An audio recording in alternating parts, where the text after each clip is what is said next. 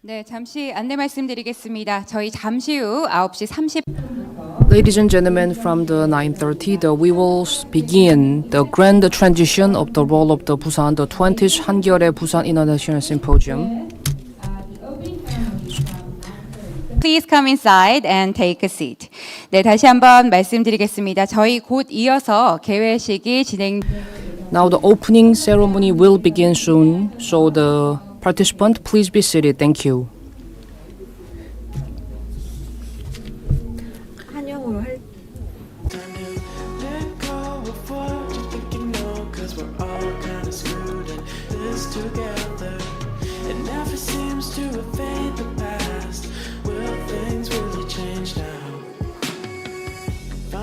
reasons to try in this unstructured, never-ending life. Finding reasons to care about everything outside my immediate sphere. I don't see what you want me to. I can't find what you're looking for. It's a new start to the next beginning. Close your eyes and pretend that you are still dreaming. It never seems to evade the past. Will things really change now? It's time to let go of what you think you know, 'cause we're all kinda screwed in this together. It never seems to evade the past. Will things really change now?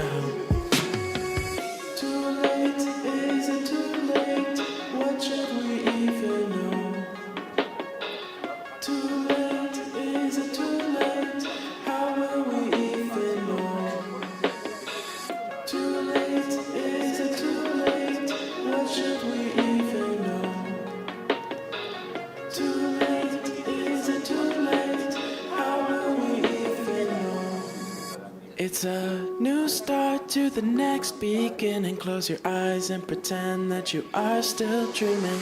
It never seems to evade the past. Will things really change now? It's time to let go of what you think you know, 'cause we're all kinda screwed in this together. It never seems to evade the past. Will things really change now?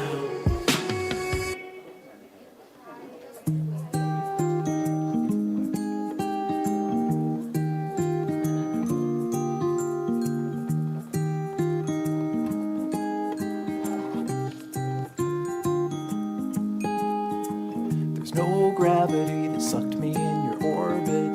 There's no magnet that was in your heart.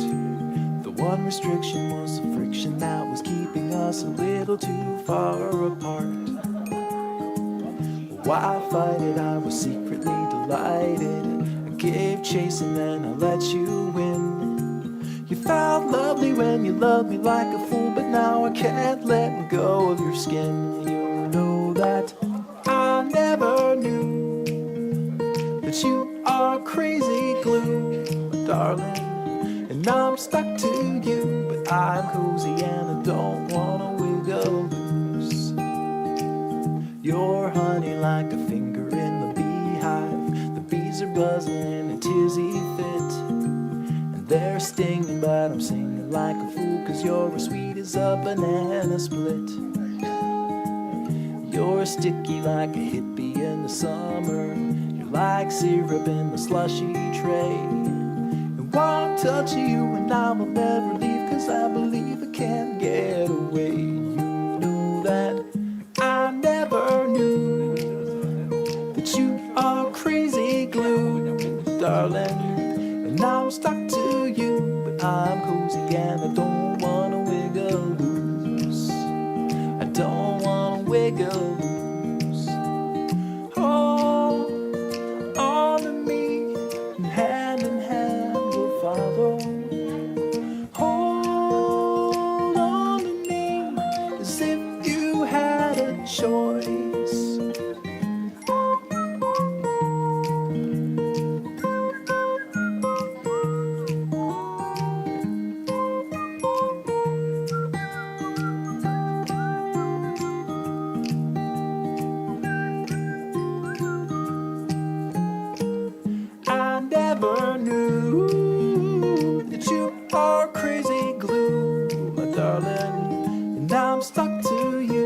I'm cozy and I don't wanna wiggle loose. I don't wanna wiggle loose.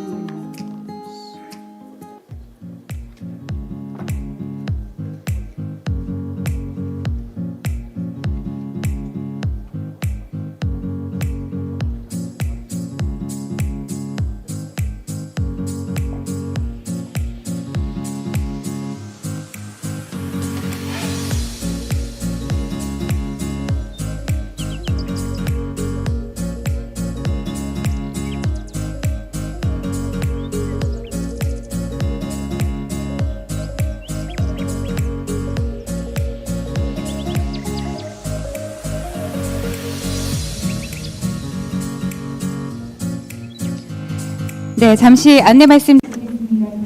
Let me give you an announcement. From 9:30, our opening ceremony will begin. Please put your mobile phones into vibration mode.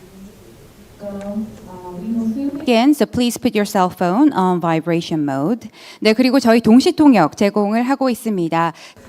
We are providing simultaneous interpreting service. Please use your receivers on the table for Korean number 1 and choose number 2 for English. And when you leave your desk, please leave your receivers on the desk. You can use the receivers on your table. Please turn to channel 1 for Korean and 2 for English. 네, 그리고 저희 모든 행사가 유튜브로 All the ceremony is going to be streamed in YouTube. So please try to stay seated during the ceremony. Shortly from 9:30, we are going to start today's symposium. Please be seated. We will see you at 9:30. Thank you.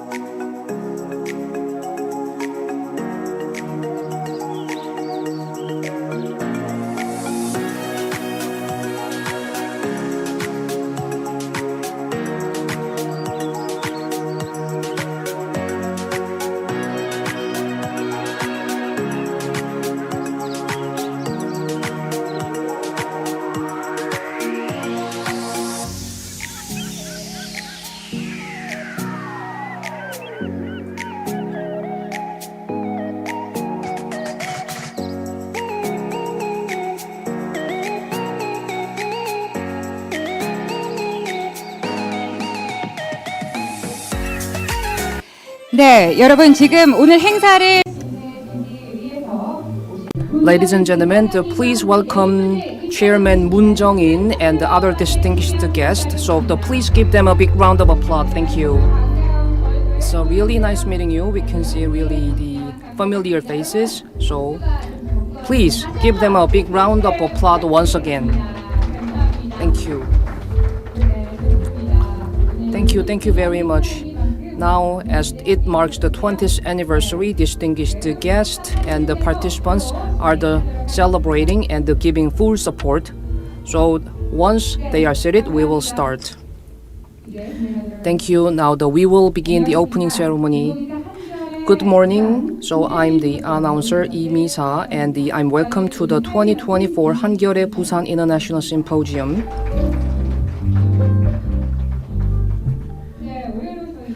Now, this year marks the 20th anniversary of the Hangyeore and the Busan International Symposium, which means the 20 years adult. So I find it very meaningful. So I thank you for your attendance and the participation. Now, celebrating the 20th anniversary, we also have a special memorial exhibition. So please go outside and enjoy with all the history words and the symposium material. So during the recess, please enjoy them and while taking photos a lot. Now we will kick off and start the 2024 한겨레-부산 International Symposium. So we will listen to the opening ceremony. Moon Jong-in, Chairman of Hankyore Foundation for Reunification and Culture, will give you an opening remark. Please give him a round of applause.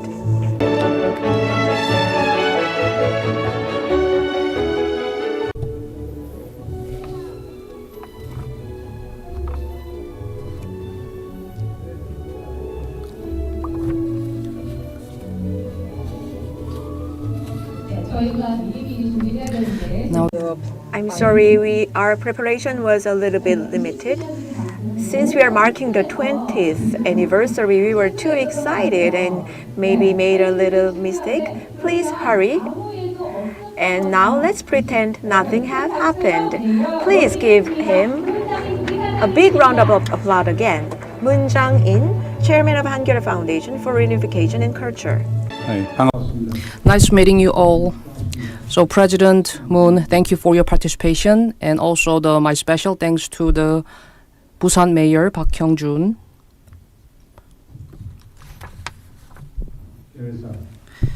Now good morning, ladies and gentlemen, distinguished guests. I'm Moon Jong-in, Chairman of Hangyeore Foundation for Reunification and the Culture. I'm very pleased that once again this year, Busan Metropolitan City, the Hangyore and the Hangyore Foundation for Reunification and Culture are co-hosting the Hangyoreh-Busan International Symposium. I'd like to express my gratitude to Mayor Park Hyung-jun of Busan Metropolitan City and Chairman An Sung-min of Busan Metropolitan Council for their efforts in making this event a success despite their demanding schedule. I'm especially confident that the presence of the 19th President Moon Jae-in of Republic of Korea will make this event even more meaningful. So please give him a big round of applause again. So as many of you know, the Hangyoreh-Busan International Symposium was first launched as the official symposium of the 2005 Asia-Pacific Economic Cooperation Summit held in Busan. Now, 20 years later, it continues to bring together political leaders, researchers, and activists from around the world to discuss peace on the Korean Peninsula in Northeast Asia, as well as pressing global issues. So this symposium has firmly established itself as one of the Korea's leading international academic events. And it is especially meaningful that we have been able to continue this journey with Busan, a city aiming to become a global hub city bridging Eurasia and the Pacific. And this year's theme is Global Transitions and the Role of Busan. Today, the global landscape stands at a critical juncture. Geopolitical crises are intensifying worldwide. The prolonged Russian and Ukraine war and the Gaza crisis spreading across the Middle East. Escalating strategic competition between the US and China with signs of new Cold War in East Asia and persistent threat of conflicts on the Korean Peninsula, and the worsening climate crisis and the rapid evolution of artificial intelligence are also generating urgent concern about the impact of these factors will have on humanity's future. This year is also known as the global election year, with half of the world population casting votes. Notably, there is a heightened attention on how the U.S. election on November 5th may influence the international order during this pivotal time. In this regard, this symposium aims to bring together in the sight of the researchers, activists, and the Korean political leaders from various countries to examine today's global turmoil, confusion, and uncertainty, and to explore where we can find the grounds for hope. These discussions comes at such an opportune time as there are active movement for the establishment of the Busan Global Hub City Special Act. Moreover, the theme of the Youth Peace Essay Contest, If I Were the Ambassador for Korean Peninsula and International Peace of Busan Metropolitan City, has provided opportunity to gather fresh ideas from young people. The 한겨레-부산 International Symposium is now 20 years old, a mature young adult. With this milestone, we aim to take a bold leap forward, embracing the courage to challenge without fear of failure, and the wisdom to find opportunities amidst the complex and the multiple crises, and a belief in the power of the connections to create miracles. We hope you will join us in this endeavor. Once again, I extend my deepest gratitude and solidarity to everyone here today, as well as to all those viewing online from around the world. Thank you.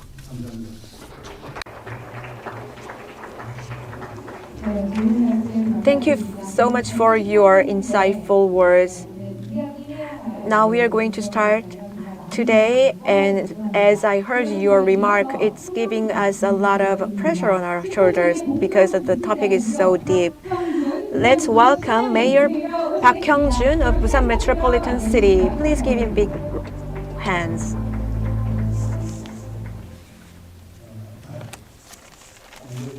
Good morning, ladies and gentlemen. Let me celebrate the 20th year of 한겨레-부산 International Symposium. Congratulations and welcome all. For a long time, this symposium has brought together esteemed scholars from home and abroad, providing invaluable insights on peace in the Korean Peninsula and the future of Busan. I'd like to extend my sincere gratitude to the distinguished chairman of the 한겨레 Foundation, and Moon Jung-in and Mr. Choi Woo-sung, CEO of 한겨레 Media, and for the contributions in making this gathering possible. This year's symposium is especially meaningful with the participation of former President Moon Jae-in. This year's theme is Grand Transitions and the Role of Busan, which highlights the significant role of Busan, and I think it can play in addressing the challenges facing South Korea today, a belief that has only solidified during my time as mayor of Busan. Strategic investments and support at the national level will not only benefit Busan, but also open a new path for South Korea, which is as renowned as Hong Kong or many other major cities in the world. Busan has also already became a very renowned city. If we further help growth of Busan, I think we can address all the problems that we are facing: extremely low birth rate and low growth and the inequality. I think we might have underestimated our strength and logistic strength and our sharp edges of Busan. I think Busan can be a headquarter of a lot of different industries. Unfortunately, we haven't made Busan as a renowned industrial city yet. Maybe people from Seoul might have a very shallow understanding of this, but I think Busan is a very strategic location which could draw attention of a lot of countries in the world. I think we need a more practical understanding of this. A lot of balanced growth strategies and policies are needed There have been a lot of efforts so far. However, those efforts were only scratching the surfaces. I think we need a grand shift fundamentally. To this end, we have to make Busan as a whole hub which is not less greater than Seoul. Busan has a role and responsibility to go there. I think it's not only a selfish interest of Busan city itself. I think Busan could make a breakthrough to make Korea a greater country. Wherever region in Korea you live, which level of life you're at, the quality of life is guaranteed, and you are safe to have children, and you have that kind of mentality in Korea is my goal. Please help Busan in the future. I think the Global Hub City Busan Special Act is holding a very meaningful role, and I think it will work as we hope. In the consensus of the global citizens, from here, Japan and Russia and China are neighboring here. And all those countries and capitals and major cities, Busan can make a good relationship with them. Even the relationship between countries are not as great, Busan can have more formidable relationships with them. If we talk about those, a lot of strategies and insights about this, I think I will get a lot of fruitful insight from you. Let me again congratulate on the 20th 한겨레-부산 국제 Symposium. Thank you so much. Thank you very much for your congratulatory remarks, and you pointed out that the efforts that we need to make the Busan a city of the development. And next, let me invite the President Choi Woo-sung of the 한겨레 Media Group for congratulatory remarks. So please give him a big round of applause.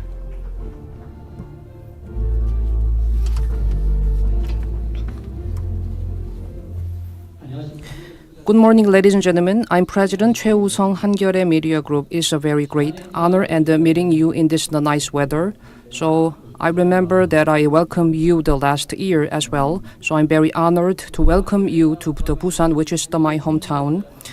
So it is a great honor again for the 한겨레 to host this meaningful event in collaboration with the Busan Metropolitan City and the 한겨레 Foundation for Reunification and Culture. Especially my special thanks goes out to the 19th President Moon Jae-in.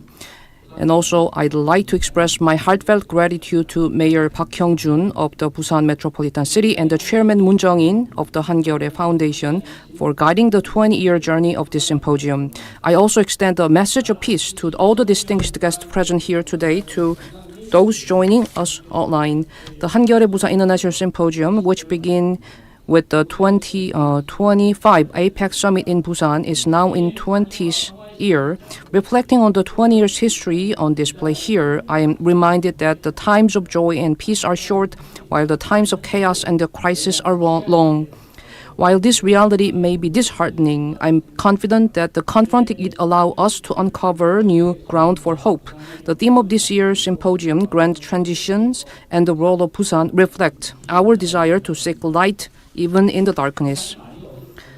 Now that a lot of the turmoils and conflicts ongoing in the world, there is a saying, peace may not accomplish everything, but without peace, nothing can be achieved.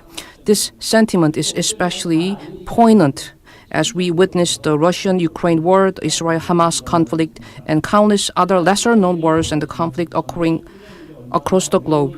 These remind us just how difficult it is to end the war once it begins. Despite this reality, the Korean Peninsula remains in a heightened state of tension, with the threat of conflict feeling more imminent than ever. While there may be a various perspective on the issue of responsibility, one thing is indisputable: war must be avoided. So as the 한겨레-부산 International Symposium celebrate the 20th anniversary, I hope This valuable event becomes an opportunity to find the ground for the hope in the harsh times of the crisis. Once again, I congratulate the 한겨레-부산 International Symposium on blossoming into the mature 20 years old, and as the Mayor Park mentioned about the regional balanced development. So now we will host another symposium to talk about the regional development on the 28th. So I hope for your attendance as well. Thank you. Thank you very much. A long time of isolation as a time of crisis, he mentioned. Even though I feel dark, my heart is beating because I'm going to meet someone that in real life, in my life. Please welcome the 19th President of the Republic of Korea, Moon Jae-in.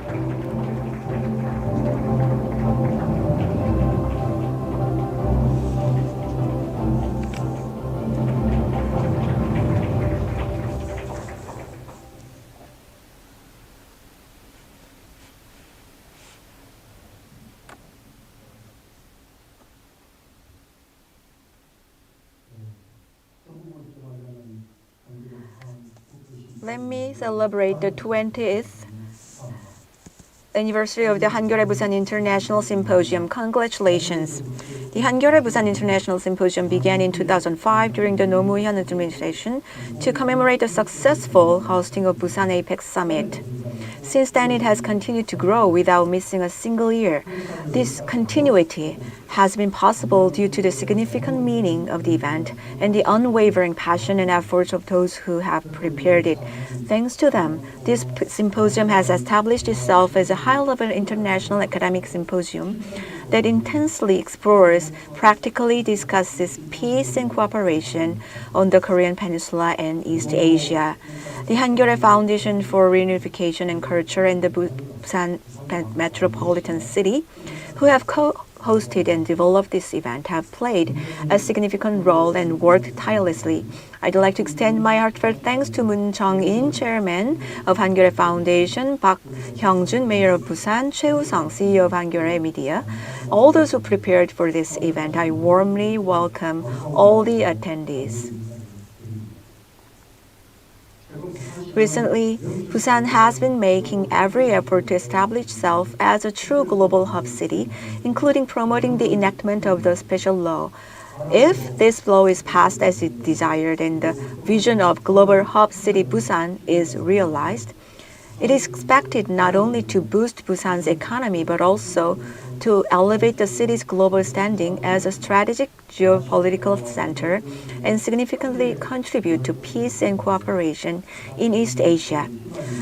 I wholeheartedly support the realization of the hopes of the Busan people. The world is experiencing a period of great upheaval. We are facing a global survival threat due to the climate crisis and the rise of protectionism, nationalism, and intensified power competition is posing a significant challenge to the international order and reciprocity and cooperation. The global peace and security landscape is facing severe crises. Conflicts such as the Russia-Ukraine war and Middle East tensions have engulfed various regions in turmoil. Amid concerns of entering a new Cold War era, the world is experiencing unprecedented security instability since World War II. This is rapidly changing global order.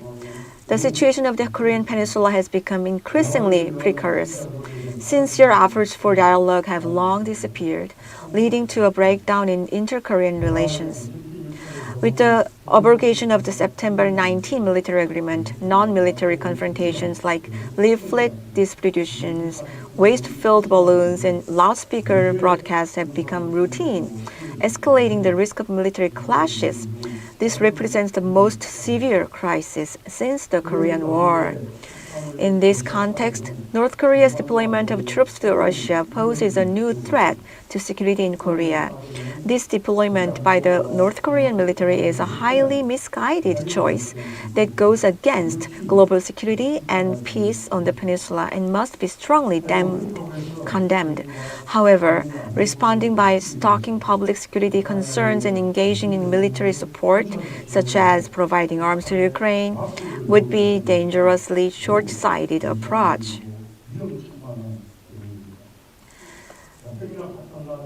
With the inter-Korean relations already broken and the international security environment increasingly unstable, there are growing fears that the Korea could become a flashpoint in the new Cold War.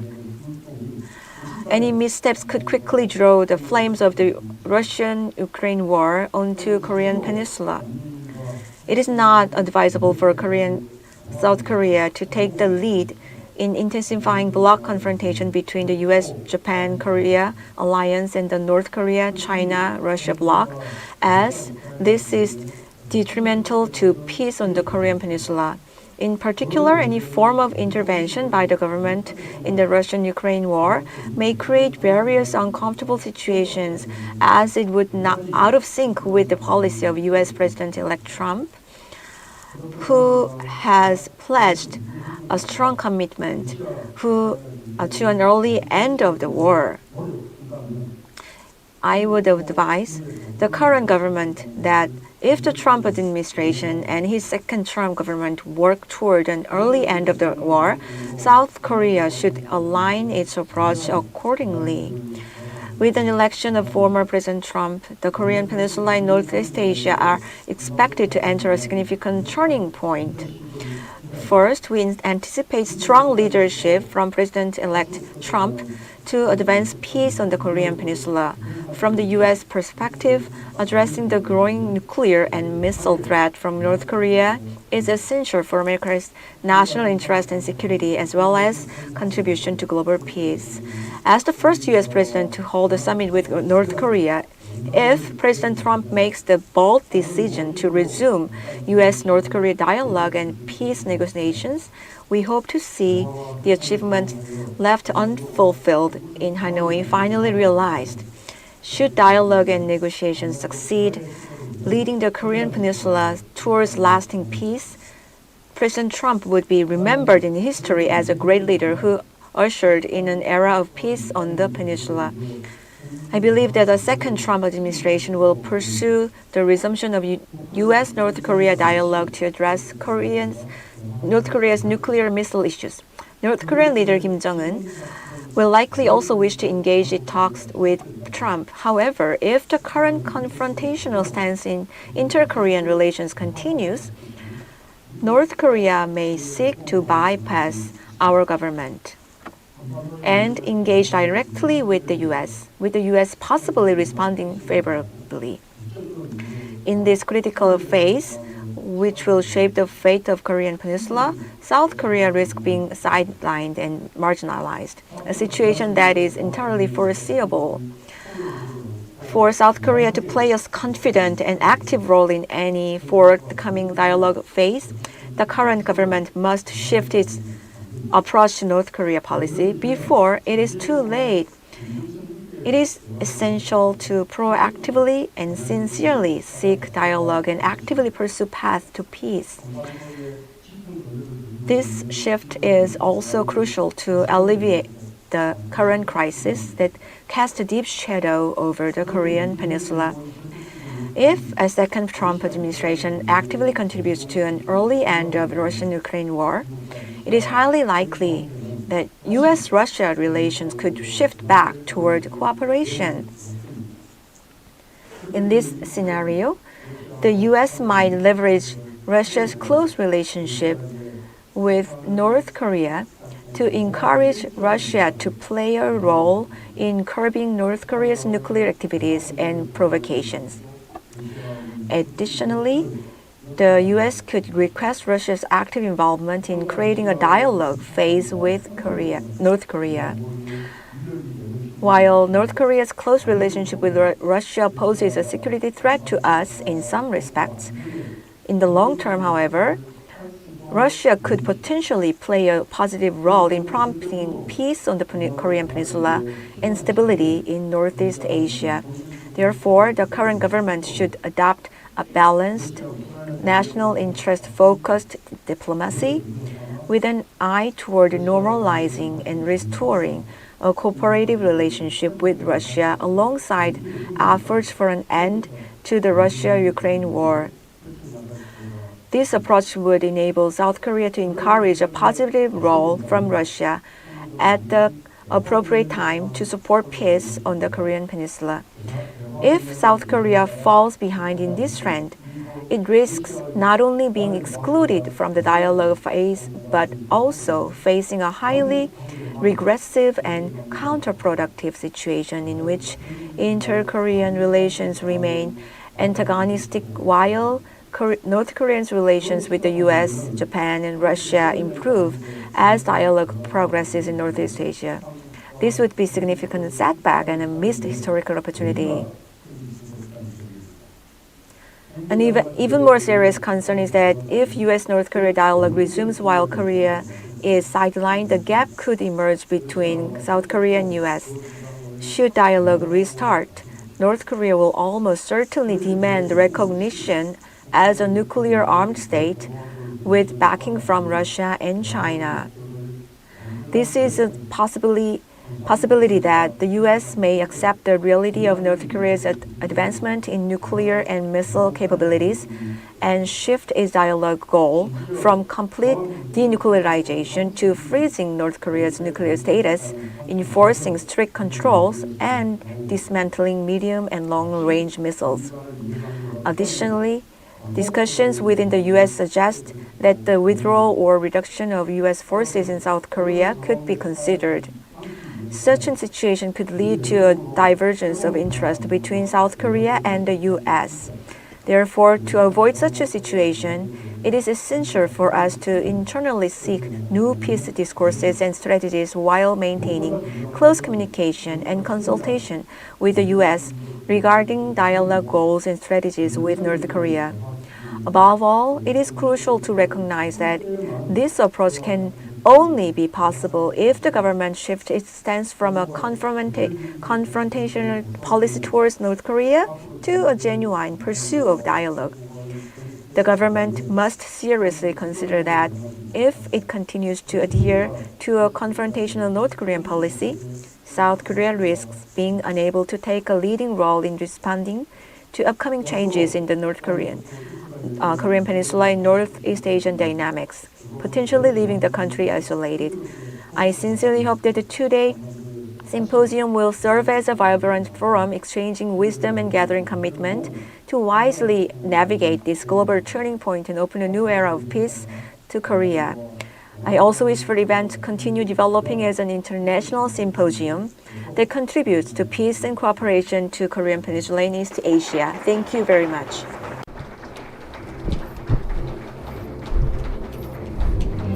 Thank you very much for your insightful remarks, and also my special thanks again to President Moon Jae-in for your attendance and the participation. Please give him a big round of applause again. Thank you. Now, as the last part of the opening ceremony, we will take a commemorative photo. So please follow the steps of the president and the mayor and the president. Please come forward to the stage for a group photo. And Mr. Yoshioka Tatsuya and Seoyoung-soo and Lee Ki-hyun and Kim Tae-man, Jung Uk-sik and Yoo Kang-min, the panelist and the moderator, will be joining on the stage for a group photo together. And also the second group photo, please come up to the stage, all attendants. Thank you. Now though we are in this chaotic time, now we are looking for hopes. So please show your smile as hopeful as our future would be. Thank you. Thank you. So please face the front. So is it okay to take a photo now? So please look at the camera. Smile. And we will shout out fighting one more. Thank you. So once our group photo is finished, and step down and gather at the center point for another group photo. And the panelists and the discussions and all participants, please come up forward to the stage for a photo. So the photo should be the most important part of the opening ceremony. So please join. So we will begin the main session after our group photo. And take your time and please join in the stage and please show your big smile. And now, as the many welcoming remarks mentioned about that the conflict, but now we are looking for the hope for our future. So as bright as our future would be, please show your big smile.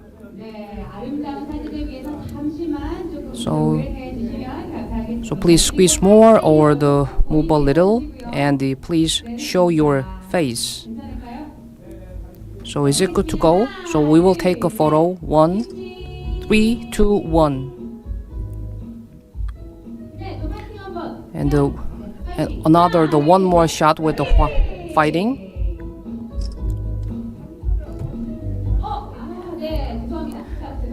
And please. So we also need to shout out 한겨레 fighting. 한겨레 fighting. Thank you. Thank you for your cooperation. Maybe we can have another moderator, and our cameraman can be moderator and next year, because he's so good at moderating. So thank you. And the next, we will move to the keynote speech.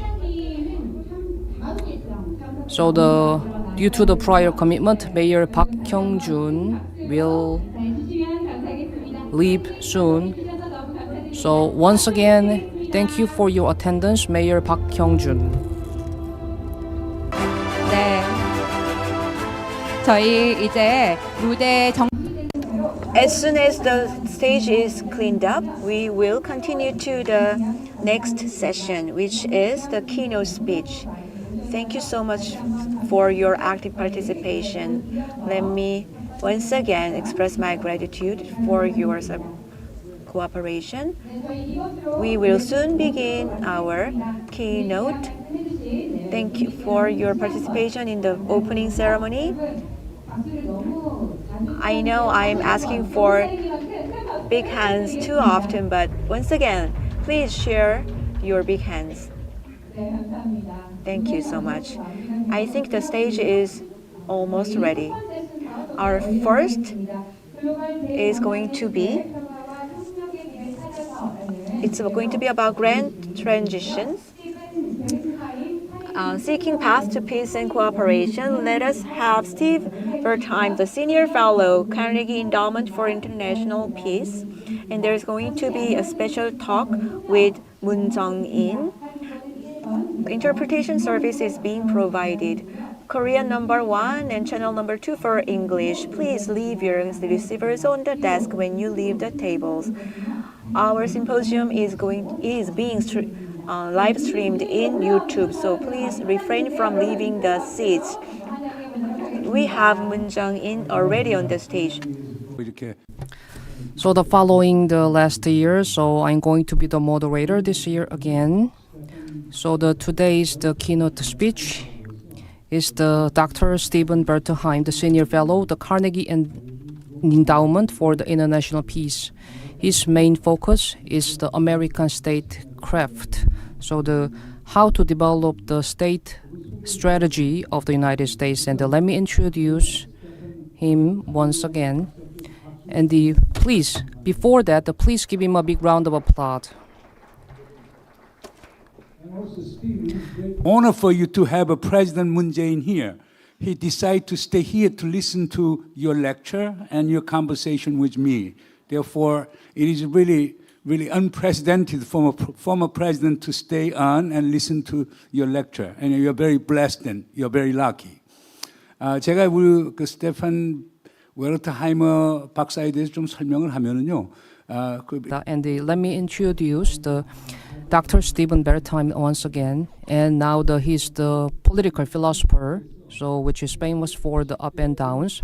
And he actually listed as the 50 top or the 40 top thinkers, which shows his the high influence.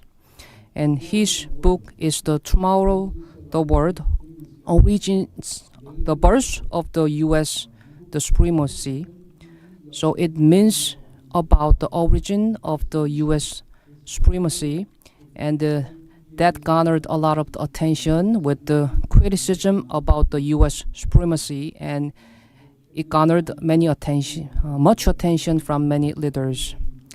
And also he wrote op-ed, and the mentioning about the armistice of the Russian-Ukraine war, even if we risk some of the compromise from the Ukraine side.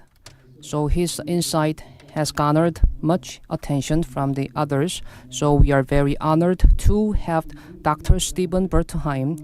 And also one of his achievements is he's also the summa cum laude graduate from the Harvard University. And also he's a historian, and he got the doctoral degree from the Columbia University. So I'd like to thank you again for being a keynote speaker again. So we are going conversation between you and me. I'll be asking you questions and we'll be answering. And afterward, I will open to the floor. Then we'll be picking questions from the floor, even online. Okay, voila. Now your turn to talk. Wonderful. Well, I am so grateful to you and to the organizers of the symposium for inviting me to speak this morning, my evening. It is an honor to do so, and I am humbled that the former president has stuck around. So look, I think that the highlight here is going to be our conversation. So I don't want to say too much. I don't actually like to hear myself talk, which is, I have to say, sadly, a rather rare quality these days in Washington, D.C., and perhaps it's a global phenomenon as well. But I will perhaps offer a few words to kick us off.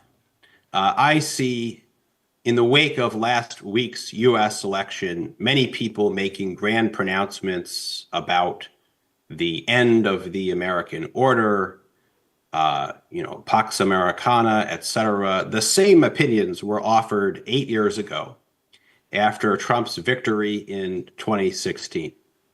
And even though I suppose it is my task today to say what all this means and what will happen in the next 4 years, and I will do my best to do that, I think it is important to begin by saying I don't know how the United States or the world will look in 4 years. People need to live with some degree of uncertainty coming out of the United States. Barack Obama had a progressive philosophy of history. He liked to say that the long arc of the moral universe, it's long, but it bends toward justice. That is a typical kind of philosophy of history for American leaders. George W. Bush, before Obama, said something similar about the triumph of freedom in the world. This all goes back to the end of history, as Francis Fukuyama put it. Donald Trump, he is different because he has his own philosophy of history, and that is, we'll see what happens.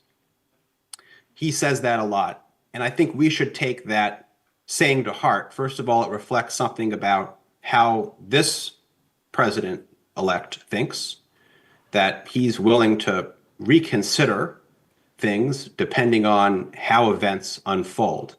And we should also probably take it to heart ourselves that there will be uncertainty, There could be twists and turns. Let's see what happens and not either get too alarmed by setbacks or expect that everything will be fine because we are employing wishful thinking. All that said, Donald Trump is a president. He will be a very powerful person yet again, but he exists in a context of advisors, bureaucrats, and a political system around him. He has to contend with Congress, the media, the American public, and with foreign actors who can influence him and the American political system.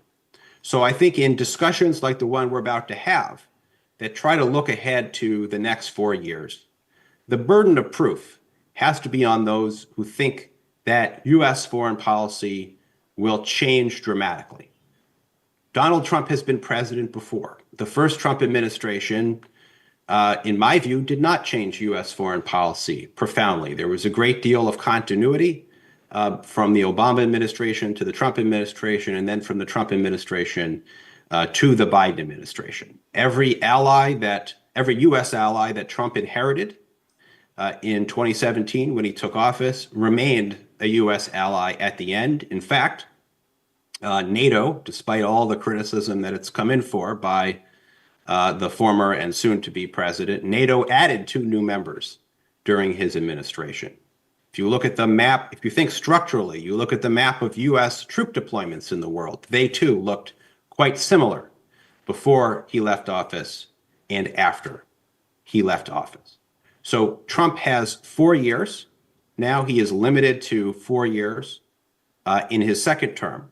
That alone will be a constraint, even for someone who wants to make big changes in the world. And I think in many respects, it isn't clear whether Donald Trump wants to make big structural changes to the U.S. role in the world, particularly when it comes to political military affairs. With respect to economics, and I'm sure we'll talk about this more, the choice is a little different. The final thing I would say is how it's important to sort of not do what a lot of people do and dwell on the personality of Donald Trump too much. It's impossible to escape him. He is a big personality. But it's also important to understand him in history. Why is he president right now? As a foreign policy figure, Donald Trump is really reflecting something that I think was going to happen even without him. The United States embarked after the Cold War on a very ambitious grand strategy as a country. Now, I wrote about it in my book in World War I, how the United States decided to abandon its historic aversion to entering into political and military entanglements, so-called entanglements, beyond the Western Hemisphere. That happened in World War II, and it continued during the Cold War. And that was the case because the United States was confronting totalitarian, expansionist great powers. First, the Axis powers, and then Soviet-backed communism. That's how these powers were understood.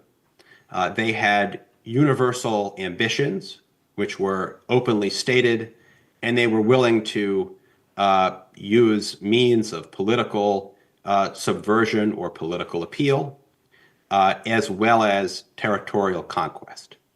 The United States changed quite fundamentally its approach after the end of the Cold War. There were no more great powers anymore, let alone totalitarian mass conquering great powers. And the United States responded to this not by pulling away from the world militarily, but by maintaining all of its Cold War era alliances, and then eventually even expanding them. And it has used military force more frequently in the post-Cold War period than it did during the Cold War itself. And all along, one of the things I do in my classroom, I assign to the students the entire debate in the US Senate over the the second post-Cold War round of NATO enlargement. This is when 7 countries entered the NATO alliance, including the 3 Baltic countries that are small countries. They are right on Russia's border, and so they're not easy to defend. They were also constituent parts of the Soviet Union, with 2 of them have substantial Russian minorities. So it's a very serious thing for a country to pledge effectively to defend countries like that. And one of the reasons that my beleaguered students are able to complete the reading assignment that I give them is that the Senate debate is very short. It took place in 2003, and virtually none of the senators contemplates what if the United States actually has to come to the defense of the 7 countries we are adding into NATO. Mostly the argument was these countries should be added into the alliance because it would be a nice gesture to repair the rift that had broken out between the United States and certain European countries over the war in Iraq. And in any case, by bringing countries into NATO, that's not so much a reflection of America's willingness to fight for those countries as it is a guarantee that the United States will never be faced with that choice. Because bringing them into the NATO alliance ensures that they will never be attacked. And so that was a lot of the thinking in Washington for most of the post-Cold War period in this era of unipolarity. Well, we are now gone from that era.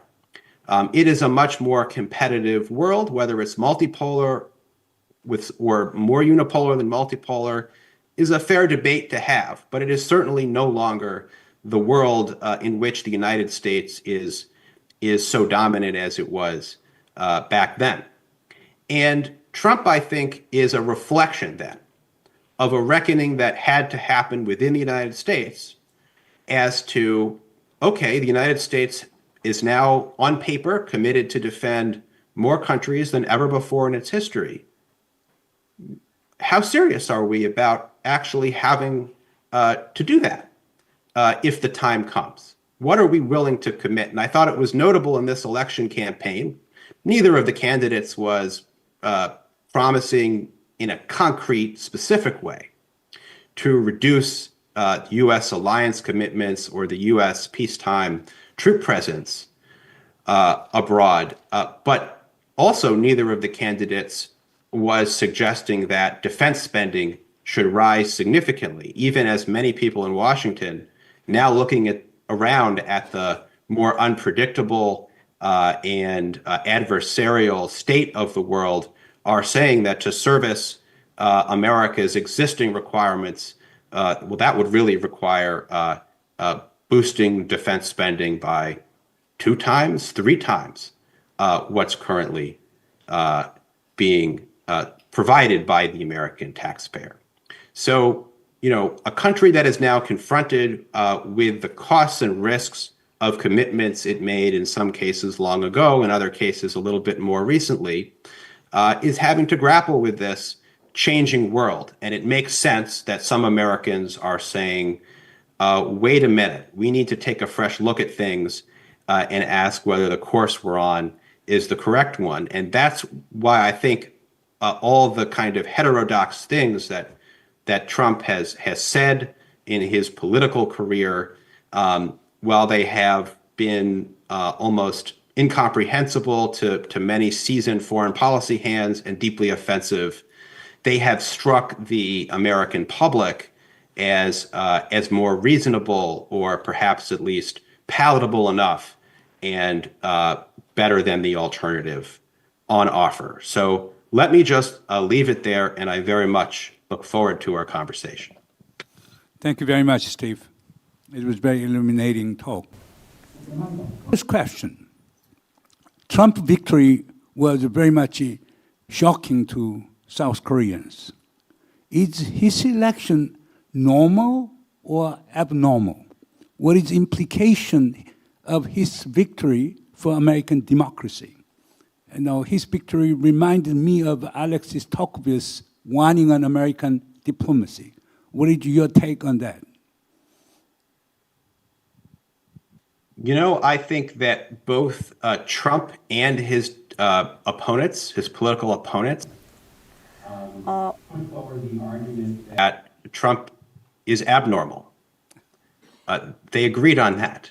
Donald Trump wanted to present himself as a populist who stood opposed to the status quo, opposed to what some, not him, but some people in his movement call the uniparty, because they think that the current political elite in both parties has not served the country well.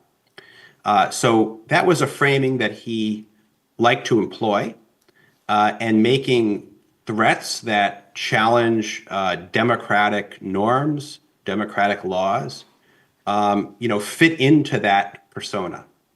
At the same time, it is a serious question, what did the people who voted for Donald Trump, some of whom voted for Joe Biden 4 years ago, what did they think that they were voting for when they voted for him? There was another appeal that Trump made on the campaign that was much more quote unquote normal.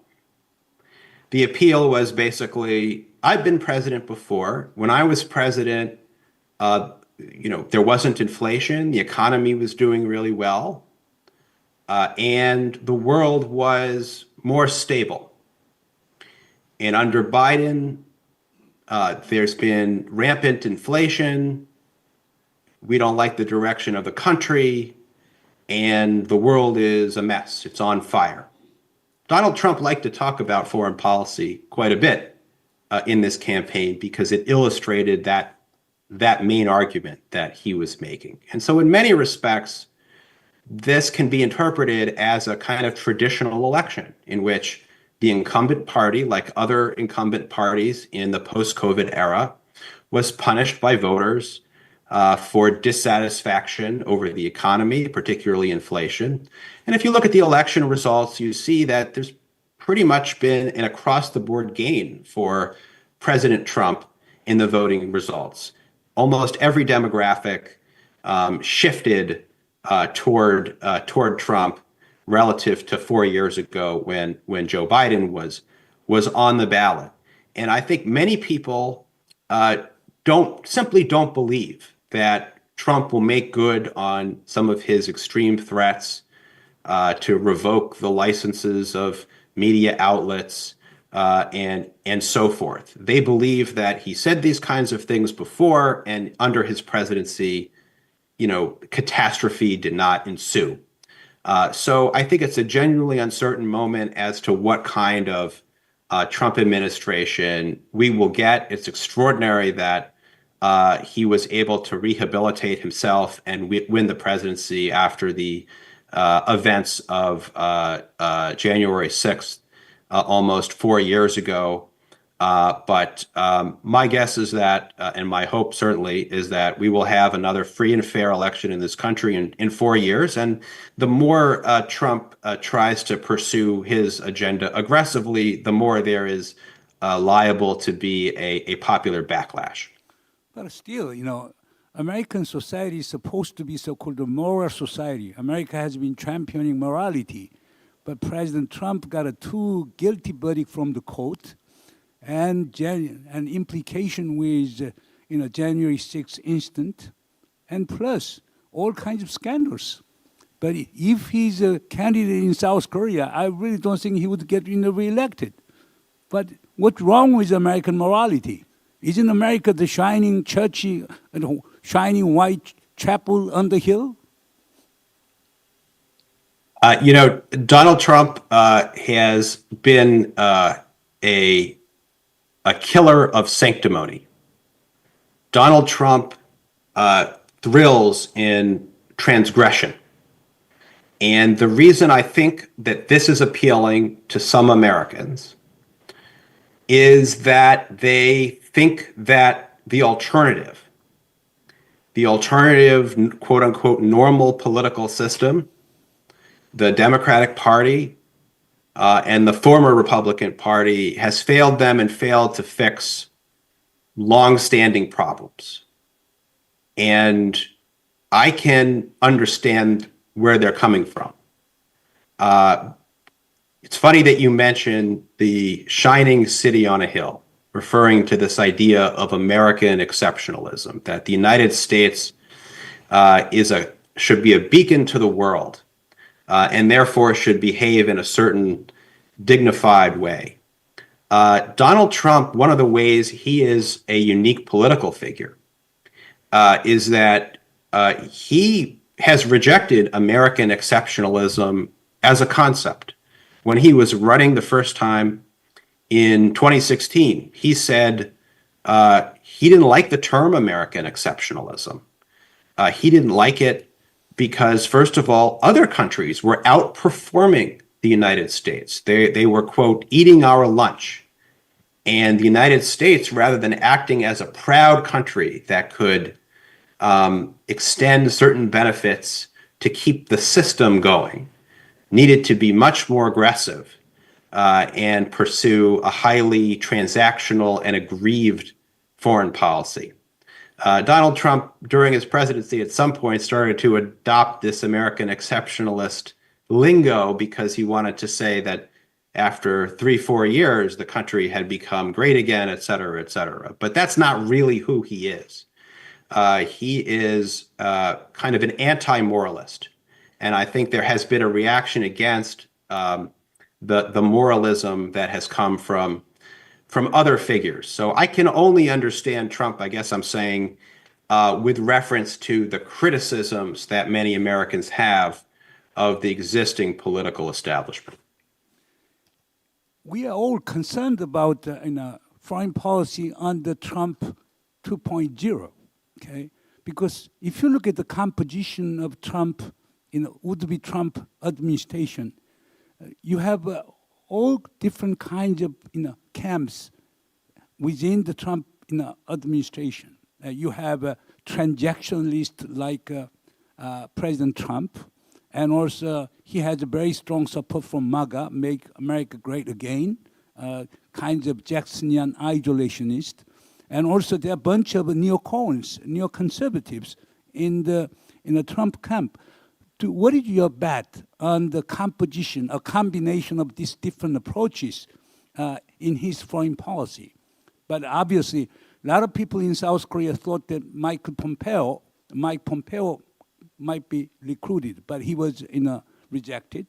And Nikki Haley was rejected. Robert O'Brien, another neocon, we thought that he might get a state position or national security advisor position. They all seem to gone. They seem to gone.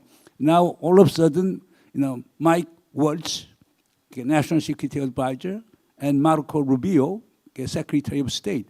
What did you take on this appointment, and what would be your prediction on the future of Trump's foreign policy, and which faction will be dominant or leading the entire discourses on foreign policy making in Trump 2.0? Well, I wish I had perfect answers to those questions. I have imperfect ones. So you're right that Mike Waltz, a member of Congress, has been named National Security Advisor, and he will be National Security Advisor because it doesn't require a Senate appointment. My understanding currently is that Marco Rubio has not been announced as the Secretary of State pick. So we will wait and see how that goes. I think the most useful way to think about the people who are likely to be around Trump as his advisors, I think we've probably come to the point where neoconservative is not such a useful category anymore, because Trump has really discredited the neoconservative wing of the Republican Party. And Nikki Haley's failed campaign, and now the fact that she will not receive an appointment in the Trump administration symbolizes, I think, the end of a neoconservatism that was marked by a desire to overthrow governments and spread democracy by force and engage in regime change. So I think that's been repudiated. But now we see roughly three camps of people around Trump. And interestingly enough, Trump himself doesn't really fit into any of these camps. But the three main camps I'd point to are primacist, Asia First prioritizers, and restrainers. The prioritizers they would include neoconservatives, but they would go beyond them. Primacists are the traditional people who think the United States should maintain global dominance militarily with its full set of alliances, and they don't want to see the United States back away from any part of the world or any country in it. All post-Cold War U.S. presidents have been primacists of one flavor or another.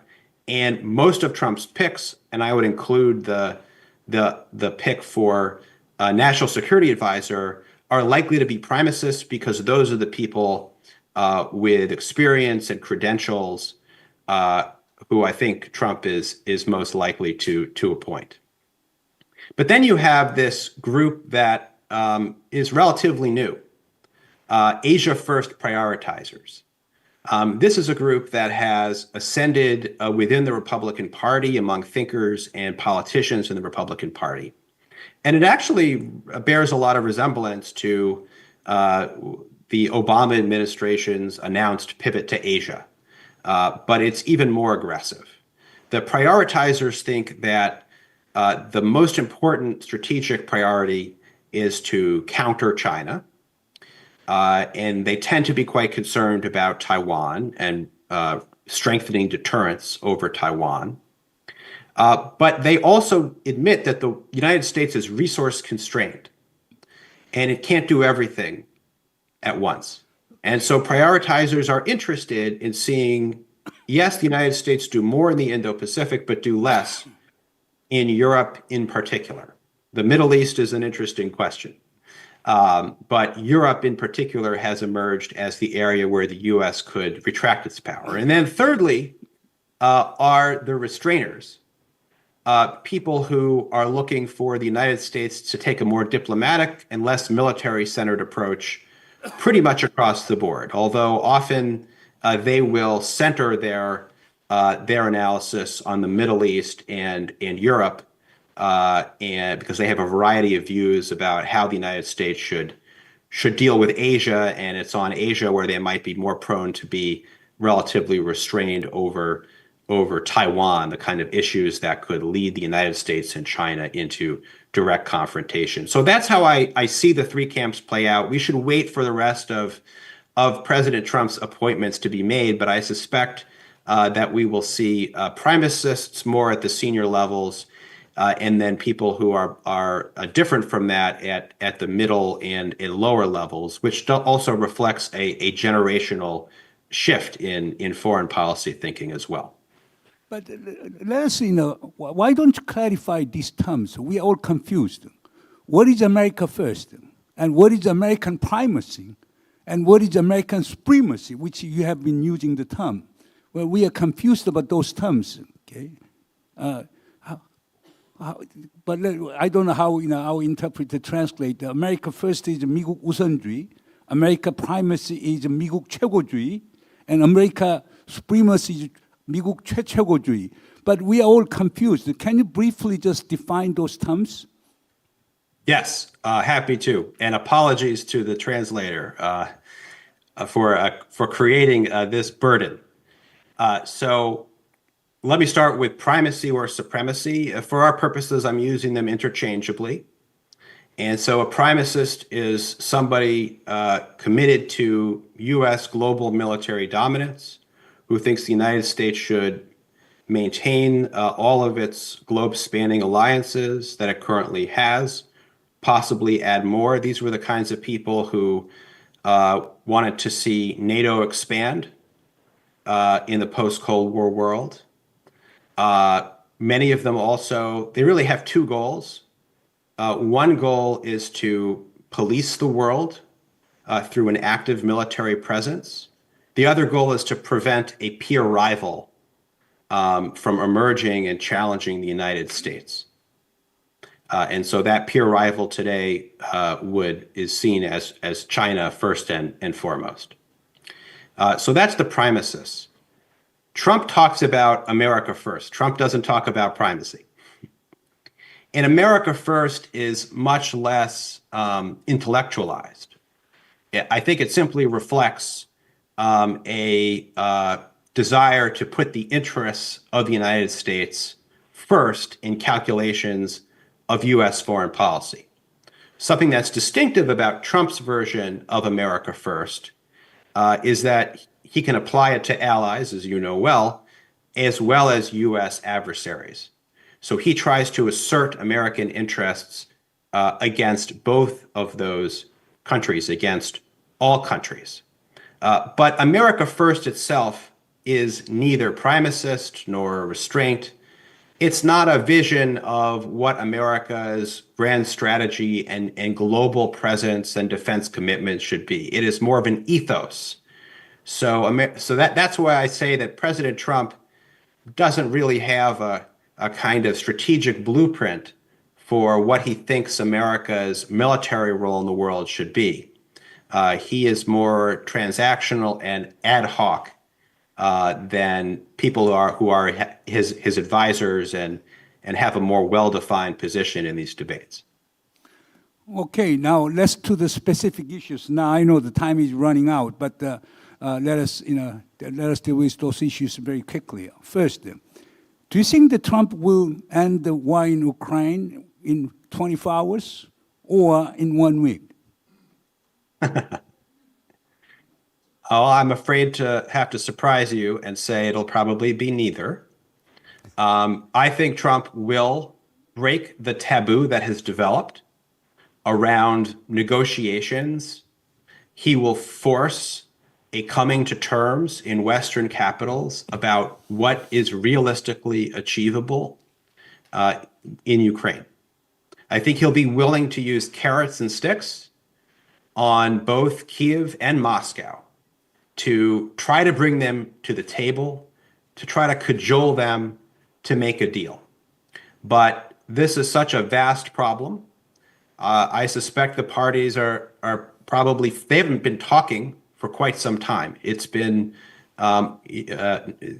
only in April 2022 were they last at a negotiating table. So I think it's going to take some time. I think the experience of Trump's diplomacy with North Korea from 2018 and 2019 provides a kind of a cautionary tale that at the end of the day, it's important, even if Trump personally wants to engage and broker a settlement, the parties have to align and there has to be diplomatic work done to figure out whether the parties truly want an agreement. So I think he will try, and there's some positive and potentially negative implications of this. But I do think that the West strategy and Ukraine's strategy was not on a path to success. And so I do think a certain, that bubble had to be burst at some point, and probably better sooner than later. 그리고 참 질문이 있으신 분들은요. If you have any questions, please give your questions on the paper to me. Then if we have time at the end, I will give your questions to our speaker. Please bring your questions to me. Korea. President Moon Jae-in, in his opening speech at today's conference, he said that there is a good chance Mr. Trump might meet Chairman Kim Jong-un. What is your take on that one? Do you think there will be a return of a summit diplomacy in the Trump 2.0? I really don't know. I suspect Trump would like to return to direct diplomacy with Kim Jong-un. If any American president in recent history is capable of putting aside the domestic constraints and doing that kind of thing. It is Donald Trump. But I think it will be more difficult for him this time around. You know, one consideration is that if he's looking for areas where to make peace, where he can say that he's brought peace to some part of the world and where he can reduce the strategic burdens that the United States faces, I think that part of the world this time will be Europe. I think it's the war in Ukraine, which has become the big politically salient issue in the United States. I don't think North Korea was hardly addressed on the campaign, except when Trump would bring it up during his rallies to talk about his letters to Kim and so forth. But perhaps equally important is the calculation of North Korea itself. Kim now has a strategic partner. He did not find that strategic partner in Donald Trump, but he seems to have found that partner in Vladimir Putin. So Kim needs a deal with the United States less than he did before, and he was stung by the outcome, the unsuccessful outcome of the summit diplomacy in 2019. And so I think it would take a good deal of work to build up his confidence that if he embarks on summit diplomacy again, that there could be benefit for him and for North Korea as a result. And then we have the question of, opposition within the United States. The Biden administration couldn't really figure out a realistic North Korea policy and ended up, I suppose, with a version of strategic patience 2.0. I've had discussions with a lot of experts, policy experts on this issue in Washington, and everybody can agree that the problem is much harder than it used to be. And I ask, so what do you think the U.S. objective should be? What's a tangible objective? And they can say, well, denuclearization isn't going to happen. Yes. But there's much less of a clear answer as to, what kind of specific tangible goals would be of great benefit. So, I'm not as optimistic as I would like to be that we'll see a resumption of U.S.-North Korea diplomacy, and that this time that diplomacy will bear fruit. Now, how about the future of ROK-US alliance? The current Yoon government argues that it has been most successful in consolidating alliance with the United States.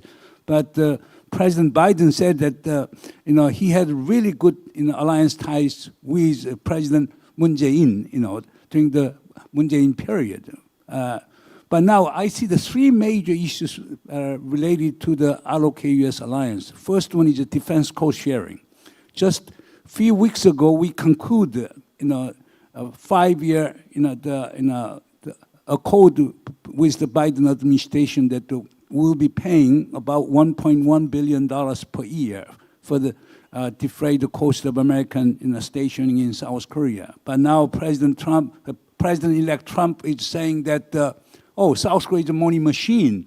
South Korea can easily pay $10 billion, okay? And that triggered enormous, anger in South Korea. That is one item.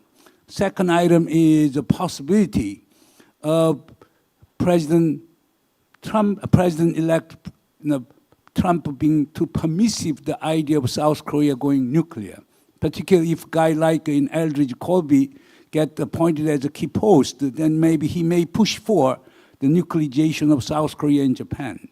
Okay. The other issue is this. There is a concern that there can be major gap between United States and South Korea on the issue of deterrence. Our primary concern is deterrence against North Korea. But new Trump administration might give more attention to deterrence against China. Then deterrence against China versus deterrence against North Korea can create enormous tension and friction between Washington and Seoul. What are your take on those three items? I think friction is exactly the right word. Trump's term is likely to strain the ROK-US alliance. It's less likely to break it, but you never know. I do think that if the Trump administration is looking to reduce U.S. defense commitments, most people in his administration will be looking at other regions. But he himself repeatedly asked during his presidency, why does the United States keep troops in South Korea? And was very aggressive in negotiating cost sharing. I have to wonder whether it was wise to renegotiate the cost sharing agreement under the Biden administration and to do so, so close to the election. I almost worry that it's like waving a red flag in front of a bull, because it now puts the stamp of Biden on that deal. And Trump likes nothing more than to take something that his predecessor did and say, I can do better. So I do expect that we haven't heard the last of negotiations around cost sharing. And we should add something, I think, to your list of items that will strain the alliance, and that is Trump's tariffs plan. Trump has promised on the campaign trail to impose tariffs on all countries, on all goods, of 10 to 20%.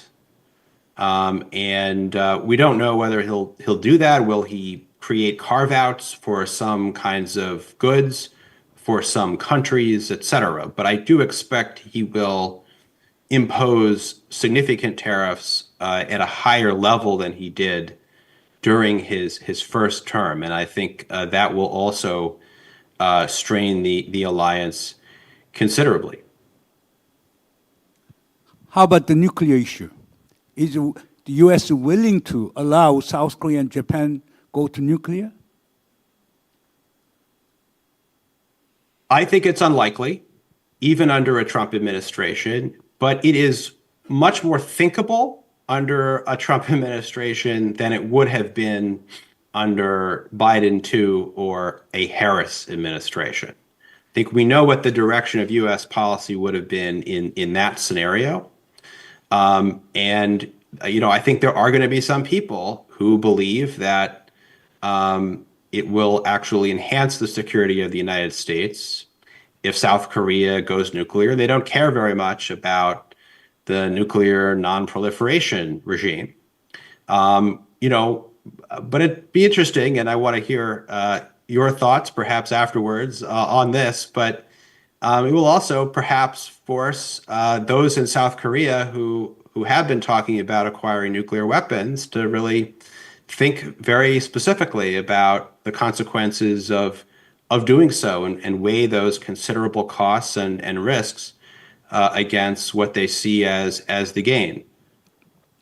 But anyhow, as you all know, that if we go for nuclear, then we'll be encountering United Nations Security Council sanctions, and our civilian atomic industry will be virtually ruined. We will not have any chance to export our nuclear reactor to other countries, and also China and Russia will be aiming their intermediate range ballistic missiles against South Korea. South Korea will be the front line of a new Cold War. Okay, therefore, in other words, there are lots of costs involved in the South Korean nuclear. Now, turning to China, what is your bet on the future of Taiwan Strait? Will there be war or not? So I am more skeptical than some in Washington that China is bent on achieving reunification with Taiwan by force on any near-term timetable. I do think, and I worry about moves to upset the status quo through the degradation of the U.S. one China policy. So that is something, if, for example, the one China policy is dispensed with, if the United States were to say that it supports Taiwan independence, as Mike Pompeo, as you mentioned, has said he believes, that is something that would raise the risk of war. But it's not at all clear how the Trump administration, the incoming Trump administration, will address the Taiwan issue. There are going to be a lot of people around him who are China hawks, who take Taiwan's defense very seriously. They may well want to push Taiwan to spend significantly more than its current level of I think it's 2.6% of GDP, and also push for a different defense strategy. That view would be consistent with the statements that Trump himself made during his campaign when he expressed, doubt about whether the United States should come to Taiwan's defense if China attacked the island, given the level of preparation that the Taiwanese have made themselves. But during the first Trump administration, after an initial hiccup, Donald Trump himself stuck to the one China policy pretty consistently. It did start to be degraded toward the end of his term by actions by Secretary of State Pompeo, and then we get into the Biden years. But I could see Trump pursuing quite competitive policies with China on economics and even on many security areas, while actually shoring up America's traditional one China policy, and that could give us some chance of stabilizing or eroding the current situation across the Taiwan Strait. Okay, since timing is running up, okay, let me ask the final question to you. What should South Korean government and people do for the Trump 2.0? You can be very critical too. Why don't you give a very honest opinions on what to do? Well, I think it won't be easy. I think expect uncertainty. Pay close attention to what Trump says, but don't inflate it. Go to the source of what he actually said. Don't rely on other people to, whether it's in Washington or the media, to tell you Trump said this. Try to understand what was he getting at. I think it's going to be difficult. I think a major challenge will be to try to separate what is a Trump-specific issue and what is likely to endure beyond Trump. Trump's a desire to reach out to North Korea, that is something that is mostly Trump specific. But Trump's trade protectionism began as something that was Trump specific, but now has deeper support in the Republican Party and even on a bipartisan basis. That seems likely to outlast Trump. So I wouldn't assume that tariffs once imposed will be rolled back. But as ever, there's a big difference between Trump's rhetoric and U.S. policy. And these are difficult questions that the Harris administration wouldn't have found easy to contend with. Now, in South Korea, there are three contending views on how to deal with the United States. Obviously, conservatives in South Korea argue that we should show loyalty to the Trump administration. Therefore, the $10 billion defense cost sharing, let us give, okay? And let us give whatever President Trump wants so that we can make a pacific relations between Washington and Seoul. But some others argue that we should raise voices, And I'm using Albert Hirschman's active voice loyalty argument. And therefore, another group argued that, we should say what we want to say to, Trump 2.0. And small segments of progressive in South Korea argued that we should risk exiting our ties with the United States. What did you take on this, loyalty, voice, and exit in terms of U.S.-South Korean relations? I think loyalty is tempting. It's tempting to dust off the golf clubs. But I think that doesn't take Trump seriously enough. I don't think Trump is just going to put aside his concerns because he likes playing golf with a president. I do think that he does respect a negotiation. He understands the other party has different interests than he does, than the United States does, and tries to apply pressure. So rather than be obsequious, I would say stand up for your interests and present him with choices, negotiate with him. I think that's probably the best way forward. Anyhow, Steve, it was wonderful in a time. I think that you have shared your really great insight with us, and I hope we'll be in a better position to negotiate with Trump 2.0. Again, let us give a big applause to Stephen Wertheimer. 자, 박수로 이제 환영해 주시죠. Anyhow, Yeah, so please give him a big round of applause for his insightful remarks. it was another excellent article. Anyhow, thank you very much for sharing your time with us. Bye-bye. Bye-bye. Thank you so much. 그러니까 오늘 So the story about from him is we need to stand up and we need to be awakened and we need to get what we want. But I have some doubts whether the current government can do that. So which means we need to be awakened and we need to pursue what we want.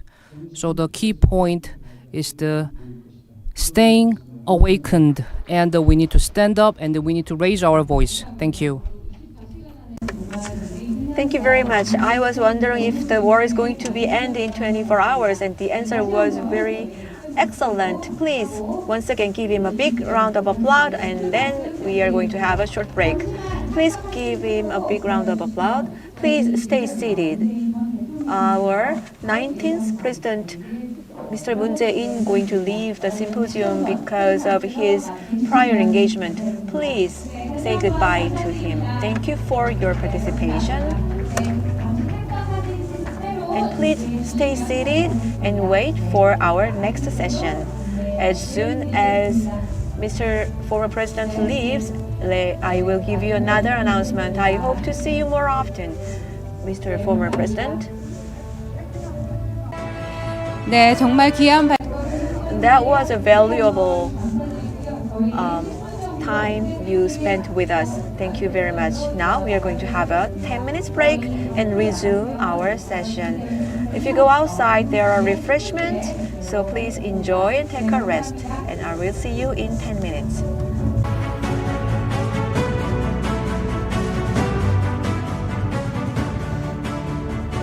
네, 그리고 잠시 안내 말씀드리겠습니다. Let me give you another announcement. Because of the shortage of the time, we are going to get your questions in written form. Please get the paper at the front desk and then use that paper to share your questions with us. Please use the papers prepared at the front desk, and if you want to share your questions with us, raise your hand during the session or make eye contact with me. Thank you.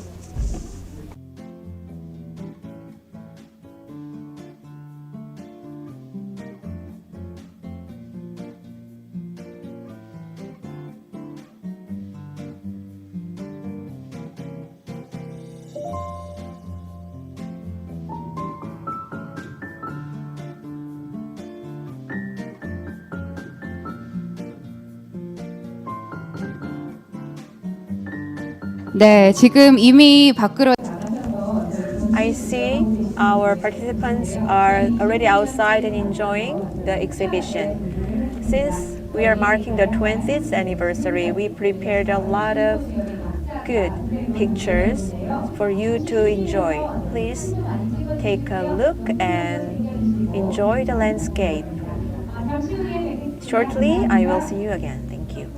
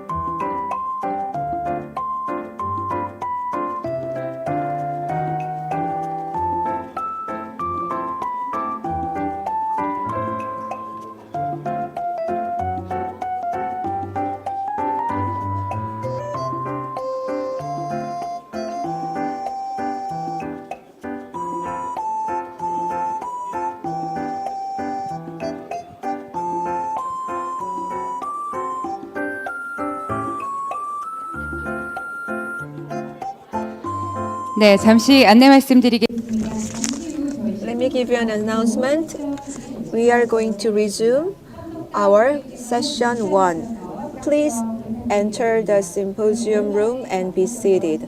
I know you have met each other for a while and now you're very pleased to see each other and a lot to talk, but please hold it until lunchtime and now come back to the session.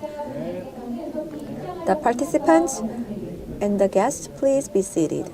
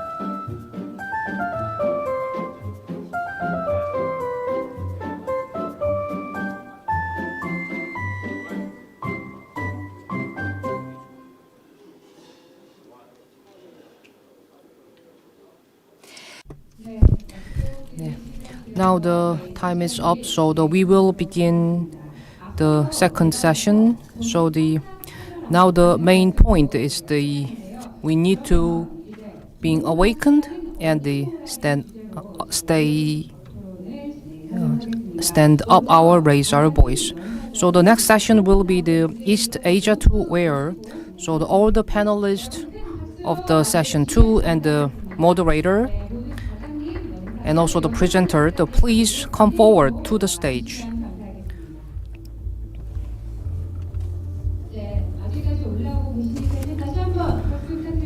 Please give them a big round of applause again. Thank you.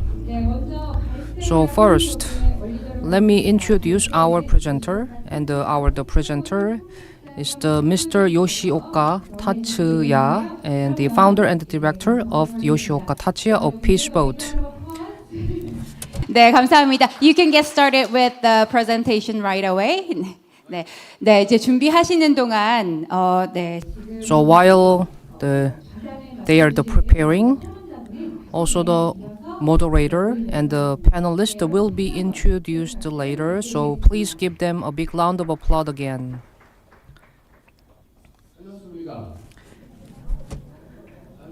Good morning, ladies and gentlemen. 여기 오게 되어서 아주 영광으로 생각합니다. 특히 오늘 문재인 대통령님께서 함께 해주셨기 exciting moment, and that is a great honor. And but on the other hand, that's as discussed in this morning, that's a quite deep shock. We had that President Trump won. It is a really shock for us also. For us means that the Japanese civil society also. And but one thing is that we should not forget is already quite a lot of the young people in the United States is start to disappointed about the Biden the administration and also Democrat. The reason why is what's going on in Palestine, in Gaza. I think that is a totally double standard they are taking. One side is Ukraine. Of course, that Putin is invaded and breached the international law. Of course, that's not acceptable. But on the other hand, what's going on in Gaza is okay? Is that what Israel is doing is acceptable? I think that is well, this is deeply related with today's my talk, but I think one of the cause of the Trump won is a lot of young people disappointed about the Biden administration and also Democrats. I started the Peace Boat, this organization, very unique. Later on, I would like to explain a little bit more.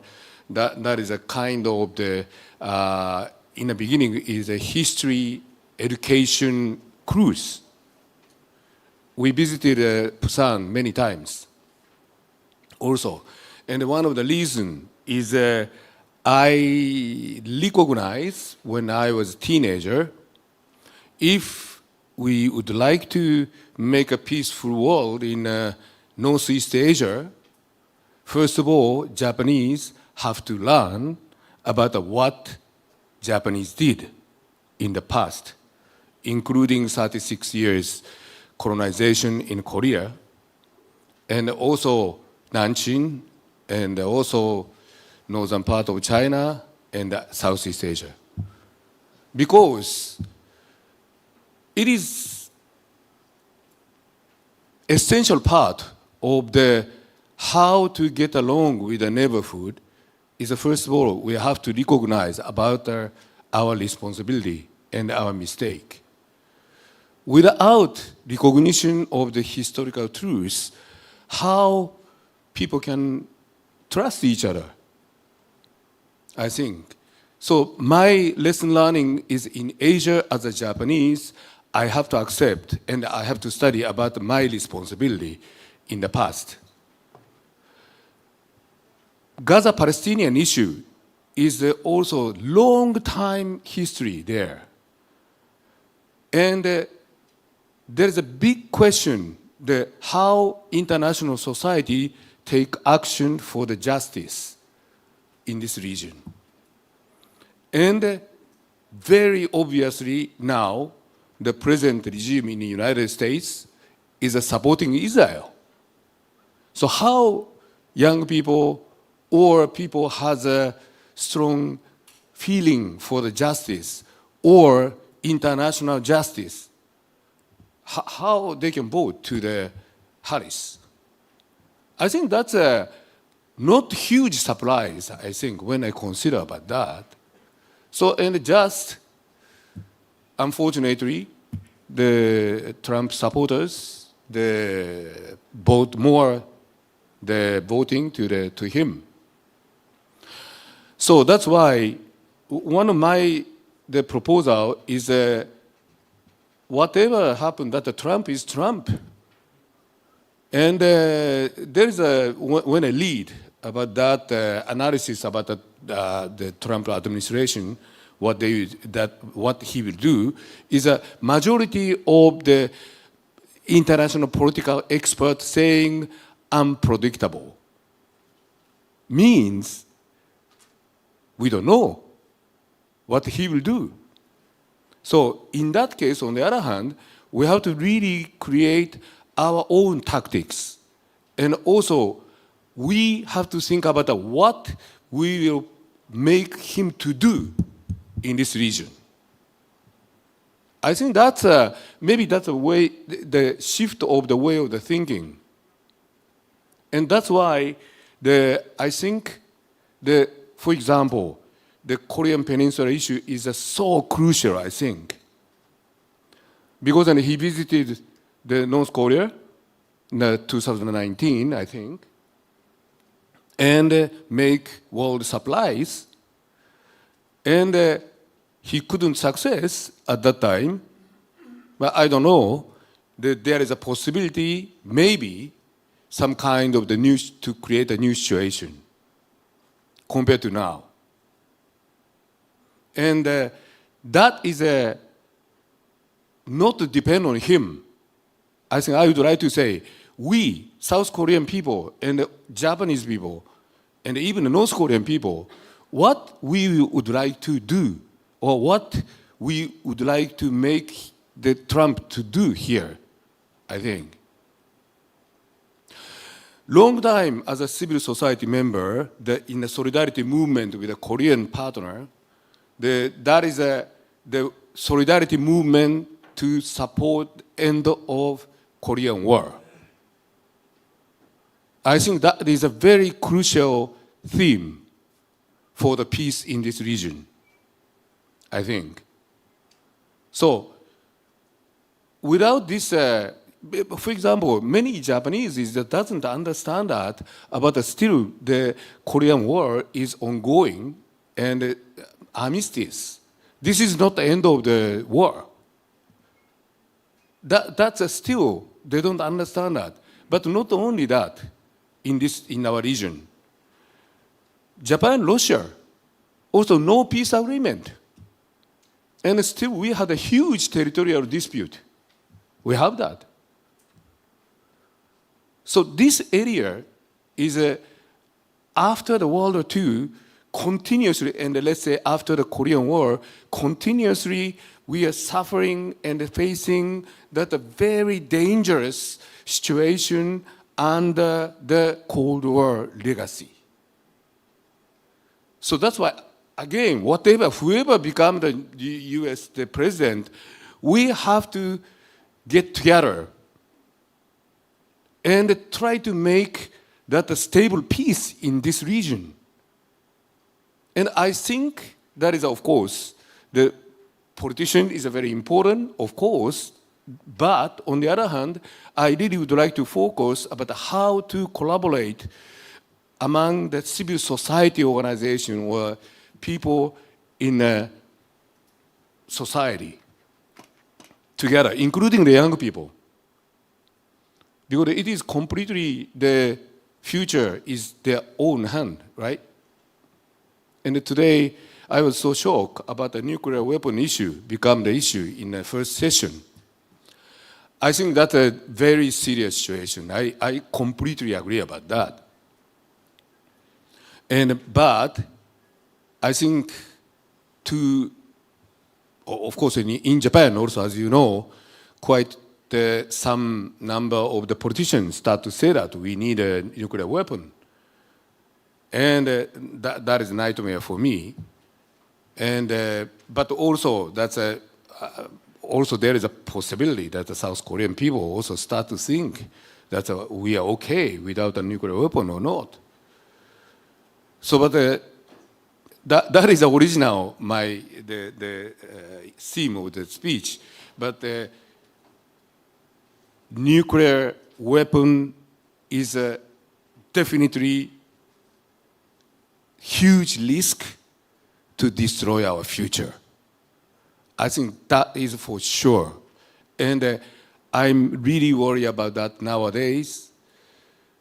When that Putin started the invasion of the Ukraine, any kind of expert, nuclear weapon strategy, nobody can deny about that nuclear weapon can be unused weapon.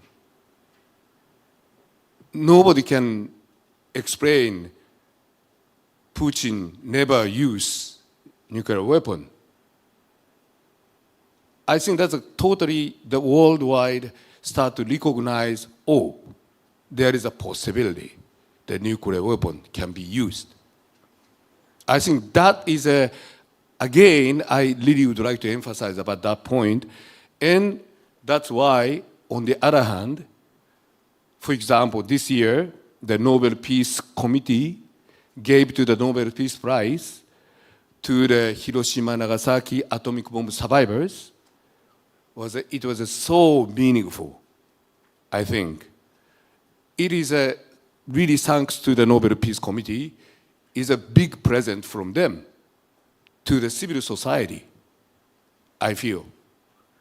Because that 80 years, these survivors working, this is not only Japanese. In the beginning, I would like to say, the Korean people also a lot, they suffered in the Hiroshima, Nagasaki. But at the same time, not only that, worldwide, nuclear weapon test is an enormous number that happened. For example, in Kazakhstan, over 400 times nuclear test happened.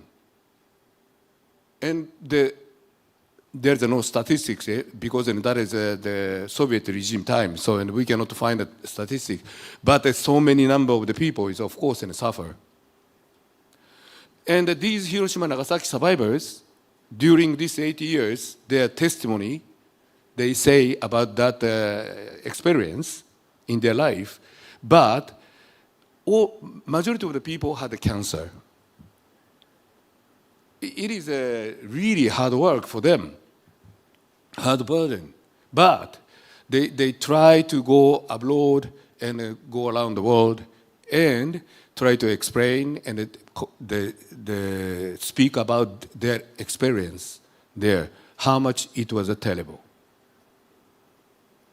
And my organization, Peace Boat, carrying them all over the world, the nearly 170 people, 170 nuclear weapon survivors, but always I felt this human impact has a power. It is totally different, even not just a video.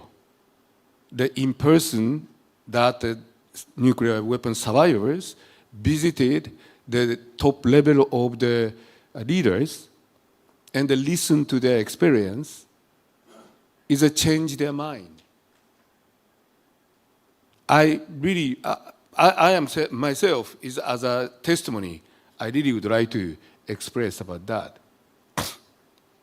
So anyway, that's a sorry, little bit emotionally start speaking.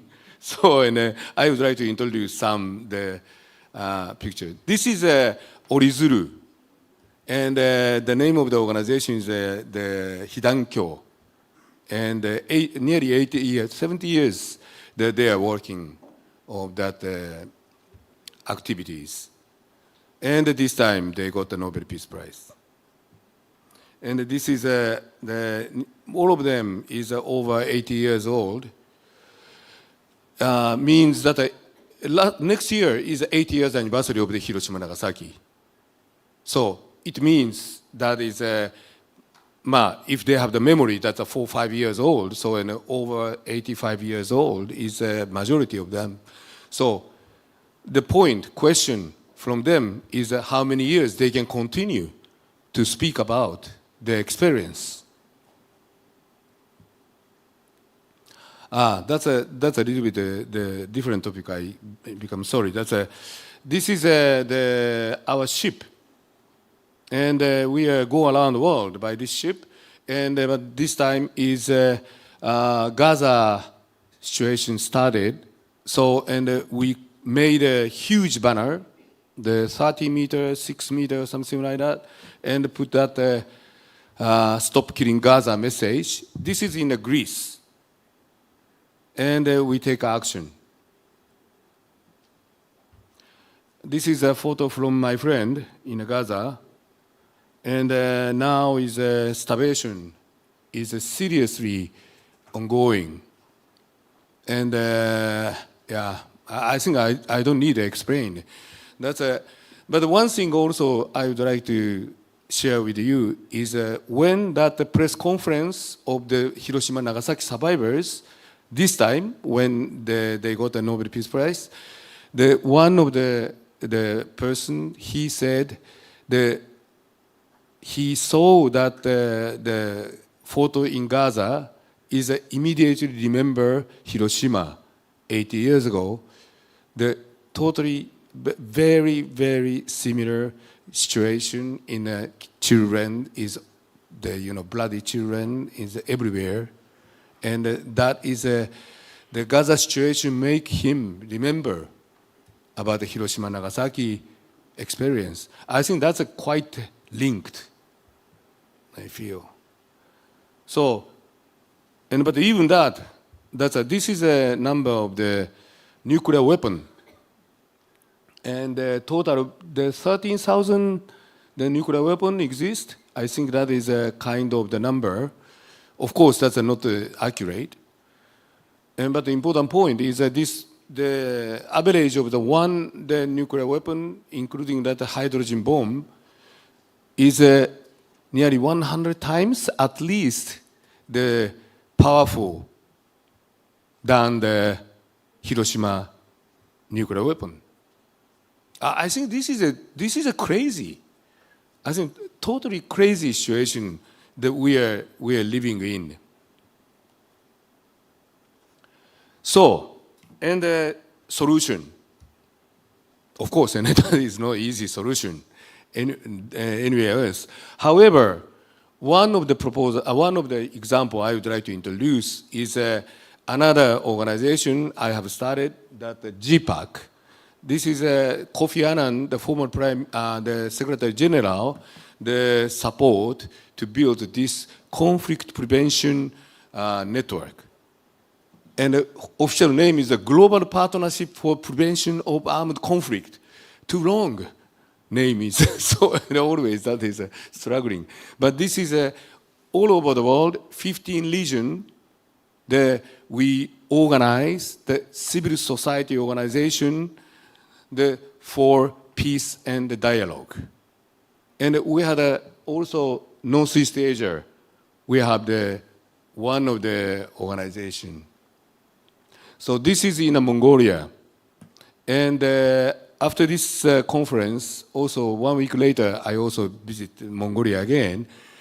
Mongolia is the only most easiest country. All the member six parties talk.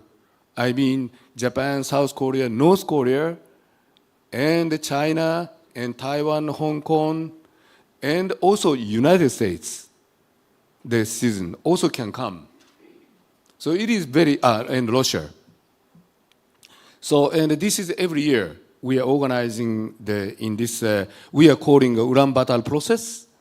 And the main issue is the denuclearization of the Korean Peninsula and also end of Korean War. So, of course, everybody know Panmunjom.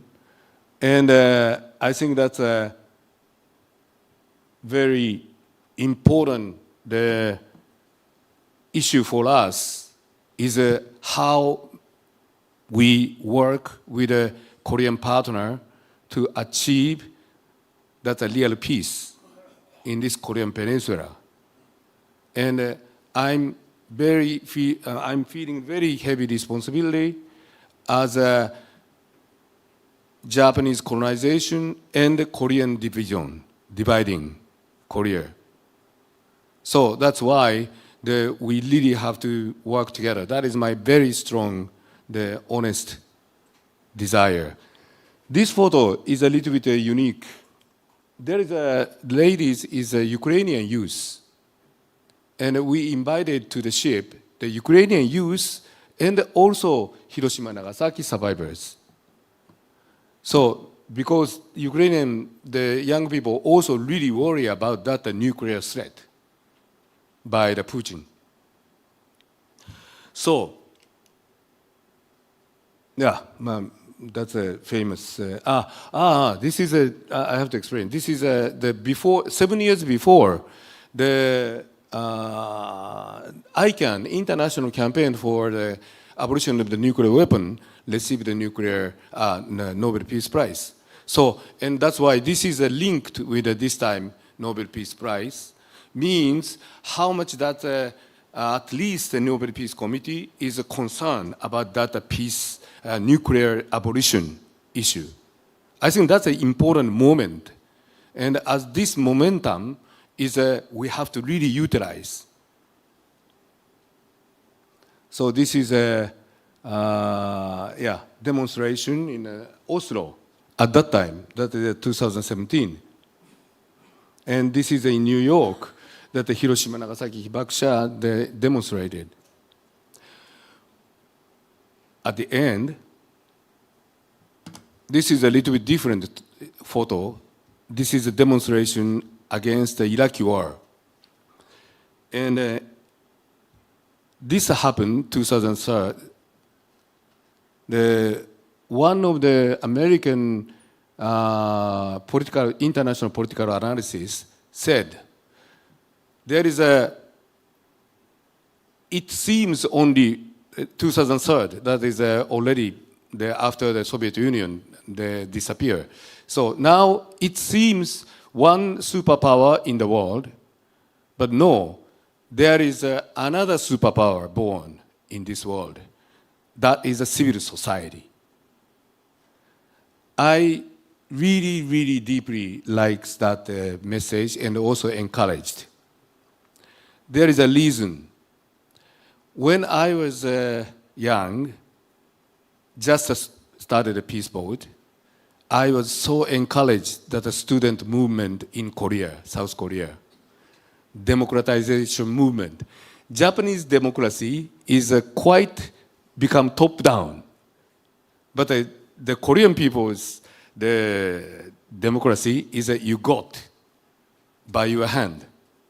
I think that is a very important history and experience as an Asian together. So I think now I would like to believe civil society's power to achieve peace in our region. Thank you so much.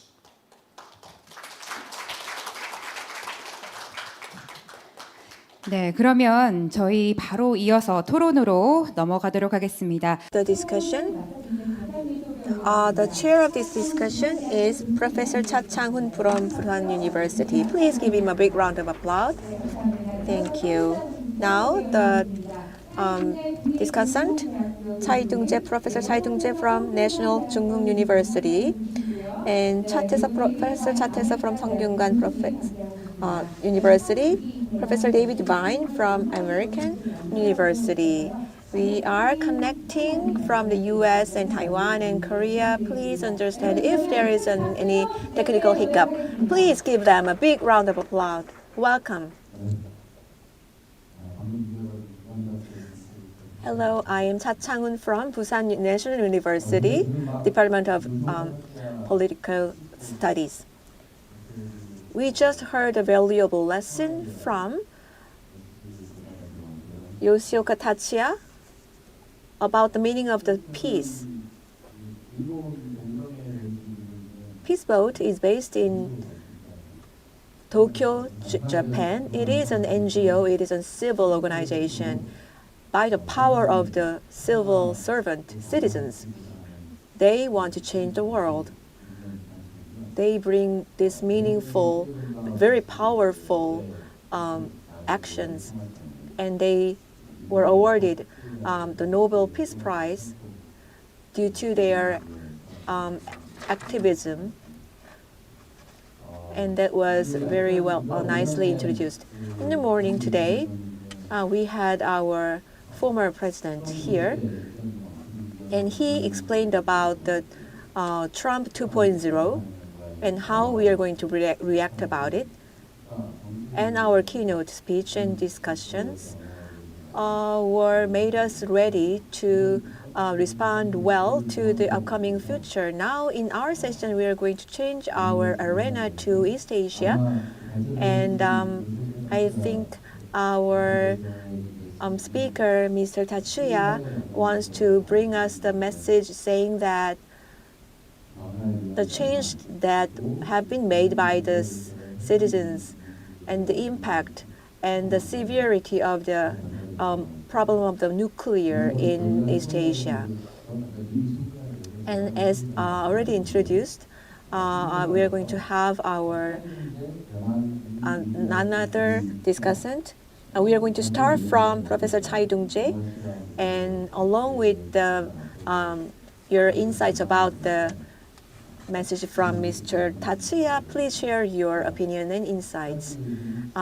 Please, Professor Chai Dong-jae, could you begin? Could you hear me? Yes, you can. Yeah, okay, thank you, John. Yes.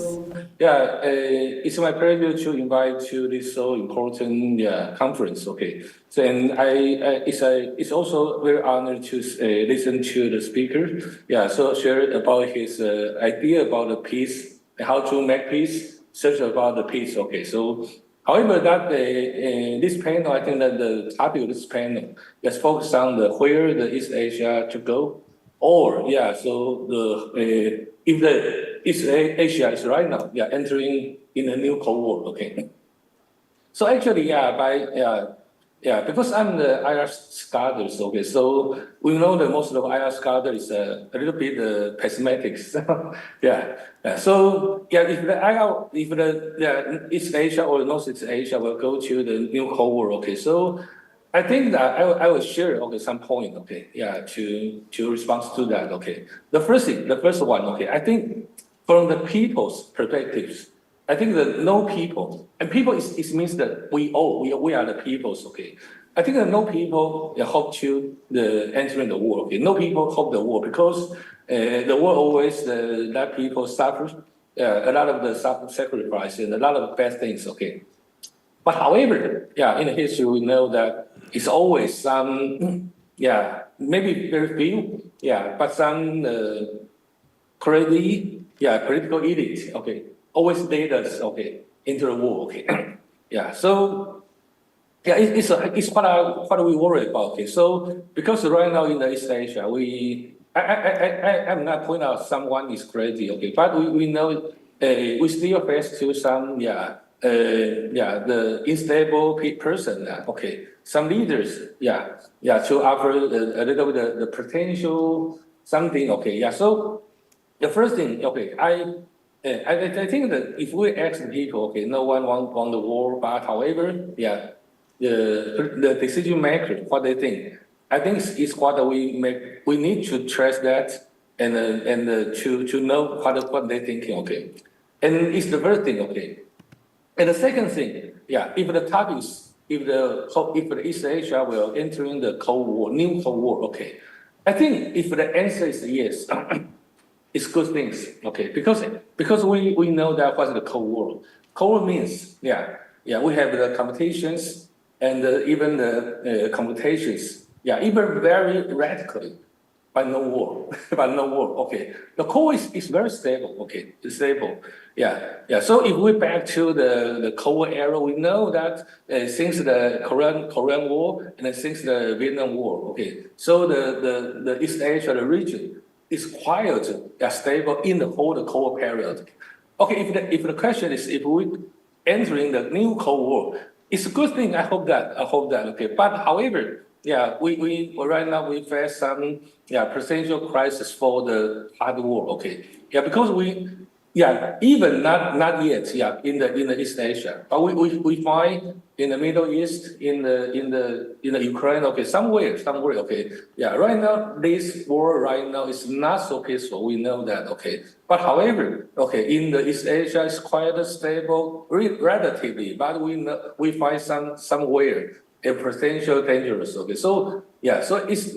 I think the hard war maybe not be the imaginable in the near futures, but we're afraid and we are worried about maybe right now we are facing some I call that is a tepid war. Tepid war is means the water is warm, not so hot, but not so cold. Okay, so I think right now we face some challenge right now. Okay, it's the second thing I want to share. Okay. The third thing is okay. However, okay, if as I say that right now in the East Asia we have some hotspots. It's a potential dangerous. Okay, one of that of course is Taiwan Strait. Okay, because I come from Taiwan and in the recent years so many people focus on the Taiwan issues. Okay, but I think that. The reason why Taiwan or the Taiwan Strait is not so peaceful, okay, have some reason, okay. The first thing because it's very obviously, okay, because right now the ruling party in Taiwan, the DPPs, okay, it's this party is obvious opposed, okay, and leave no space to the unification. The choice, okay. So of course, every time when the TPP become the ruling parties, okay, it's the first time is in the 2000 to 2008, and the second time, okay, since the 2016 till now, okay, TPP ruling, okay, the Taiwan's, okay. So of course, the things is not favorable to the Beijing. Okay, so of course, when every time when the DPP as a ruling party and the cross strait, will not so peaceful. Okay, so we can find some temptations, and we find especially things that 2017. Okay. The PLA approaching to the Taiwan near. Okay, so I think it's very sometimes okay. So I remember for some years ago that the Financial Times they say that the Taiwan Strait is the most dangerous place in the world. Okay, yeah, it's very scary for the Taiwan. Okay, so however, okay, I think in the near future, okay. Though the China, the Beijing do not like the ruling party right now in Taiwan, okay. But however, I think, the peaceful approach is still, it's a first choice to Beijing. Yeah, they will do they will. I hope then, and I believe then will do the best to keep that. Okay, yeah. So in Taiwan issues, okay, I think it's dangerous. Actually, but however, that in the near future, maybe the war is not so easy to see, okay. And then it's the third thing I want to share, okay. And then the fourth thing is, okay, we know we listen to the former panels and discuss about Trump, okay. So after Trump elected, okay, and all around the world, especially in the East Asia countries, okay, I think every country worry about that, and even afraid what will happen, when the Trump will be a president in the next year, okay, Of course, everyone accept that, okay. So the Trump, it will always, it's very potentially, it's always potentially to bring the surprise to everyone, okay. But however, I think that someone called the Trump's foreign policy as a transactional diplomacy, okay. That's because the Trump is whole his life as a businessman, okay. So we'll tend to so we will regard, okay, maybe the Trump do everything just according to the business by business, okay.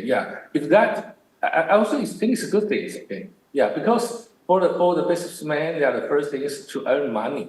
Of course, the war could earn many money, okay. But however, the war will bring in the same times the crisis. It will rise the cost, potential cost, okay. So I think for US, and under the Trump administration, okay, it will do himself, It will go that so-called the American first, and the American first may be not equal to Japan first or the Korea first or the Taiwan first. Of course, that it will bring some pressures, okay, burdens to the East Asia countries, okay, But however, I think maybe we still can wait and see, okay. So according to his first administration period, okay, and then I think compared to the first time that Trump entering the government, okay, right now the better things is we have some materials, some database, okay, to think about according to that, to predict what Trump will do, and we still have little time to prepare, okay. Maybe the surprise, okay. So I think it's something that we can keep to watching, and however in the future, okay. So as I say that I ask others and I'm a realist, okay. So maybe I'm basically by nature pessimistic, okay. But however, I try to persuade me and try my heart to persuade myself to maybe we can find something could maybe is optimistic, okay. So so I think that my conclusion is, okay, my very easy conclusion is, okay, maybe everyone have listened to all sentence, okay. The pessimistic people always be right, but optimistic people always go forward, So I think I want to say that okay. So in the world, still have so many people so active and so optimistic. Okay, maybe the people like the Yasuda, so can lead us. Okay, but I think we still have opportunity to keep the region and the whole world be peaceful. Okay, thanks so much. I will start here. Okay, thank you so much.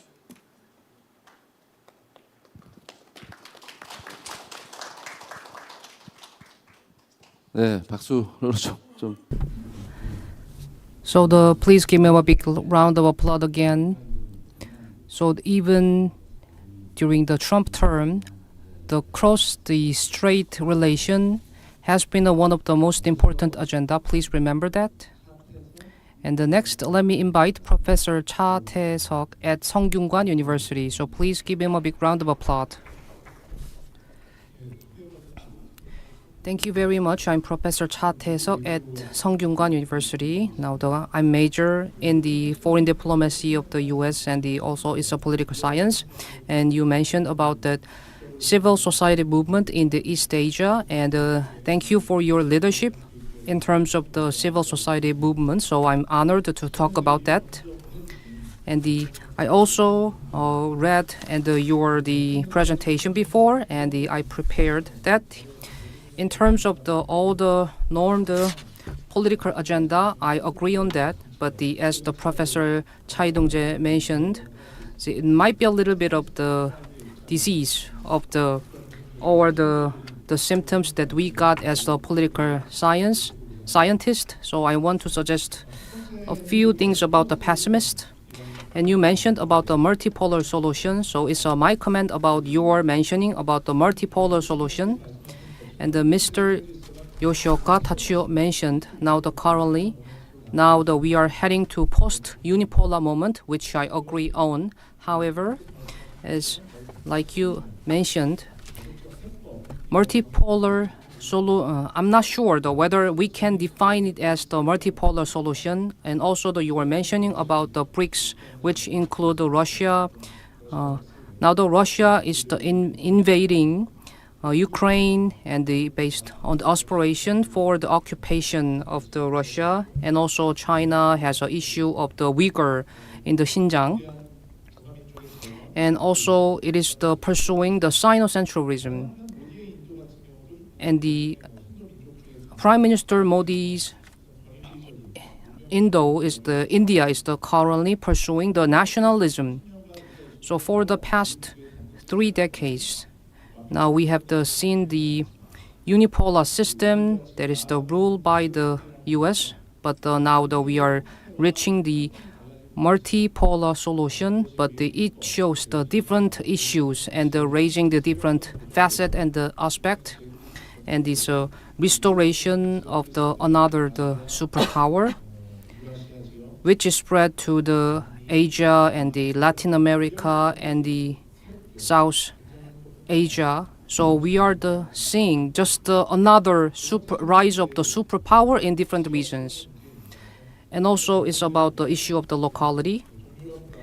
And you mentioned that the Eastern Europe, which got impacted by the war in Ukraine, now we are currently, in terms of geopolitically, we are so far.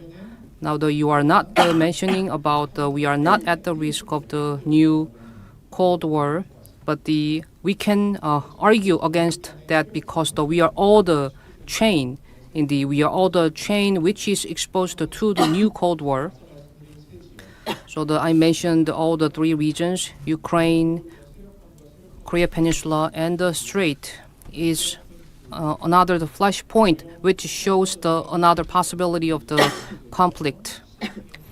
So and also depending on the Korean Peninsula, the Xi Jinping's strategy about the Taiwan Strait would be different, and also it will impact the strategy of the North Korea leader Kim Jong-un. And for example, if something happened in the Taiwan, there should be the changes in the movement in the Korea-based U.S. troops. And what about the reaction of the North Korea on the Korean Peninsula if that happens? So like you said before, the situation in the Middle East is the seeing that the less impact or the less power by the United States, which shows the uncontrollable situation in the such regions like Gaza. So I believe that I think there might be some connection between the conflict in the region and around the world. So the denuclearization on the Korean Peninsula for the past third decades is the one goal that we have pursued, and the so-called is a common goal of the international community. And as you know well, when the North Korea launched the intercontinental ballistic missile, it has been exposed to the sanctions. However, since the Hanoi situation between North Korea and the United States, but the sanction has lost its power. Now the North Korea is defining the current situation, a new Cold War, so they are heading to the really confrontational way, and of which keys is the no intention of the negotiation with the United States, and they seem to think that the denuclearization should not be agenda. So the de facto nuclear, the state can be defined to have another approach to the denuclearization on the Korean Peninsula. Even though we always talk about the denuclearization on the Korean Peninsula, but the current situation make us delay that agenda and in the long term. So through the arms control, it should be really unfortunate situation, but our strategy should be living with the North Korea, which seem to me the more realistic than just the denuclearization of the Korean Peninsula. And the next, I want to talk about the new Cold War. And Mr. Yoshioka's presentation is the definition of the new Cold War cannot be defined as our current situation, and many civil societies and the civil movement will be likely to agree on that. But I believe that the imminent task is that we need to take on from the older Cold War, but we need to focus on the current stability in terms of the peace. And like you said before, Joey Cannon is the realist. So the political scientist got famous of the strategy of the containment, and he takes some the interest. He takes some the credit about the U.S. strategies, but the interesting story about the scientist is in the mid of the 1960s, he had one interview with the New York Times, and he criticized, and he got the memory of the Cold Wars. So the Cold War goes to the direction in the ideology war. So it cost a lot of the cost, which was unnecessary. So as a realist, the Cannon's containment strategy was like this. Once we need to put some the pressure in the containment of the Soviet Union's power, but the next strategy should be the settlement about which boundary we can take, and then we can move to the actual negotiation between powers. So the coexistence should be the end state, based on his idea. But the old ideologists saw that it's an ideological conflict like liberalism and the authoritarianism and the dictatorship. So it focused on the ideological aspect and is based on the dualism.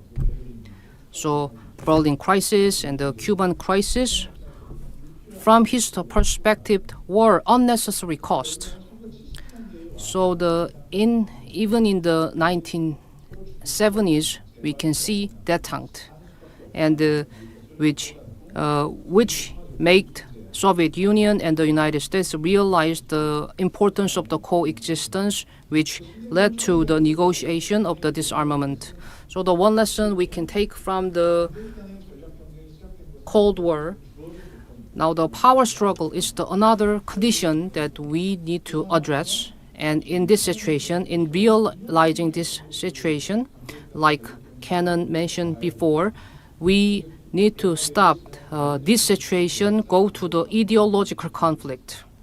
And the Biden administration has mentioned and has defined the current conflict between the ideology like liberalism and the authoritarianism and including in Indo-Pacific strategy. But what we need right now is the different approach from that. I know that it's a power struggle between the United States and China, and it's an existing conflict.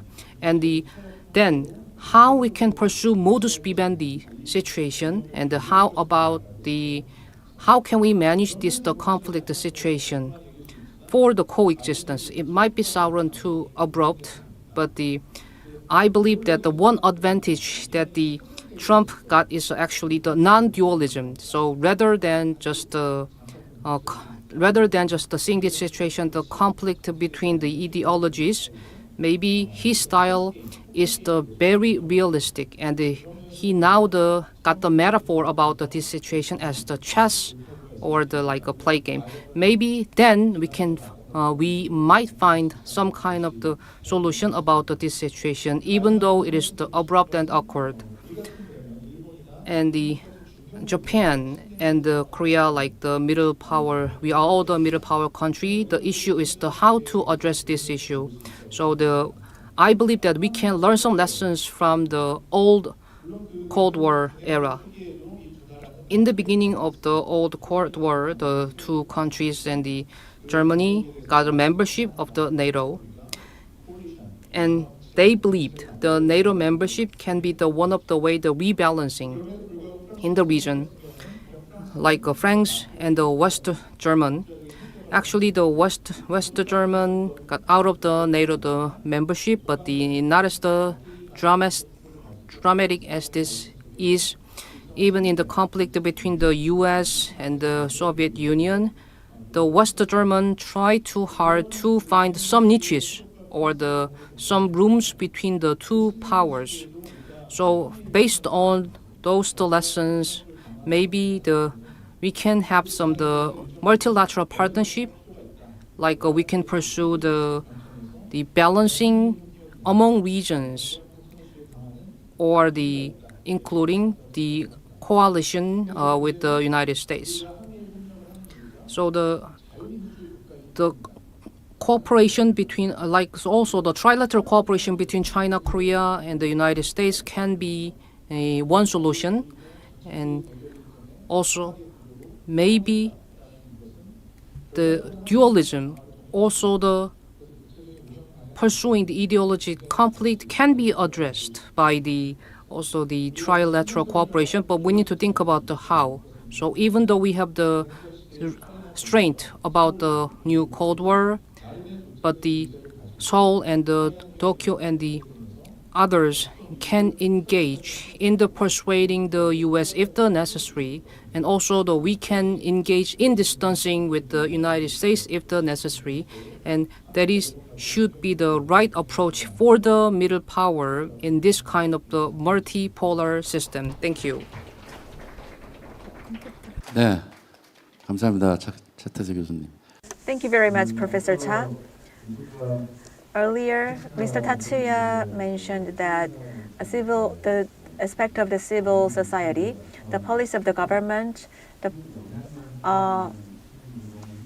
movement of the citizens have an impact on them, an influence. And Professor Cha,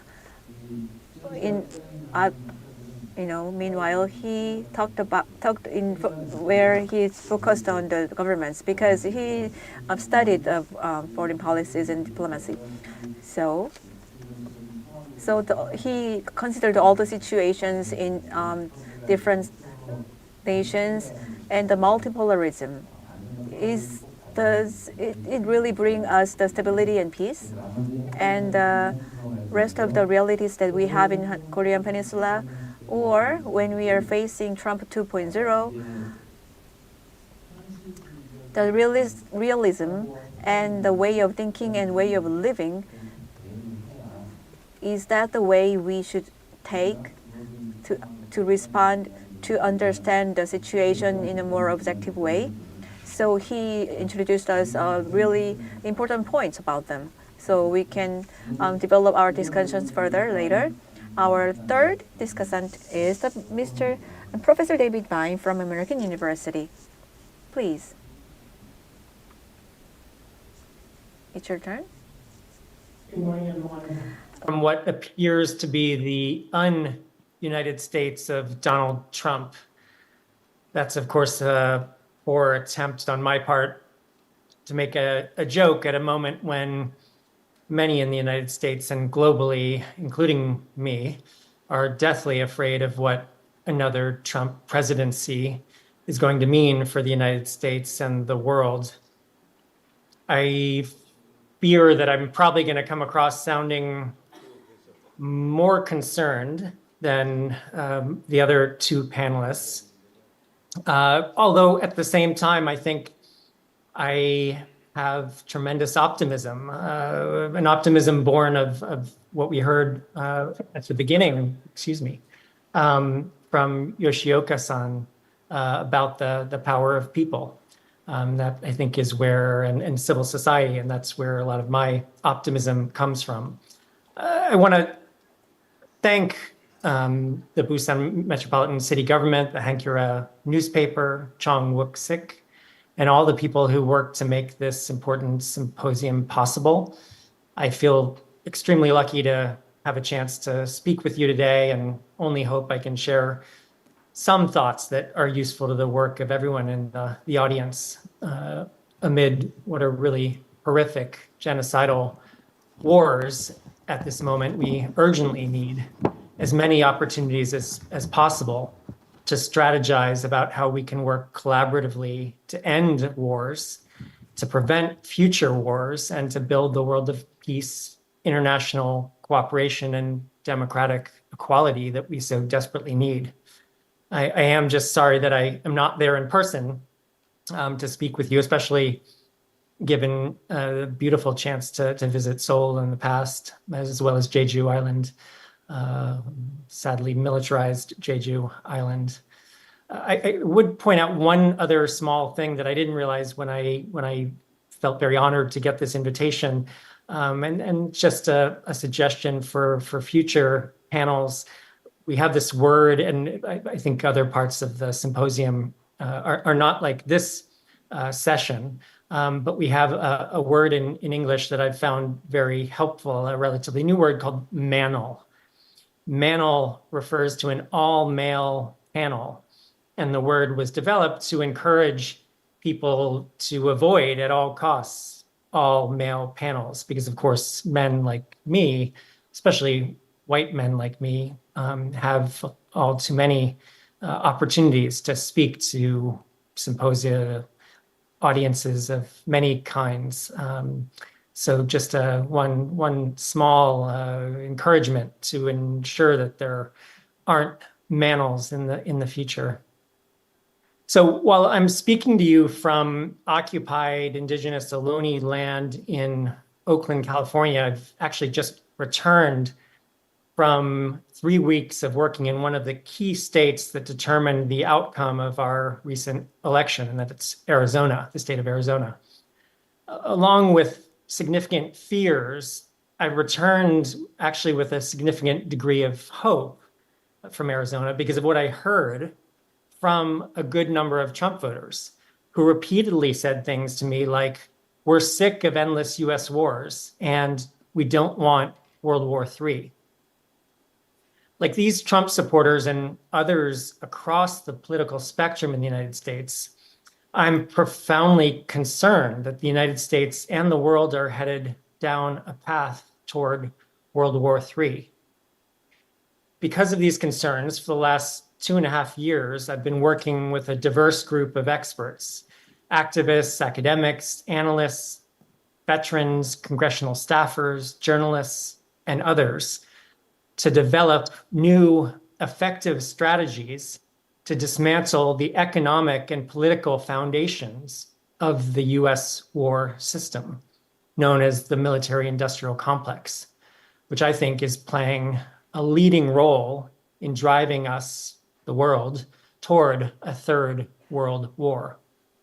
More than anything else I might share with you today, I want to share some of the key collective ideas of the organization I'm a part of, the Network to Dismantle the Military-Industrial Complex. I think you can now see, I've got a nice little screen behind me. Maybe this is also to keep people awake because I know I'm keeping you from lunch, but it seemed fun. This graphic is one that the Network to Dismantle the Military-Industrial Complex has produced, and you can find it at the website there, dismantlethemic.org. The Network to Dismantle the Military-Industrial Complex has concluded that to save ourselves and the world from a World War III and to redirect huge amounts of the world's money, energy, and resources towards solving what are really our most pressing problems, such as global warming, climate change, poverty and inequality, hunger, and pandemics, we must take on, weaken, and free ourselves from a cross-national group of war profiteers that are leading us down this path toward a potentially nuclear, potentially species-ending Third World War. To free ourselves from the path to World War III, to free ourselves from the power of the war profiteers, to free ourselves to build a world of real safety and security for all, we need to, I believe, develop new innovative strategies, tactics, and campaigns that take on the war profiteers directly and dismantle the economic and political foundations of the war system. Now, is East Asia entering a new Cold War is, of course, the question that we were posed with.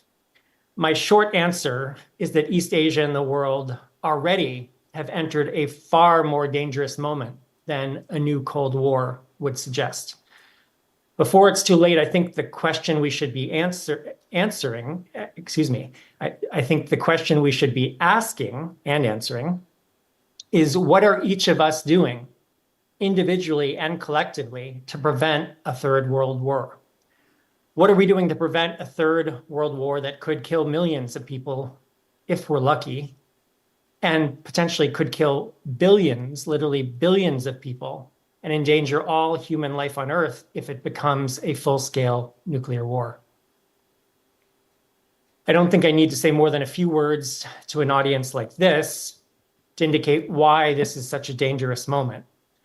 The development of military alliances like those seen before World War I, increased military spending and weapons buildups, nuclear weapons proliferation, a major US military base and troop buildup in the Pacific, dangerously irresponsible talk of war from US, Chinese, North Korean, and other leaders, increasingly provocative and threatening air and sea patrols and war exercises, increasingly widespread anti-Chinese fear-mongering, clashes between Chinese and Philippines naval vessels, and deadly wars that have been spoken about already in Ukraine and the Middle East that are destroying international norms around war and that could easily spiral out of control into broader regional and global wars. While I think East Asia is clearly in a period of incredibly dangerous geopolitical, economic, military competition that resembles the original so-called Cold War, here are three reasons why I would suggest discarding, getting rid of the new Cold War name.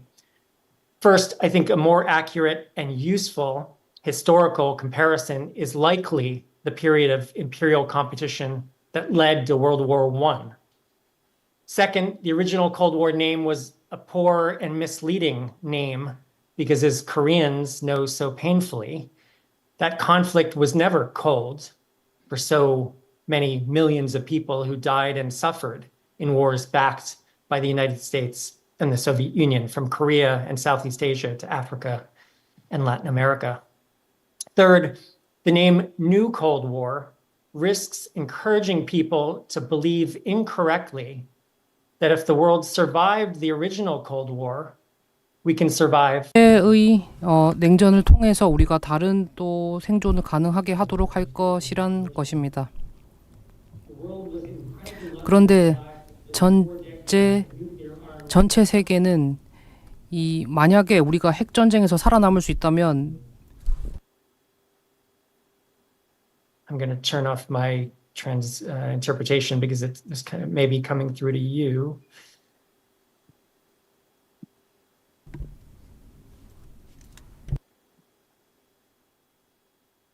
Excuse me. So I desperately fear that if we continue down the current path, we will run out of luck avoiding nuclear war. If we continue down the current path, we will not be as lucky as we were during the original so-called Cold War when we avoided nuclear war. Again, I fear by just sheer dumb luck. Rather than debating what we should call this moment, this era, I think I'd want to encourage us to think together about what we are going to do together to choose another path than the path to war. How are we going to choose and build a path to global cooperation, diplomacy, conflict resolution, and peace? How are we going to build on what is both a moment of unprecedented danger and a moment of unprecedented global uprising against war, beginning with opposition to the US-backed Israeli genocide in Palestine?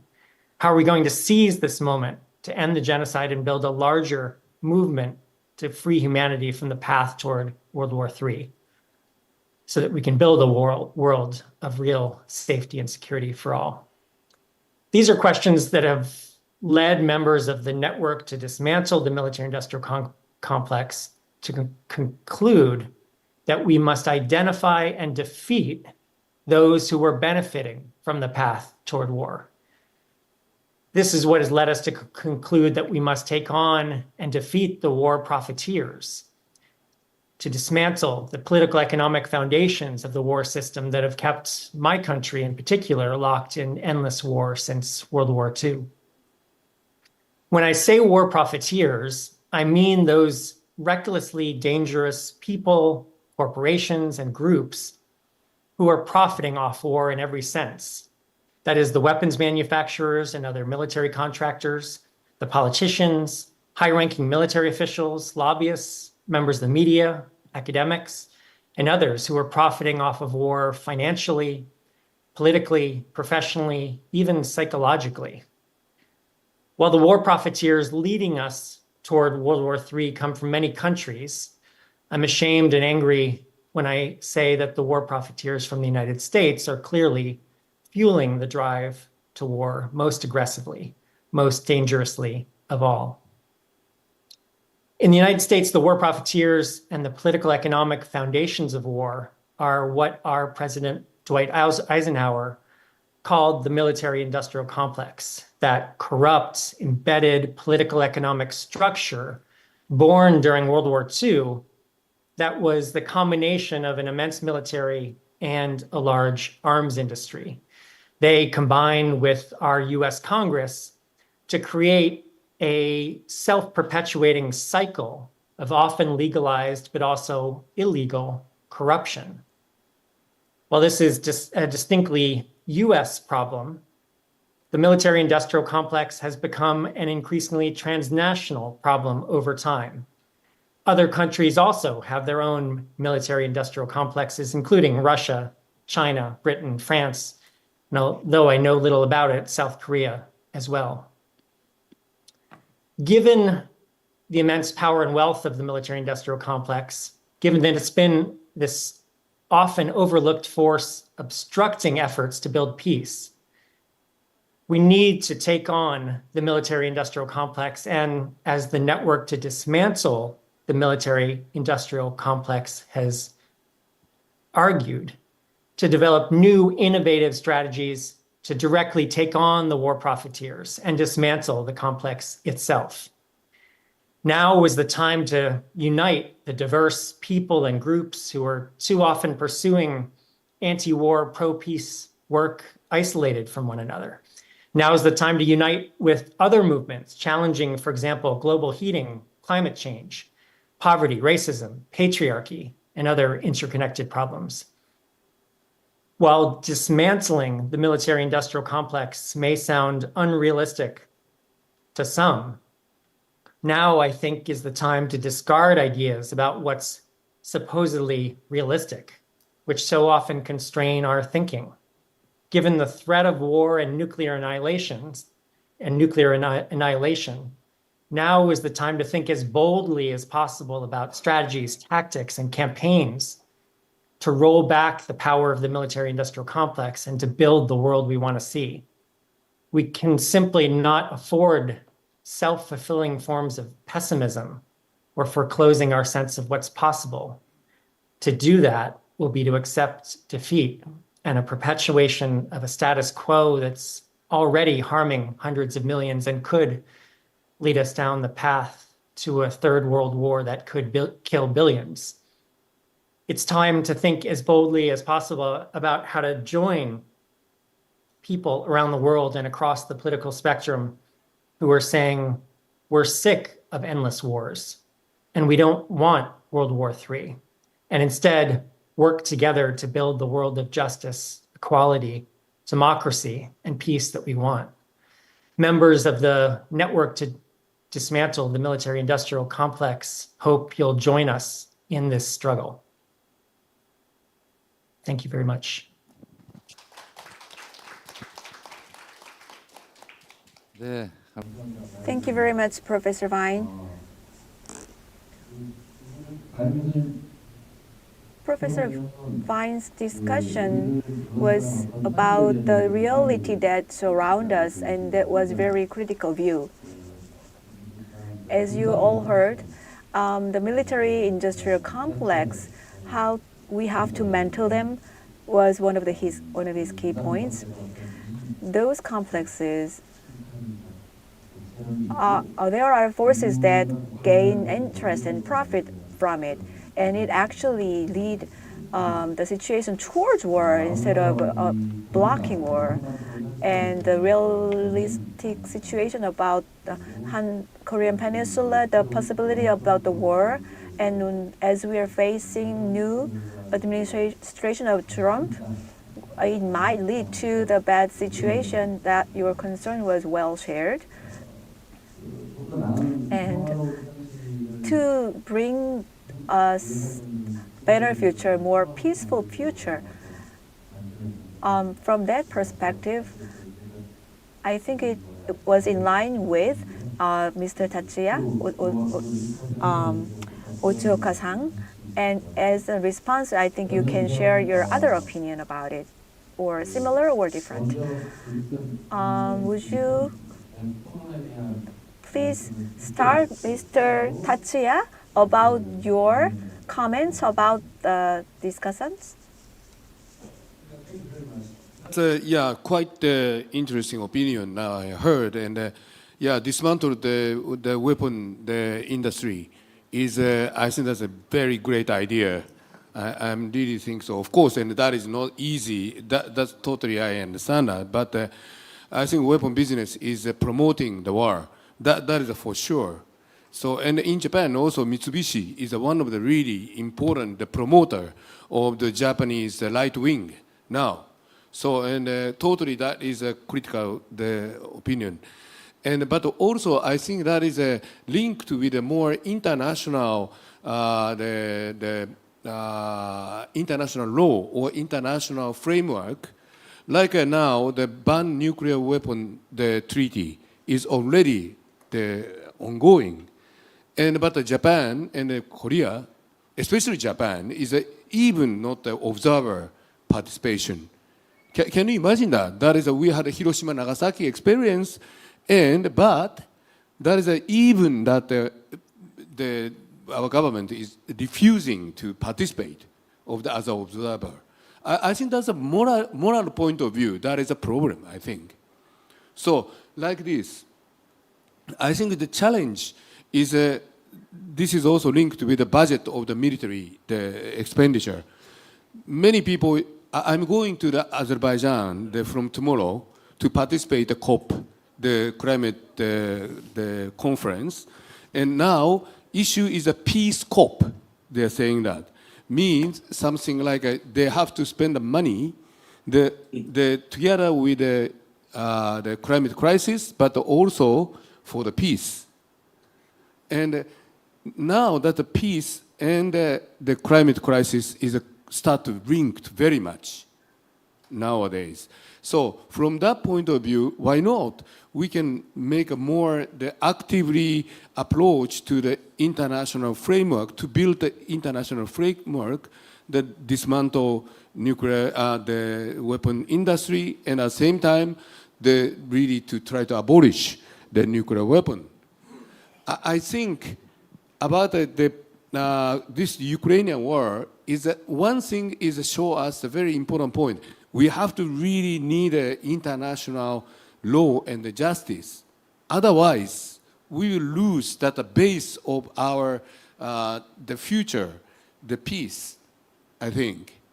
So from that point of view, I think my proposal, the reaction is we have to actively approach to build that the international framework for the peace to prevent the next World War II, World War III, the next World War, sorry.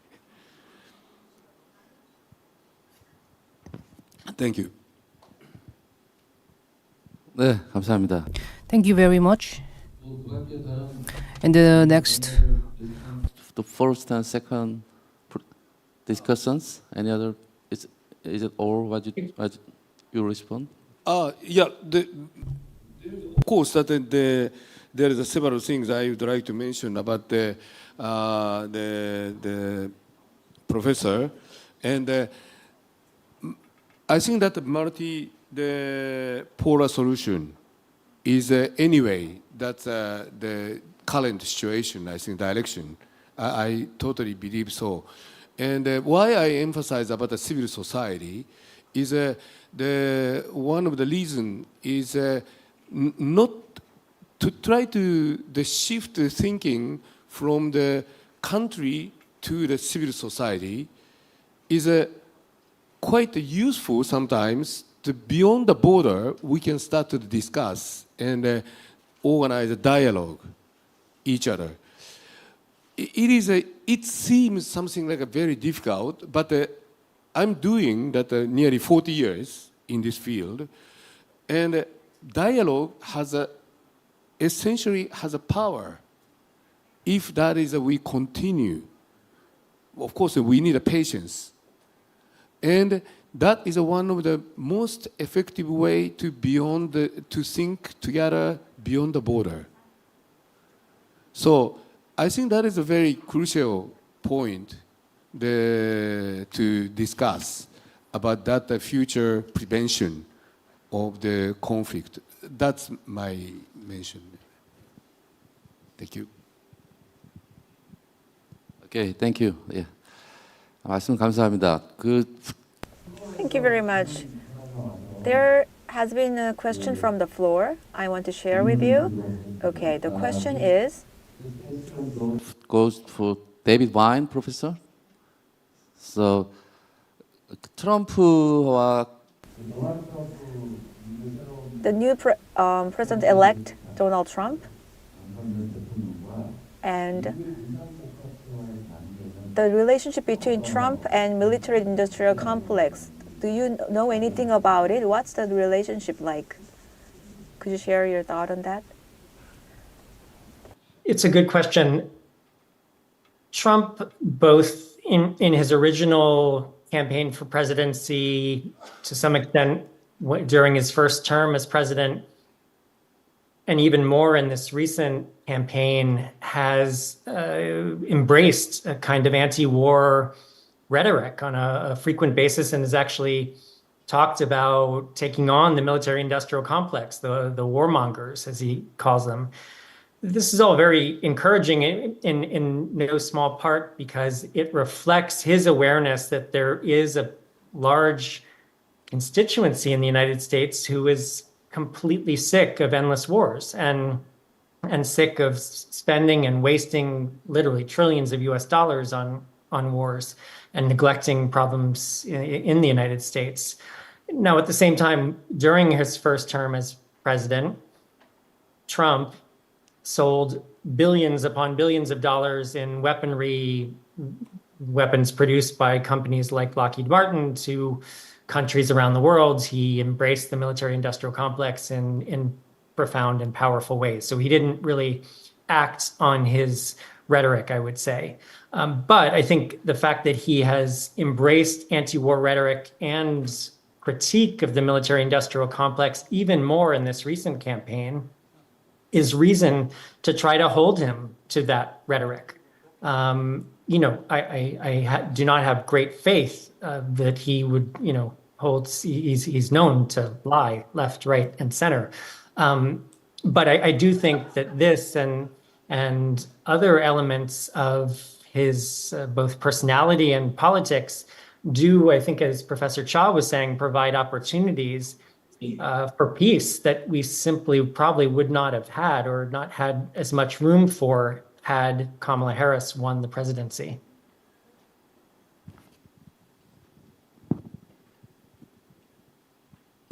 네, 답변 감사합니다. Thank you very much for your response. Is there any other question from the audience?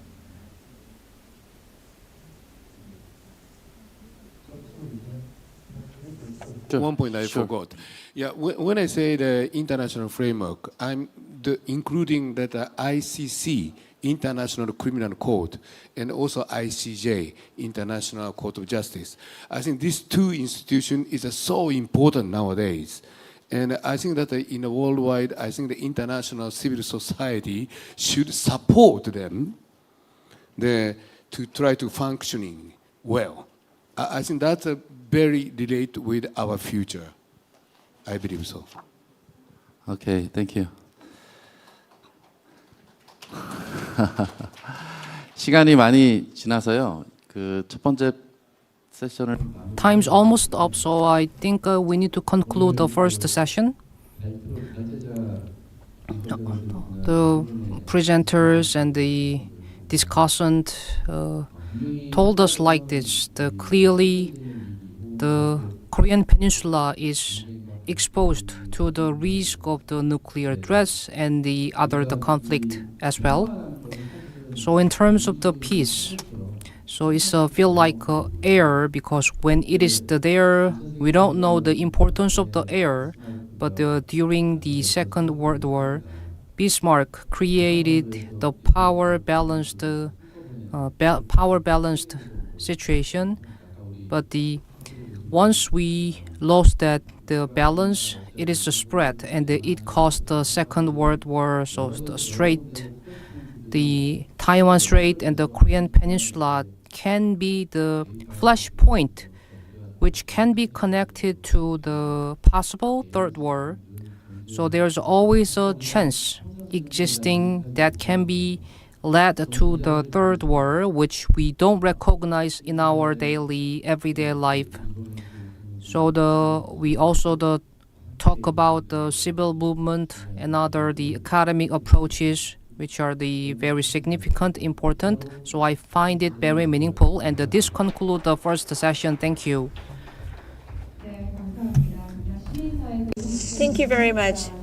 Our experts from the civil society and academia, we have heard a lot of wonderful insights and opinions. Once again, I thought that we should really wake up. Thank you so much. Please give our panel the big round of applause. This concludes our morning session. Now we will continue to our luncheon. Lunch is going to be held at Daedo Restaurant, which is located on the second floor, neighboring this building. please follow our staff after your lunch. If you have time, please enjoy the exhibition that we prepared to commemorate 20th of our symposium. The symposium will resume at 1:30 after lunch. Thank you. See you again.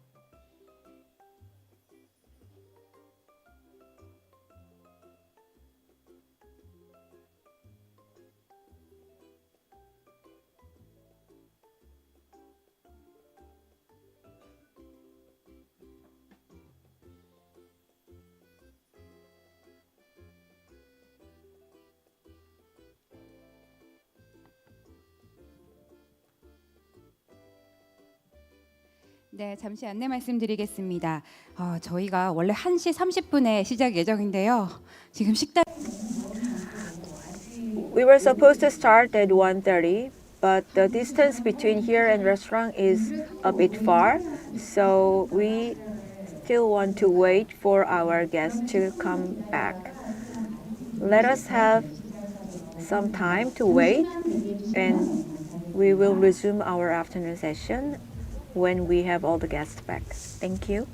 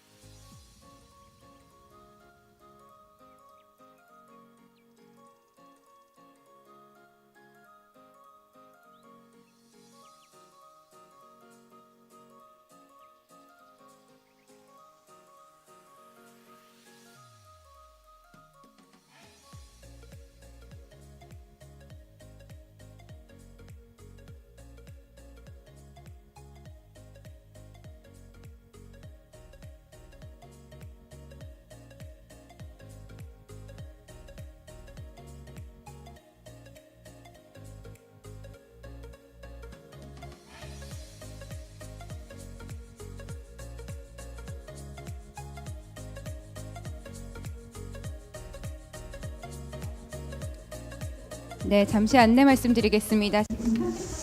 Let me give you an announcement for people who are wondering why you are not starting yet, even though it's 1:30.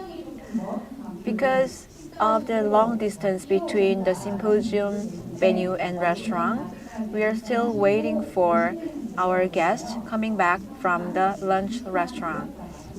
Please kindly extend your understanding and wait for our guests. Thank you.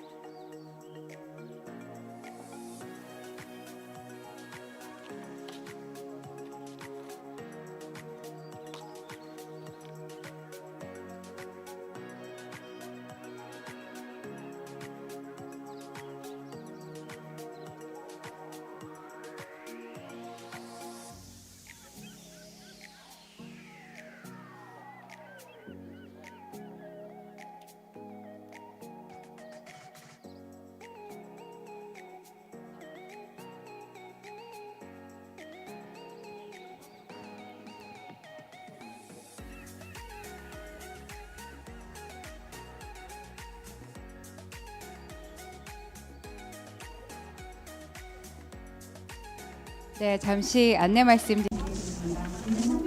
Let me share an announcement.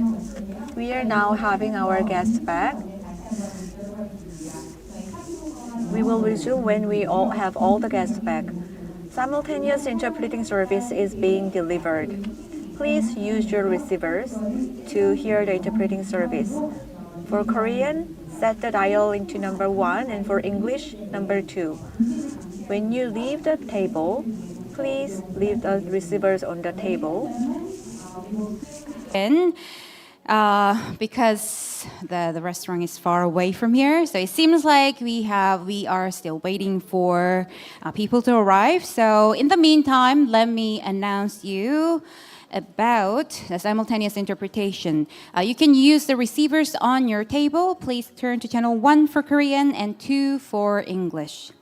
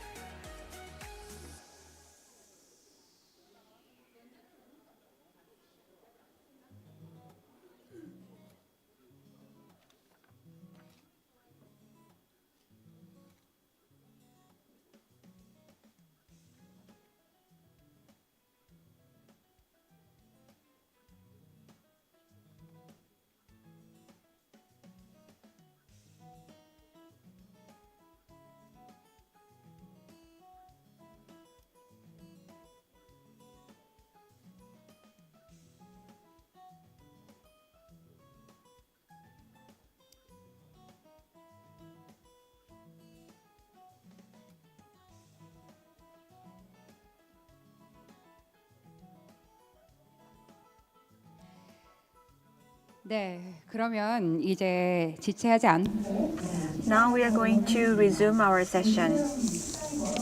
Because of the long distance between the symposium venue and the restaurant, people have hurried back, and I saw one person feeling very hot. Did you enjoy your lunch? Because we can't wait any longer, we will start our session number 2. In the morning, in the first session, we talked about East Asia. And now, in the second session, we are going to talk about the Korea Peninsula to where. Let me introduce our moderator and discussant. Please come up to the stage.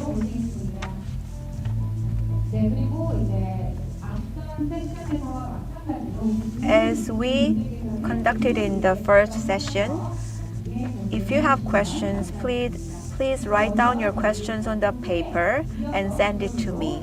After the participants' speeches, we are going to continue to Q&A. First of all, let me introduce our moderator and speaker and discussants. First, Professor Kim Sung-kyung, Associate Professor of the University of North Korean Studies. She's going to talk about dialogue between the unification and peace movement of the post-Cold War era and the peace movement of the post-Cold War era.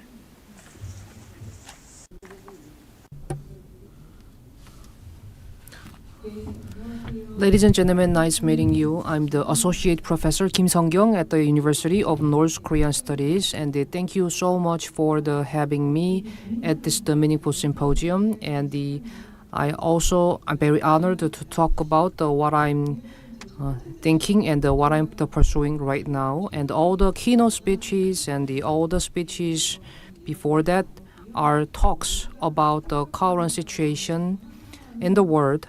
So as you thought, now the military risks are escalating around the world, so which are really imminent. And many people agreed on that. In that context, my presentation will be the post-Cold War in the 1990s can be understood in the context of the new Cold War and also in this era of the post-Cold War, and what kind of implication of the peace movement we can have that we are going to talk about, and the lessons from our history. So rather than speaking about the more things, currently now the discourse about the peace movement is at risk because now it is failed to produce the new agenda item from the peace movement. Now currently the international situation is changing in a spiral movement. Now currently we are saying that our era as the multipolar system and the many conflict and also the new Cold War concept is not enough to contain the current situation. So also we are failing to find any specific framework that contains the current situation, and that's why we are using the concept of the post-Cold War. So 1990s achievement from the civil society movement includes, and its role is dedicated to the peaceful dialogue between the North and the South. But now currently such discourse is not effective in the current situation. So for example, the functionalistic approach is not enough to conclude of the peace work on the Korean Peninsula, and the functionalist approach is not enough to talk about the peace on the Korean Peninsula. And what we need to talk about is right now is what to do for the peace movement. So briefly, and we will talk about the history of the peace movement. So we will look at the history of the peace movement. Now the peace movement on the Korean Peninsula compared to the ones in any other region has the different courses. So in the world history, there's a non-alliance campaign and also the anti-war, which are led by the 68, the 8er generation, shows that the sufficient lack of the peace movement. So because the Korean Peninsula saw the conflict between the North and the South, so the peace and the unification is always like two sides of one coin. So the discourse about the unification and the peace movement is all monopolized by a nation. When we think about in the 1960s, North or the South governments were talking about a lot of unification, like for example, Park's administration's the first construction, the then unification, and also the North Korea suggested the federation system for reunification. And this kind of the situation in the context of the detente around the world has led to the July 4th joint statement, which was achievement of our discourse about the peace. So moving to the fast forwarding to the 1980s, maybe I have too many things to talk about, but passing the 1960s, already North Korea suggested the Korea Federation country, but from the South perspective, we have the many internal risks. So rather than being tilted to the one side, the North Korea, through the July 23rd declaration, announced the five principles of our reunification. in that case, they also suggested the peaceful reunification. So in the context of the reunification, rather than focusing on South Korea, they started to highlight the existence of the U.S. as the negotiating partners. And after that, in the 1980s, in the case of South Korea, there has been actually the democratization movement in the Gwangju. So, which aligned with the nationalistic movement. So our peace movement is aligned with the nationalist movement. So I briefed you on the short history about our peace movement. So the main point is the governments are the monopolizing the discourse agenda about the peace movement. So after that, so there has been the post-Cold War era was being reached. So we can see as a turning point. So back then, now the peace movement started to be segregated from the unification movement. So there has been the segregation between the peace and the unification movement. So rather than the combining together, now the many other options. So more specific, the peace movement, movement discourse started to grow. So the researcher Kap-woo mentioned that the peace movement is the new invention in the post-Cold War. So this kind of the segregation context is developed in the so within the development of the capitalization in the North Korea, in the South Korea. So he said the peace movement is pursuing the two goals. So the one side, now that we are pursuing the value of the reunification, but the other side is also pursuing the other goals like democracies and the economic development. So in this and also this context has been remained in the peace movement, and that's how we created the post-Cold War era. So after the end of the Cold War, the Soviet Union dissolved, and the Notteu administration started focused on the northern diplomacy. So also he announced this July 7th declaration for the autonomy and the reunification of prosperity. And in the 1988, Chairman Kim Il-sung back then mentioned that the reunification issue is not just about the one side consume or monopolize the other. So it is not about the tilted between but it's a matter of the achieving national unity as a people who share the same bloodline. So the recognizing one side or each other is an important paradigm shift. So once before that we just talk about one side the reunification, but now we are starting to the coexistence in the context of the national discourse. So align with the reunification, the movement, and also the peace movement, which is segregated from this kind of the reunification movement, start to produce the new agenda aligned with the shift in our era. So there are also the important civil societies declaration, and one of that is the 88th declaration of the NCCK.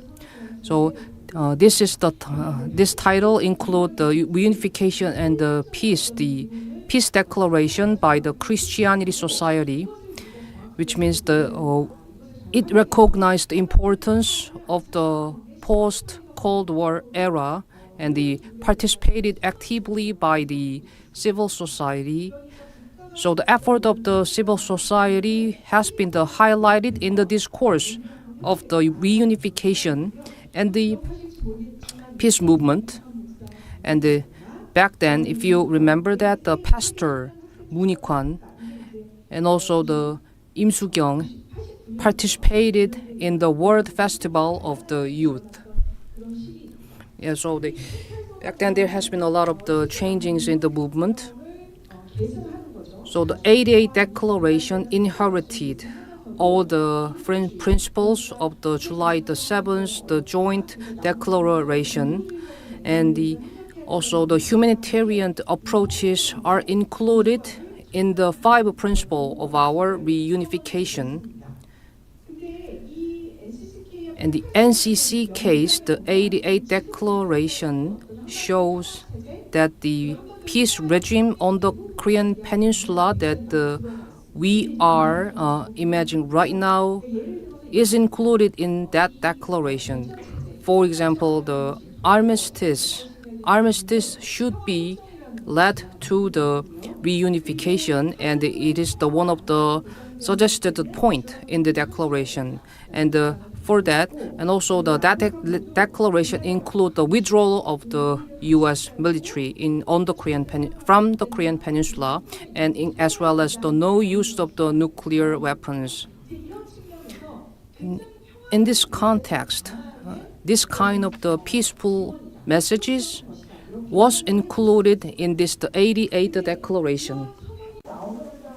After this declaration, the forces of unification movement started to have arguments. One side said reunification is more important, and it was ongoing discussion, and that's the trend that side have. The other side said rather than unification, thinking about ways to stabilize the peace on our peninsula is more important, so we need to work on the democracy. So post-World War period, Cold War period, in South Korea, industrialization and settling democracy made citizens to have a new arena of their own. In 1991, for post-Cold War area, North and South agreed upon a treaty. Hostile rather than two countries, the relationship between them, there were arguments that the good relationship might not be able to continue. So that part was included in that agreement. It's not about relationship between two countries. It's a very special relationship going forward, unification. So a lot of dialogue is reflected in this agreement. There is a possibility to continue the post-Cold War, but it's also stressing the possibility of a peaceful relationship. Though it was a diversified dialogue, but it is an example of a situation where there were even more complex ideas in that agreement. So what would be the achievement of the reunification movement? I think it's a social movement. Anti-corruption movement is a part of it. In terms of civil movement, it was after reunification movement has become institutionalized by the government. So there were questions within the reunification movement and the method they took.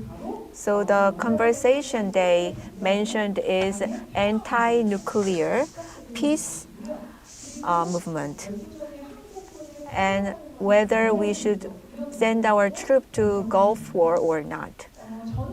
The active discussion has started back then. After 1987, the civil society has been diversified. Before democracy, we did not have a concept of a citizen. We didn't even mention it. But after the democracy has been settled, civil society or civil movement has appeared. that's when we had the association, Green Association, and that's when we also had People's Solidarity for Participation Democracy. So a lot of these associations appeared back then. So instead of suddenly talking about unification, they wanted to talk about the more admirable social regimes that they want to restore because those were demolished. How society should operate, and they want to focus on coming up with the ways to operate the society in a sound way. So the Korean chaebol business management has become an issue, and other governmental level agenda was treated. The forces of reunification movement was weakened, and it was because of the agreement between the North and the South. And after 90s, North became even poorer, and they were struggling with the poverty. And there was in a not realistic, just a democracy on paper in North Korea. In the society of South Korea, it was suddenly and rapidly become focused on citizens, and those voices were becoming louder. And they were experiencing the expansion of capitalism. So South-led nationalism and identification of South-led nationalism, it had some limits to have a persuasion or consensus from the North. That's another characteristic of our movements in 90s. Also in 90s, there were explosive number of new ways of dialogue in early 90s. Of course, there was an anti-nuclear movement and women's movement. Those were started to institutionalize and developed because the comfort of women problem, some people see it as a nationalist idea, but it's a violence during the warfare. So it's dealing with the military issue. And when it comes to women's point of view, it was an important issue. And the struggle of the bomb survivors and the problem of the returning the army base.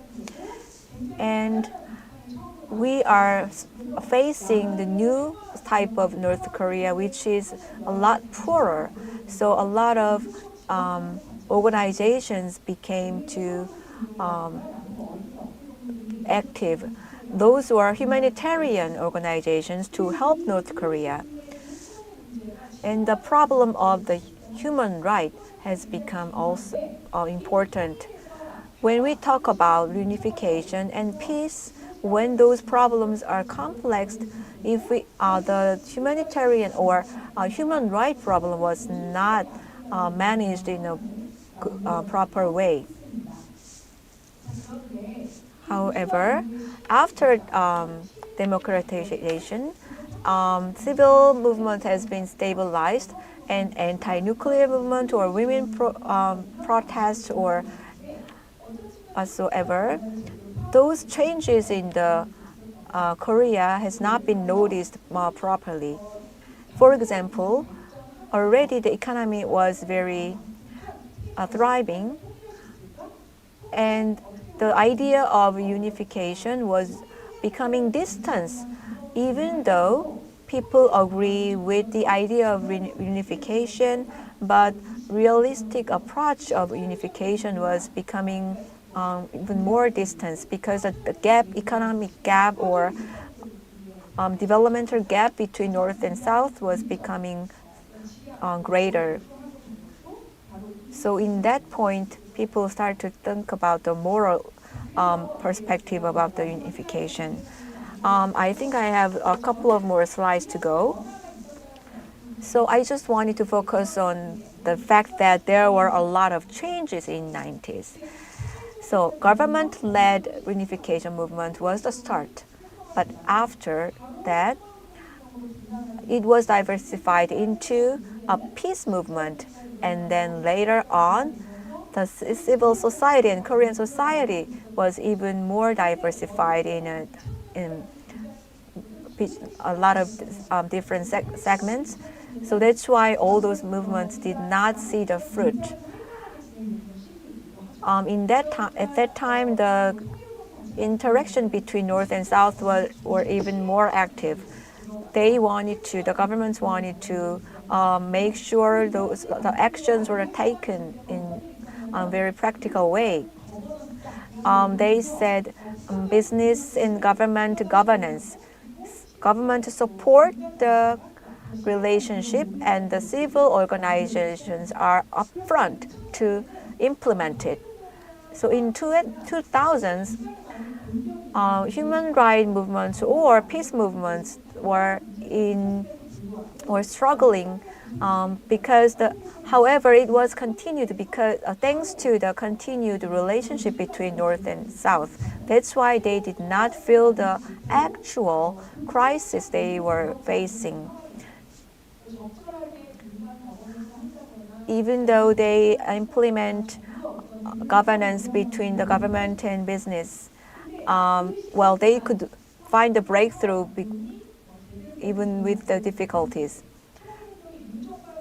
If unification movement cannot talk about the Korean, other than Korean people, then it was also time when the psychology about militarism was expanding in Korea, because it was becoming money. It was a place for money making. Military industry cannot bear because we cannot bear to abandon it because there are too many people earning money in that industry simply because you are against war and you are a peace advocate. You cannot demolish military industry. It was already a very solid industry, and in real life it was feeding our people. And the other problem is that the psychology about the militarism. Our self-dependence has become an important issue, and it was bilateral. A lot of people started to believe that we need to defend ourselves.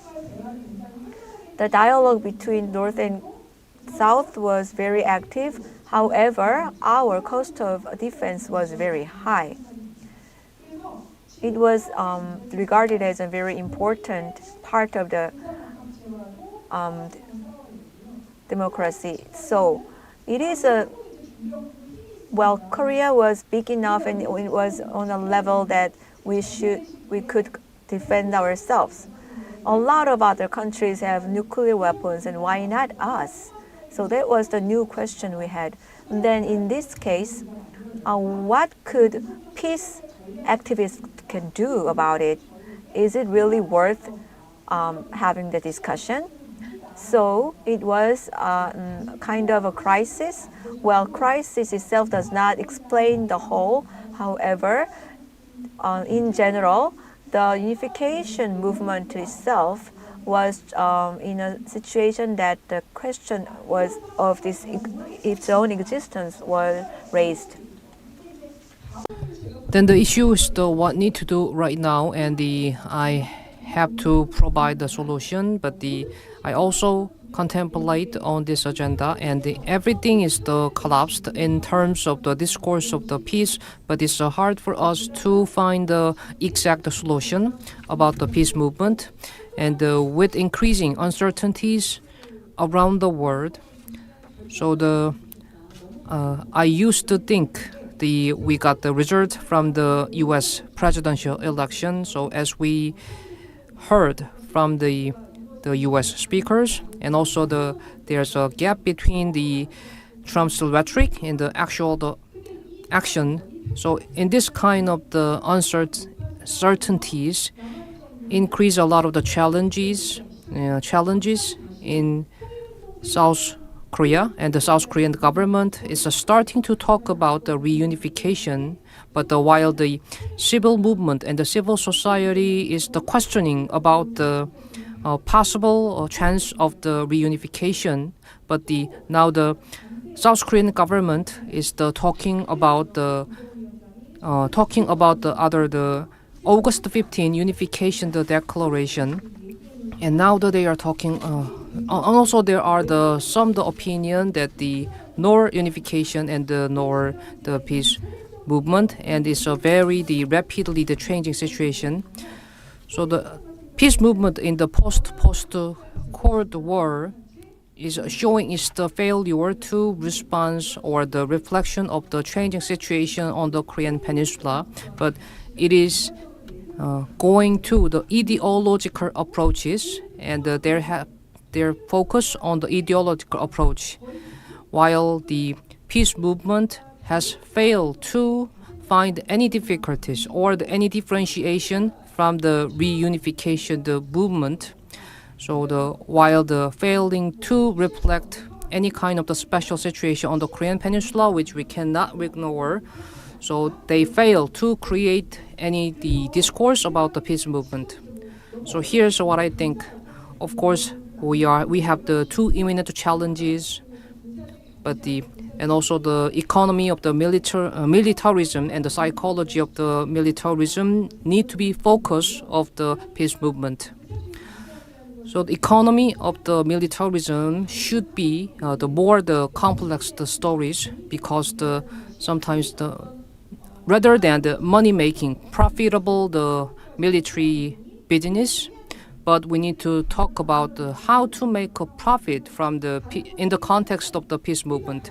The other point is that our sentiment about the reunification through force should be available, and we need the alternative that can replace the reunification through the force. So that should be the priorities of our peace movement. Of course, there are more the specific stories about the peace movement. Now, the violent, the armistice system are based on the many stories, including intelligence and the spying. So this kind of the Cold War ideologies should be also the item for the reformation. Lastly, maybe I might not suggest any clear solution. I'd like to conclude my presentation by asking one question. So the post-Cold War, the peace movement should created, and at least they try to create the discourse beyond reunification.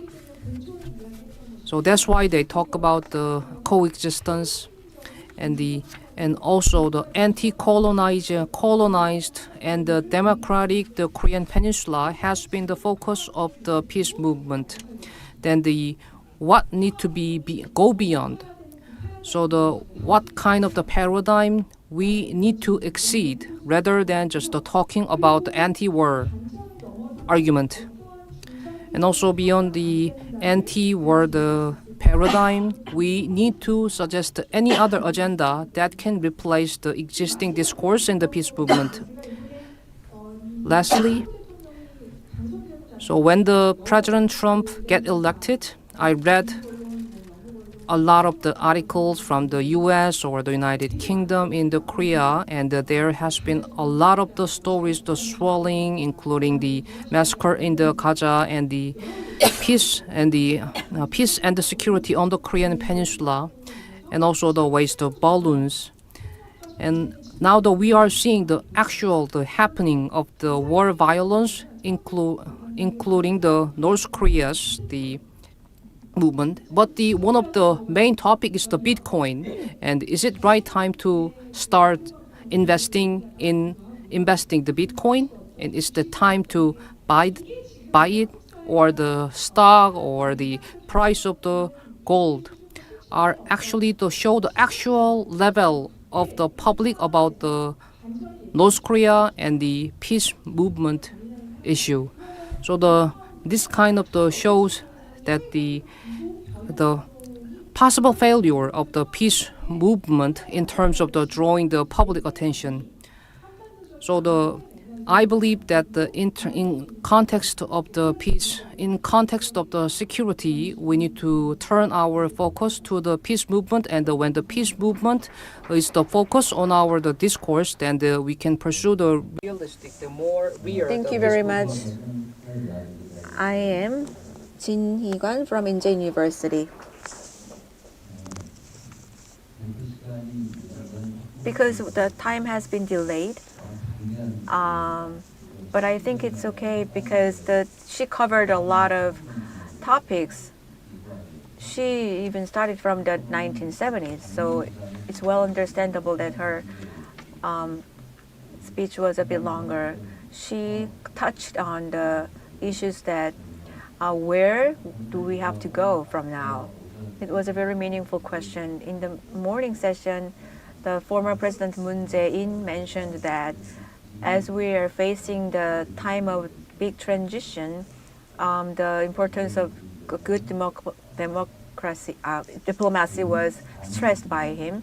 And along with Professor Vine, with Mr. Wertheim, our chairman also told us that it's time for us to wake up, and also the importance of the civil solidarity in this international arena is very important.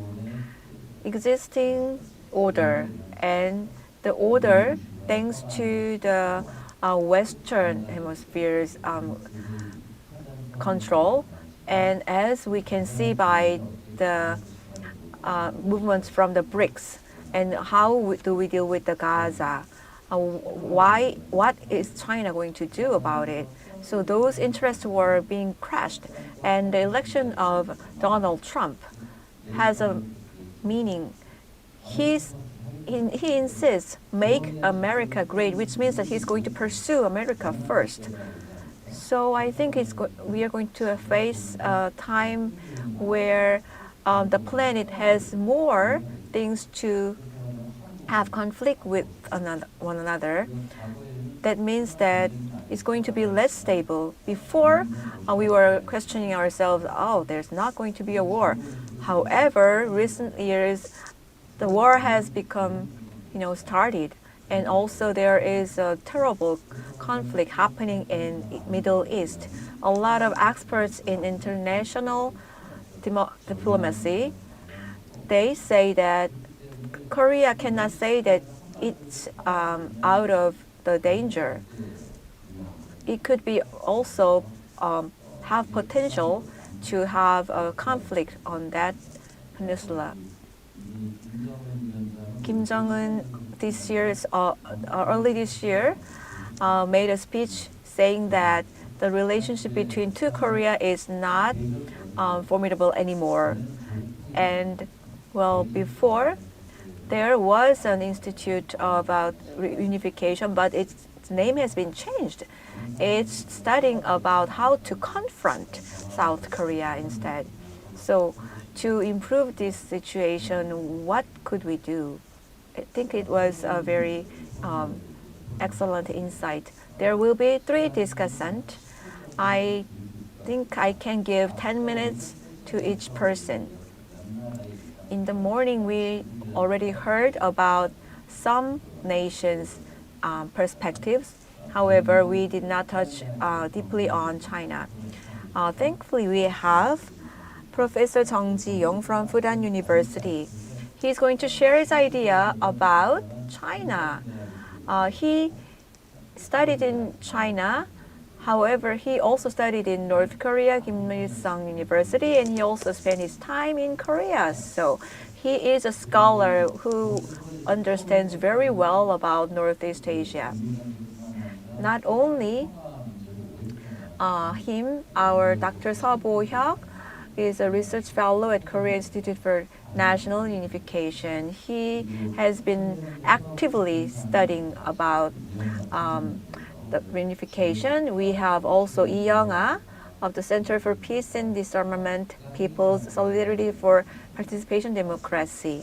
She's going to talk about peace movement as well. We will have Professor Jung Ji-yong first. Good afternoon, ladies and gentlemen. I'm Professor Jung Ji-yong at Fudan University. And thank you very much for having me here. And I read Professor Kim and based on your theory. So I agreed on the think about the importance of the peace movement. So thank you very much for your insightful presentation. And also the peace consists of the three elements in terms of its discourse. And back then it shows the recognition of the past and the current. And from the various perspective, the recognition should be different. North Korea currently defines our era as the post-new Cold War. But while China explaining this situation and the conflict and economic development, so it shows the geopolitical changes and China is pursuing Sinocentrism as economic development. Now the world is currently in the chaos, and that kind of the facet include the hot war, cold war, and the technical war in the intellectual war. So it's hard to explain. Just the one word is the hybrid. So we need to use the expression of the mixture, and especially the situation on the Korean Peninsula is getting more complex than ever before. So the Korean War just in the status of the armistice. So with the changes in the geography around the world, the situation on the Korean Peninsula gets more complex and perplex. And after the second term, we expect that we need to consider personality of a leader. So the uncertainty on the Korean Peninsula as well as in the world has escalated. So the need of the peace is getting the significant more than ever. And the second is the heritage of the peace and the reunification movement on the Korean Peninsula. As you said before, the current situation on the Korean Peninsula are thanks to the leaders' effort to the Korean Peninsula's peace, and they left important legacy of the peace like Kim Gu and Kim Dae-jung, and they suggested the great solution and the ideas, and as well as the North Korea. All these the leaders have dedicated to the peace and the stability on the Korean Peninsula with their the great and powerful suggestions and the solution, and they give a cause to the building a foundation for peace, stability, and the prosperity. However, since the 1945, now the peace and the reunification movement have faced the highest challenges. Now North Korea starting to build a war, and they define the South as imperialist. So it shows the more psychological war against North Korea. So which shows all the challenges against peace and the reunification movement. Of course, there are the many factors are engaged. First is the North and the South. How are we recognizing each other, and the conception and understanding are all the base of this kind of recognition. What is the North Peninsula, and what is North Korea, what is the South Korea, and who are the Korean people, and if we want a reunification of the Korean Peninsula, then is that require that the collapse of the one regime? And also, is it the reunification should be based on the coalition between the regime and our people, and what kind of efforts have we made, and what's the result? So, and also the second issue is the autonomy. Autonomy is also a fundamental issue because looking at the history, so the peace and the reunification without the autonomy doesn't last long. So the conflict on the Korean Peninsula might be caused by the outsider power, but the future and the reunification should be internally inflicted, and it should be voluntarily autonomous. But currently, the current situation is not. So the changes of the policies in the north and south, is it their really will, which means our people? Actually, the leaders are manipulating people's will, and it's actually leading into war instead of blocking it. Thirdly, I think it's one of the reasons is the great powers. If a superpower wants to rule the world, or its way to how to diplomacy and security is usually necessarily divide and ruling. Because of the geopolitical division, it comes from the big powers. However, integration starts from internally. A country should have a will and capability to actually bring about the integration. But that does not mean that we should underestimate the power of the superpower. It depends on one people's wisdom how to use the opportunity to survive between the tight competition between big powers. China, America, Russia are experiencing diverse problems between the competitions. And lastly, I want to talk about how do we go back to peace. As you can notice from my argument, Korean people spent and worked hard with blood and tears to promote peace and stability. When it comes to challenges of the times, even though there are a lot of problems, I think that one of the biggest problem is that the peace and unification movement is just going towards the extremely surreal goals, leading to not realizing it and promoting goals that is beyond the abilities. That's how they failed. All the slogans and ideals have to be practical, and it has to lead by practical actions. That's when we can align them with the essence. We have to have objective conception of the division of the Korean Peninsula, and we need to re-acknowledge peace movement in Korea and with Korean people. It can start from avoiding conflicts and wars, and we should suppress and avert conflicts. I want to question Professor Kim. North Korea is looking at South as an adversary. Now it's taking Korea as enemy. Korea, which is in armistice, as a result of post-Cold War, you're entering into even more dangerous era, which is similar to new Cold War.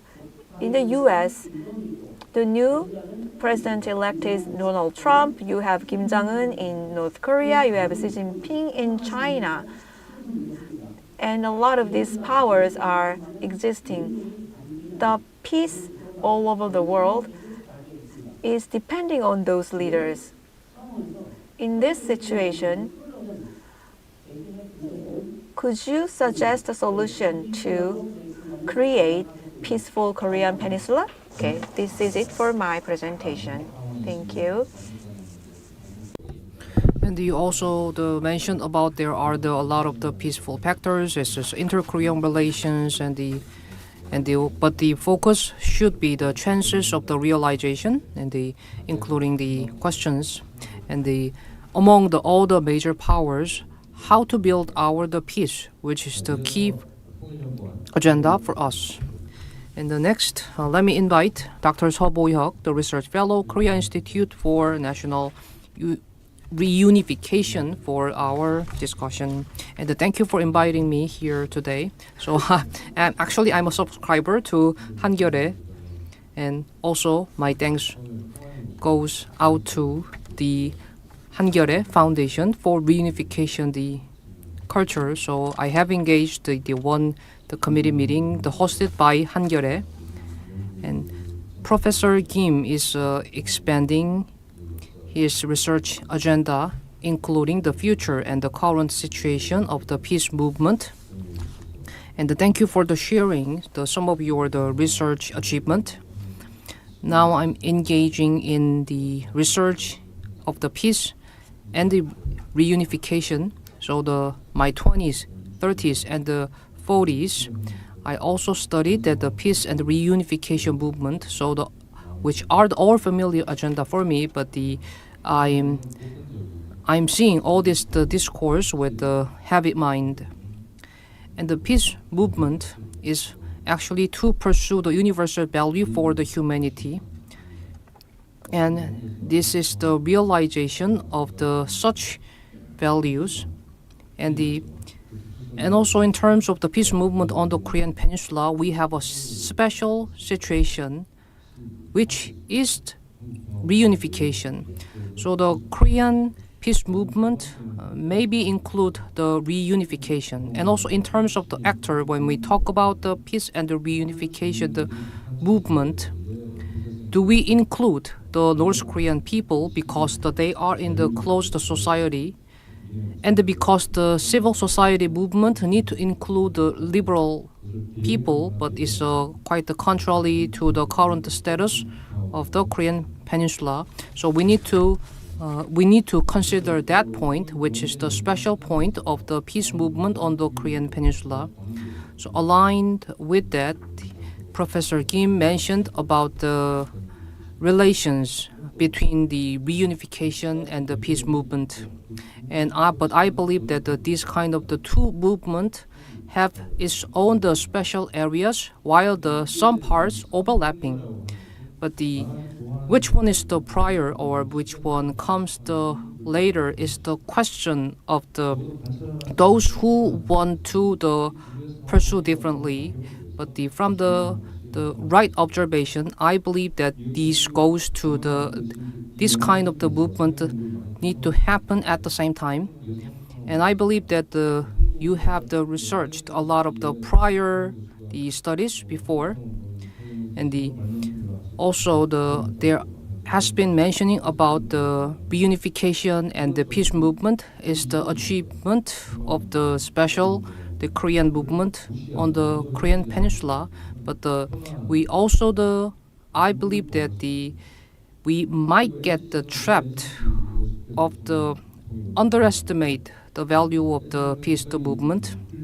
And also you mentioned about the NCCK, and I value the importance of the NCCK, but the NCCK has been also avoiding the failure of the National Security Act in the past, while pursuing the value of the peace in the realm of the civil society. So the NCCK declaration cannot fall under the violation of the National Security Act. So which shows the church community on the Korean Peninsula pursue the peace movement. So all the private and the civil movement are also collected in the declaration of the NCCK. And the President Moon's one of the member is the Kim Chang-soo, researcher Kim Chang-soo, which focused on the active and the happy peace movement. And that thesis and that dissertation include all the history of the peace movement. So here's what I believe. From the perspective of the reunification and the peace movement, reunification is the prerequisite for achieving peace on the Korean Peninsula. So from the perspective of the Korean Peninsula, the reunification is a midway goal for achieving the peace. So there have some connection between themselves, but from the direction of the perspective, there might be some overlapping portion. So to build coexistent, and to achieve our peace, reunification is the prerequisite. And then the peace is the universal value regardless of the people engaged, people regardless of the ages and their education level and the many other things of those who engaged in the peace movement. And you talked about the post-war, post-Cold War and the peace movement. But all of these items has been talked about in the 1970s, the trans-demographic, the campaign and the movement. Also, these items, these agenda items has been to focus on the discourse of the peace movement domestically and internationally.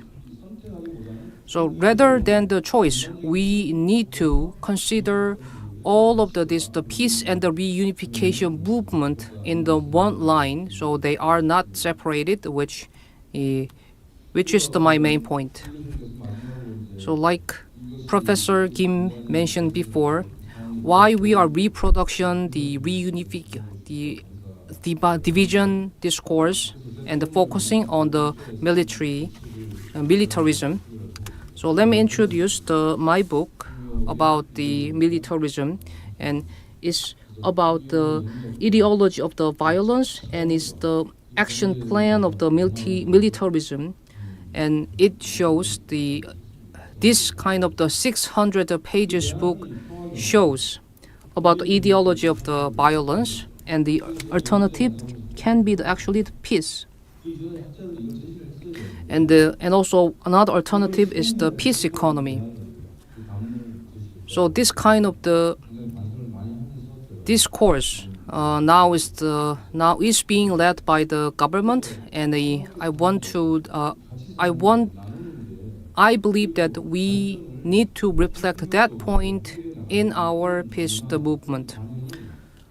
So the non-violent way of the reconciliation can be one way to improve our life. So that is the main focus of the peace economy, and how to promote this kind of the peace economy agenda to the public is the important one. And lastly, like Professor Kim talked about or asked about the question, and also the anti-militarism and all the peace movement need to be thought in terms of the actor, instead of the being watched in the context of the history. So the civil society is the supporting role in the peace movement and the reunification movement, but those individuals have been just criticized either government between the north or between the south. So in the context of the government as well as the civil society, I want to focus 2 points. One is actually we are tilted to the one side, because now we are seeing this kind of the situation based on the dualism, but they are all in the confrontational relations. And in terms of the reunification, now that we have the constitution that defines the reunification. Of course, there are many people who are not interested in the reunification. So all this kind of the discourse is consisting of a lot of the factors, but they just do what they want, and this kind of all the discourse is impeding the power of the reunification drive. A lot of young people have no interest in unification, and including myself, our existing middle-aged generation are responsible for that, because we have not transferred the right ideology to them. Professor Kim streamlined our history in movement very well, but the history does not tell us everything in detail. We are looking back to history because we have the sense of problem, not because we are merely interested in the history. Reunification is being denied here internally with our young people inside of Korea in the trend of new Cold War. So how do we get empowered and get cooperation, and how do we persuade people? That is universal value, which is peace. The problem is the peace can be defined differently based on the concept each person has. And there are other universal values than peace. There are human rights, sustainable development, and economic issues. Those problems should be dealt with altogether as a whole. We have to take an integrated approach, even though her approach was not wrong, but it could be seen as a selected topic. So this is all my discussion about the speech. He agreed upon a lot of the presentation, but he also suggested many other different ideas. I'm afraid we do not have enough time to talk about all of his deep insights. What do we do with the peace? Do we strengthen it? Do we maintain it? Do we build it and then make it stable? Do we, if we take a separate look, segmented look, how to look at the peace, where are we? So based on where you put the Korean Peninsula, then you could have different perspective towards peace. Whose role is that? Media or government or civil society? That's a very interesting view. And presenter, please note his remarks and then answer when you make your speech. Now I'm very looking forward to our next discussant, Lee Young-ah. Hello, I am manager at Center for Peace and Disarmament, PSPD. The title of this session is The Korean Peninsula to Where? At first, the topic of Professor Kim was changed. Her first topic was our ambition. Even though we are going through a time of war, talking about peace when we are going through war is a very difficult thing. Not only Korean Peninsula, all internationally we are going through crisis. That's why I think today's symposium is very meaningful to gauge hope and potential possibility to create peace in Korean Peninsula. The discussions and presentation from the Professor Kim and other discussants, I learned a lot. And based on Professor Kim's presentation, and as an activist, I want to share my concerns and thoughts. As Kim mentioned, the movement in Korea is going through struggles because the militarism has been strengthened and the competition has been more severe. Russia-Ukraine war and the massacre in Middle East, Gaza, I have witnessed how people are actually dying in the field of warfare. The international law has been neglected and international society is just passing it, and our legislation and institutional system is not working right. Is a peaceful solution really feasible? And how do we end this war? I think it is true that we cannot see the end of this tunnel. We are going towards even worse situation. Hostile two-state concept from North Korea and Yoon administration's collapse in North Korea and unification through absorption and Korea's solution about the North Korean dispatch of military to Russia. How do we deal with those problems? Among this indifference and bitterness of our people, a lot of scholars and experts has been going through dialogues, but we haven't found a solution yet. In May, we have a discussion, but there has been any clear solution. How do we overcome or dismantle the militarism in Korea? Korea society is becoming more fragmented, and people only think about their own life. And it is true that we can't find the answer right away. We really want to find the answer. So I just wanted to share my concerns, and we all work together to find solution. Professor Kim said the peace movement, the force of movement activists failed to properly respond to the society's realistic situation. And then she also mentioned the necessity of the redesigning it. The four important points that she mentioned, neoliberalism and making transition from militarism into peace, and innovative reproductive regime from the violent armistice situation. When we talk about regenerating violent armistice regime, what do you think there are reasons?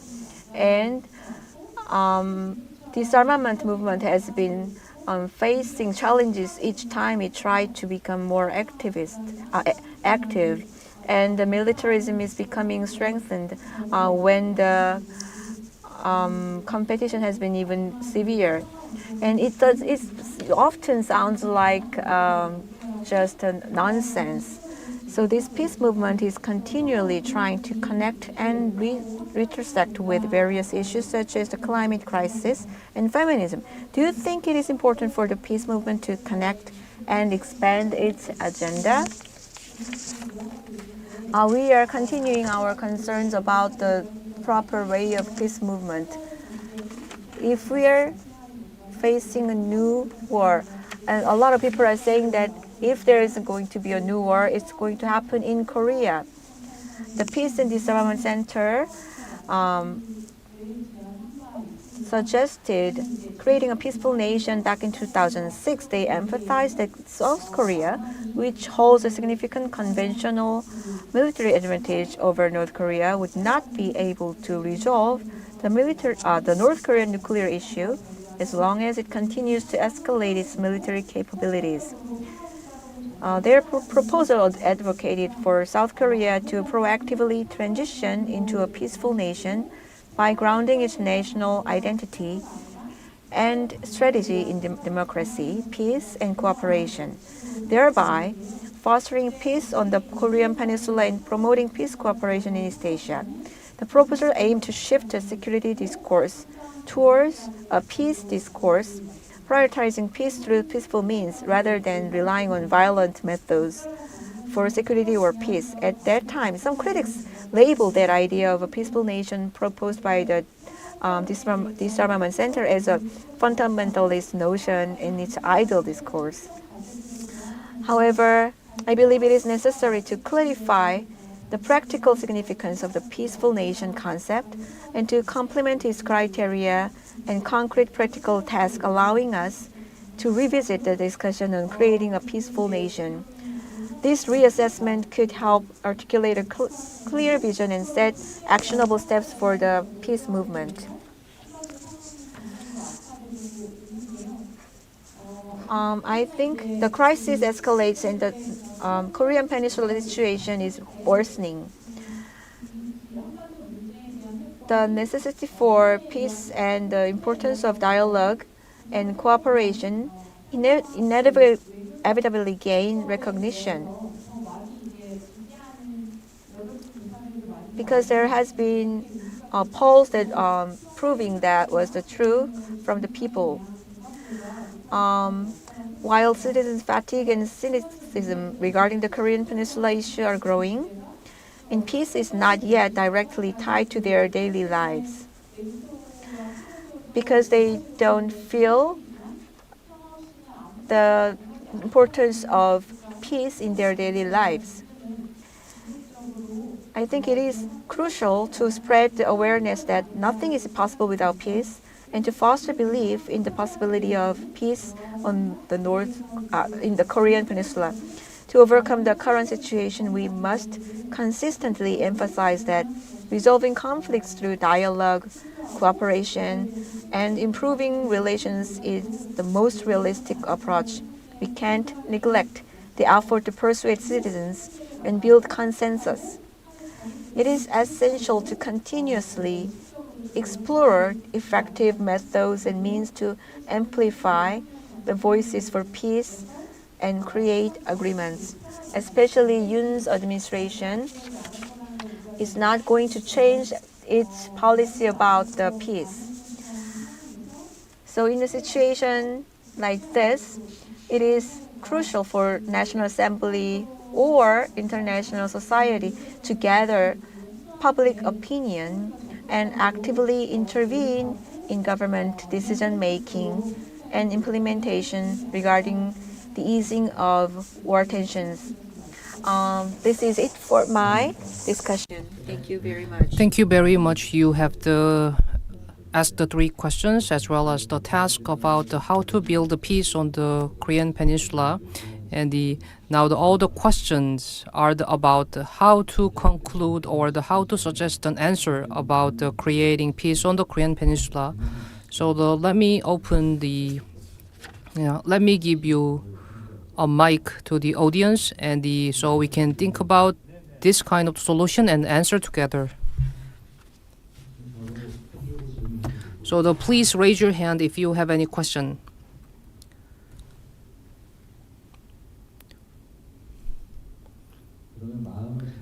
And then while you are preparing your questions, let me turn our mic to Professor Kim, who is a presenter. And thank you for all the powerful remarks and the great discussions. And all the 3 panelists raised very effective and legitimate questions. And all will be dedicated to the expansion of my research. And let me share my awareness about these issues.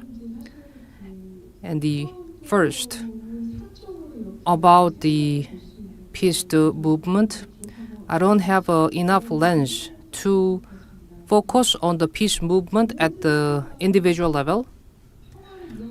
All the context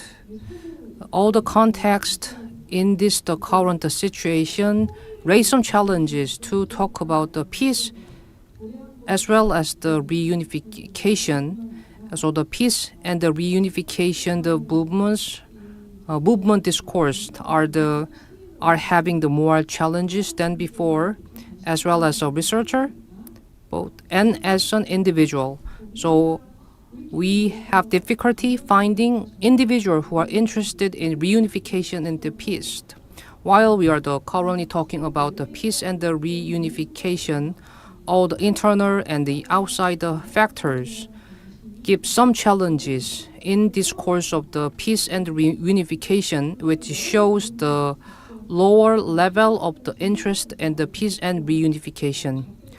Currently, the North Korea suggested the hostile two-state and also awareness about the reunification in the South. Now, show the less interest from our public, so the less than the 50%. So the effectiveness or the legitimacy of the discourse should be proved, or the lack of awareness of the reunification and the peace movement need to be proved through analysis. And that's my research question. We are all about why we need reunification and the peace, but why are we not talking about enough about the reunification and the peace. Of course, reunification should be the most ideal way for peace.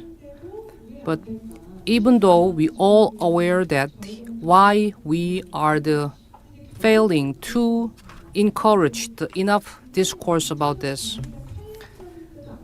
Now, even though that kind of discourse was not active in post-Cold War era, and back then we saw the active relations between the North and the South, including the Kaesong Industrial Complex. So this kind of discourse was not active back then when we saw the active relation exchanges between the North and the South. Like the panelists mentioned before, so talking about the ideal does not help. Then we need to think about the more realistic approaches to provide the solution. So this kind of the issue, this kind of the awareness is I got. So when I prepared my presentation, there might be some kind of the lack of the research point because I failed to recognize the overlapping portion or overlapping area between peace and the reunification movement. So the manager Lee-young's question is asking the exact solution about the peace movement, and that's why I failed to find the specific solution. So I have not presented the solution in my presentation, but when the era changes and the era shifts, all the principle of our recognition and the concepts and the idea should be changed, and we need to think about the different approaches when eras change, and this is exactly what we need right now. And the North Korea's the hostile to state just cannot be ignored as a unreasonable one, but this kind of the discourse can be opportunity to change the mindset from the hostility to the coexistence. And we need to think about how to create a way of the coexistence. And that's maybe the most important agenda for researchers and the individuals who are interested in the reunification. Of course, there are many other important questions, but unfortunately, I have to admit that I don't have the specific solutions for that. It's very difficult to talk about unification and peace altogether tied as one. There are building and making and establishing, many different level of peace making, and there are very specific stages. Nonetheless, the international situation could be good and bad, and sometimes the international agencies work well, sometimes they don't. So we need to find areas where they are working well and overlapping or not. So it is an extremely difficult work. However, if we could find that out and you can deliver that into a comprehensible story, it could be very beneficial. I think it's a situation that we can find a good question. However, since we have Professor Jung Ji-young from Busan University who's sparing valuable time, why don't I ask him about the peace and status of Korea from the view of China? What is Korea's next step could be? And Professor Seo Bo-hyuk and Young-ah, let me ask you the conclusion. Professor Jung, could you share your thoughts? Thank you very much. From the perspective of China, the current political situation is that especially we have Donald Trump as elect President of the United States, he's going to work on the demolishing the roads and ways. So, and dispatching the military towards warfare, and those are suspicions about it. For Koreans, denuclearization, North Korea in January this year declared but China is opposed to the idea of the denuclearization of Korea Peninsula. I think there's a valid view to take until now.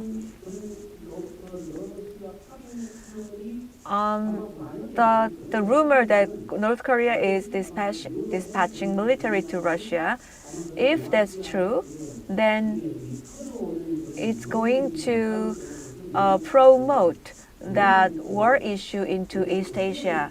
So that is a concern. So that's the problem that we should focus on. And thirdly, the situation between two Koreas as of China. Two Koreas are the closest country from them. So for their own public security, it's harmful. So China does not like that, obviously. So if after the taking office at the Washington of Trump, then if he notices that stance of China, that will affect their China-U.S. relationship. Before his last time, he had some good relationship with China, and in 2017, he actually expressed his desire to deal with the nuclear problem with North Korea. So about the nuclear problem for North Korea, I think it requires support from China. So the problem of two Koreas, I think it could be an issue that we can find solution by using the influence by China and U.S. Now, you mentioned about the importance of denuclearization as well as the other task. So, Doctor, do you have any other comment? So, nice meeting you, Professor Chung. Now, I thought you might be here, so I want to see you the next time. So the North Korea policies and the foreign policies include all the alleviation and the tension on the Korean Peninsula. So to address all these issues, so we need the cooperation from the China.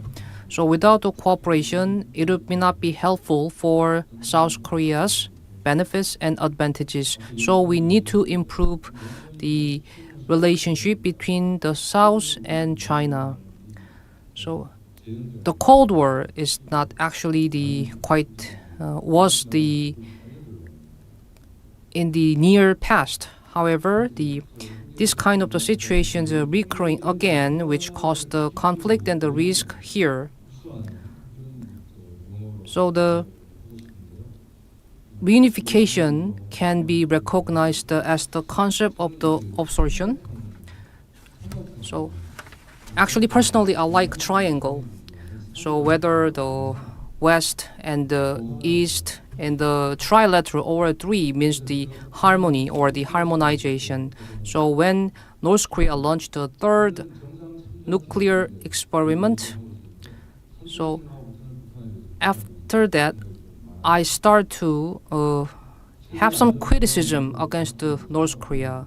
So to get the guarantee from the regime, they started the nuclear experiment, but when we talk about the peace, there are a lot of the factors, including the level and the concept, and there are the three factors to decide the peace, and one is the concept, and the other is the regime, and also the other one is the policy. So these kind of the three factors, awareness, the also system, and the policies are harmonized to create the ideal peace. So the variety of the combination of these three factors can create the many different type of the peace. So all these three factors should be considered when we think about the peace. And if we fail, we can be restrained by other existing the discourse about the past, about peace. So that's what we need to do as researchers and the civil society, as well as the educational institution. So what kind of principle do we need to talk about the peace? So it is also related to three. So the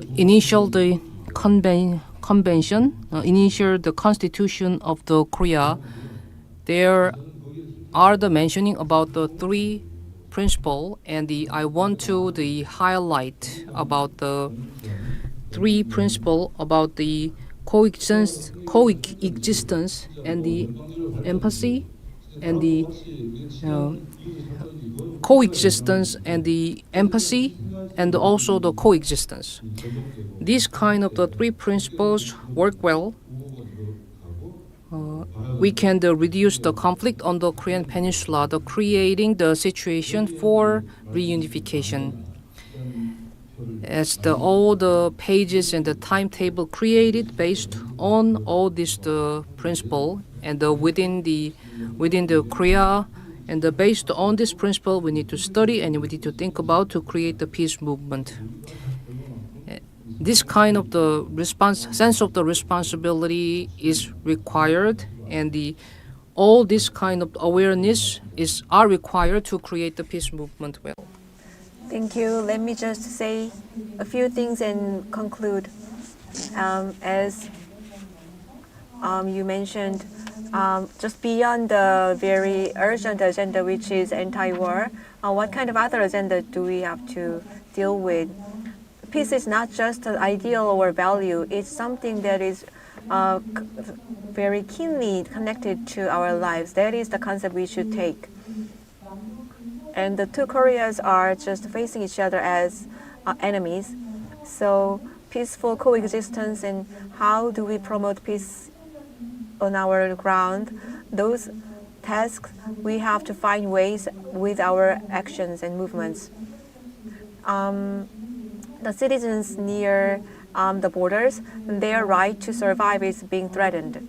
So we need to voice our opinions to protect them, and we will continue our actions with them. And one thing I want to stress is that the peace in Korean Peninsula will go beyond Korean Peninsula. Russian-Ukrainian war, and to end the massacre in Gaza, our peaceful movement will make an impact on that.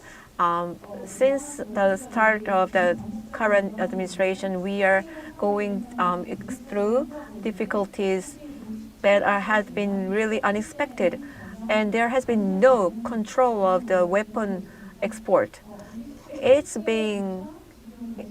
Nothing has been implemented about it. The statistics from the tax office has been blocked, and now the statistics internationally or domestically, nothing has been disclosed whatsoever. And since July 7th last year, Korean government has been exporting weapons. They say there are only small amount and they are not very mass destructive weapons. However, those opinions are not valid because even though the size is very small, what is justice? What do we do? What do we have to do to end genocide? That kind of questions that are what we want to take on. I'm sorry, I think we are close to the end of the session. So we cannot take more questions anymore. Now, the reason why we talk about is actually related to our interest, and it would be beneficial for us to talk about the peace for our economic development, and which is the peace economy. So we need to pursue the diplomacy and all the peace for our benefits. So the civil society need to be cooperated more to pursue the peace, and which is the task ahead of us. So the more vibrant economy and the more the arena to talk about the peace are required for us, and I think that's the main point of our presentation and the discussion.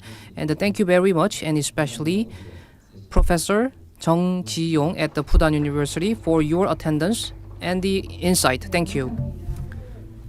Thank you.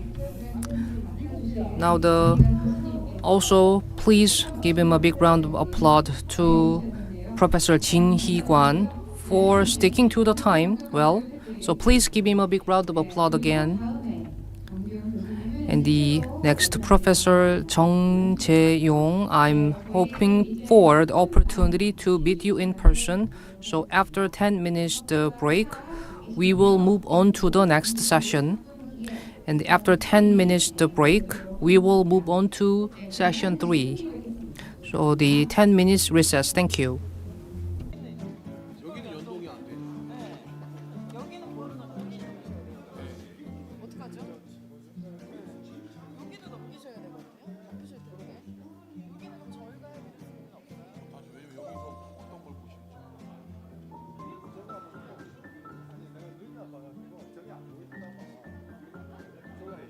발표를 여기서 하실 거예요? 저기서 하실 거예요? 원래는 여기서 하셔야 되지만 지금 안 보여요. 여기 한번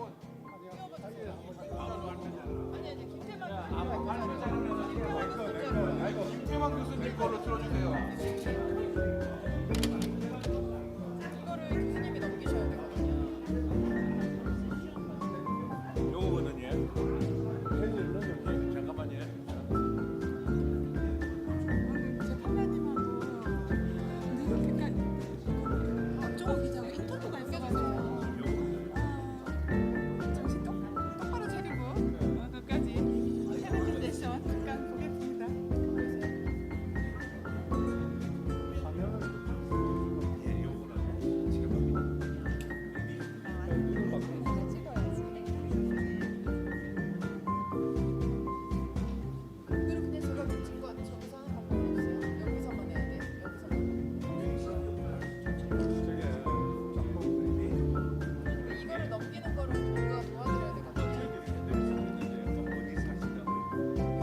발표를 하면 저희가 어떻게 맞춰서 보잖아요. 어디 발표하지? 그냥 내용을 들으면서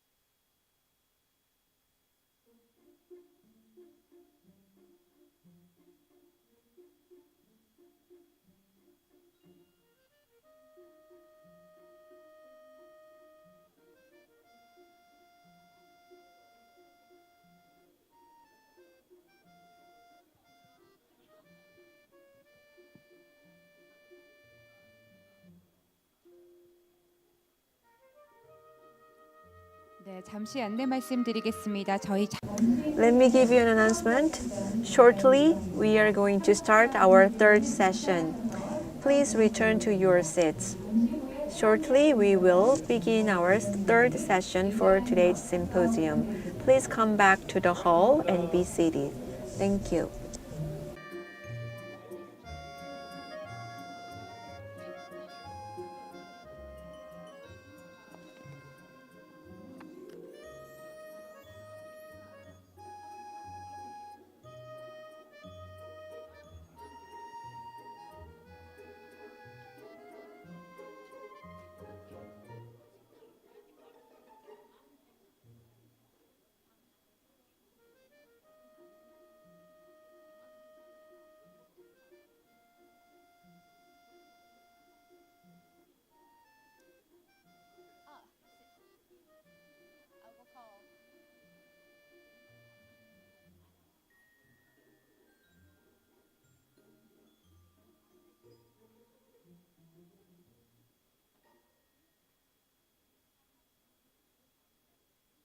네, 다시 한번 안내 Let me share you an announcement.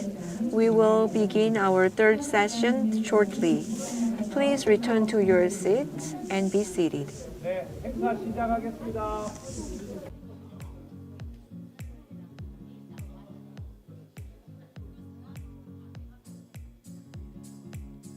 네, 제가 Well, our discussants and panel are supposed to come up stage once their names are called, but they are already there. So why don't we just start? Rest of the panel, please take your seats on the stage. Let me introduce our panelists. First, Oh Jae-hwan, the Vice President of Busan Development Institute, and Jin Ji-won, Professor at Busan University. Please give our panel big hands. Thank you very much. We are going to have two speakers first. Our first speaker is going to be Vice President Oh Jae-hwan from Busan Development Institute. He's going to talk about Global Hub City Special Act and Busan's vision.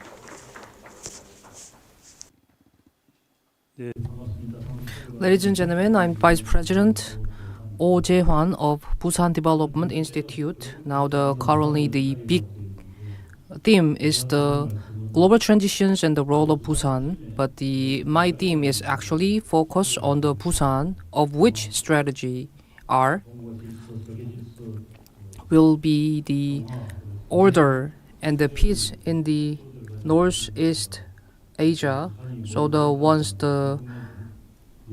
we talk about such the grand theme, but our focus will be the Busan development strategy, and also there might be many people who are suspicious about how to implement this kind of the strategies, and the number is the 150 to the 29. So many people think that maybe we just come up with a strategy so quickly against the result of the Expo voting. Now, even if the special act has not been enacted, and there might be a lot of the opinions about the development of Busan as well as the Kadok, the airport. So also there are some people who are suspicious about the necessity of this kind of the development strategies. So the Kadok airport development project talk started about 25 years ago, and it might be a dream, but the true dream we need the basis, and which will be Global Hub City, the Special Act.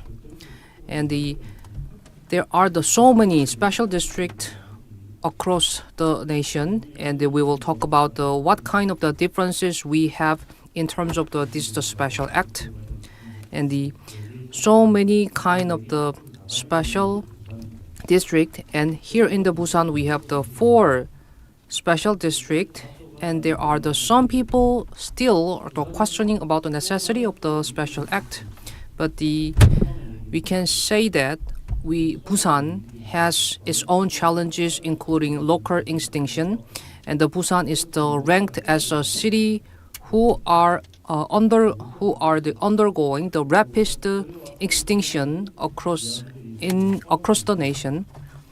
And all the pictures and the blueprints that we have thought about are included in my presentation, and my presentation will show you the vision and the development strategies. And so thank you for the opportunity for the sharing all the vision and the strategies, and I hope that we can open the floor for the more active discussion about that.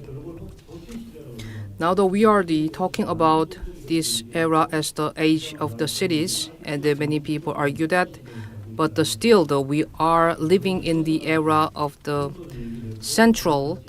capital era. So the local autonomy started 30 years ago, but under the frame of the national centered development we are still living in, and that's why we think about what kind of the challenges we can pursue as a city. So in line with that, we analyzed the 2050 future city trend and what kind of trend we have as a city.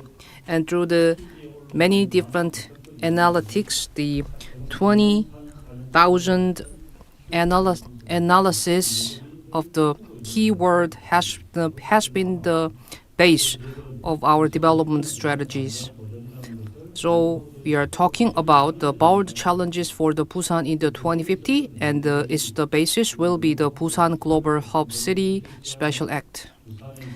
And it is actually encapsulated in our vision for the 2050.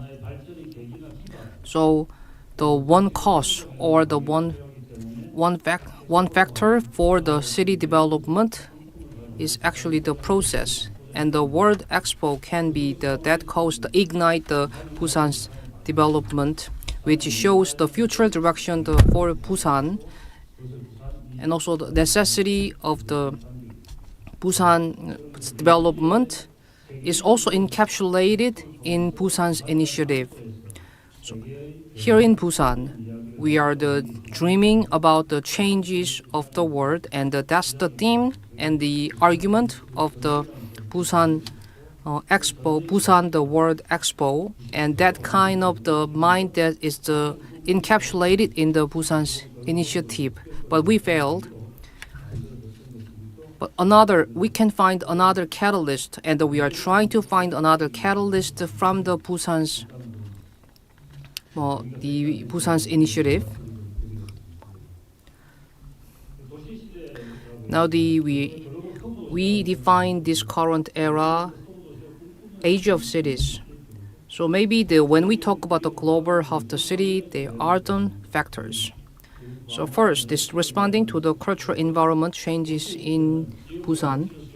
So according to the Zygmunt Bauman in his work, The Liquid Modernity, the age of cities is a system that embrace, communicate, and integrate local communities. So rather than focusing on the infrastructure of the cities, we are focusing on the more soft power-like factors in the 21st century. When we talk about a lot of the facets of the cities, we talk about the people and the stories of the people and inclusiveness or the variety of the cities. But all these factors are centered around the people, and our point is to build Busan, the people-centered city. And maybe the digital transfer and the climate crisis changes and the harmony between humanity and nature are the main point of our city development. And aligned with the people, we pursued the sustainable development strategies with the harmonization with the nature. And that is the discourse that I understand from his book. And we have seen a lot of the metropolitan cities which are developed. Now the metropolitan cities and all the cities are currently a lot spread in the world, but in the 2050, the 70% of the total region in the earth will be turning to the metropolitan city. When we talk about the urban growth, we talk about the GRPT and the GDP, but the happiness level of the urban metropolitan area residents are turned out to be quite low, and it shows the paradox of GDP growth and the gap between growth and the happiness. You can see the blue line here. Even though we grow a lot, and the high GDP does not guarantee the happiness of the people. And on the right side, it shows the factor for our quality life, which shows the quality factor, the level of the happiness recorded quite low. And when we talk about the branding index about the Busan, maybe there is one professor who got confused between Busan and Bhutan, and the Bhutan is the well known for the higher level of the happiness, and the Bhutan highlighted this point, and we also connected the similar pronunciation between Busan and Bhutan like this. And we also have undergone a lot of the natural crisis, including the COVID-19. But maybe another pandemic can be happening again at this all kind of the destructive environment. And the era of the urban renaissance. So in terms of the national development, is all about the bureaucracy and the center-led point. But we need to development at the level of the city level, and we also need to benchmark of the potential of the development from other cities. So all the achievement can be developed based on this kind of the city development. And Beijing and Shanghai and Tokyo, the other metropolitan cities' growth potential is decreasing while the others increasing. So actually, this professor, the Sasen, created and shows the terms about the city level development. So cities' unique development can be aligned to the national development as a whole nation. And when we see the global mega trend, we have the 4 pillars: economy, society, and the space, and the transportation. So after Trump get elected, maybe I'm not sure whether we can have the anti-globalism, but maybe there should be another new agenda like digitalization. And now that we are currently going through the aging society, and which means a lot of the different desire of each individual. And also there has been changes in the mobility mode, and that's actually how we feel right now. So as I was looking at this, these are visions of global cities: London, Paris, Tokyo, Singapore, Sydney. A lot of cities in Europe or Western countries, similar characteristics are shared: sustainability and quality of life, and smart city and digitalization, and the cities that are capable of responding to the technology development. The key values and strategies of global cities are those words that we can often see in our daily lives. So a lot of cities have established the values and strategies. Especially when we were talking about this, we say Busan is second city in Korea. But when it comes to the population of the city, that's one of the scale.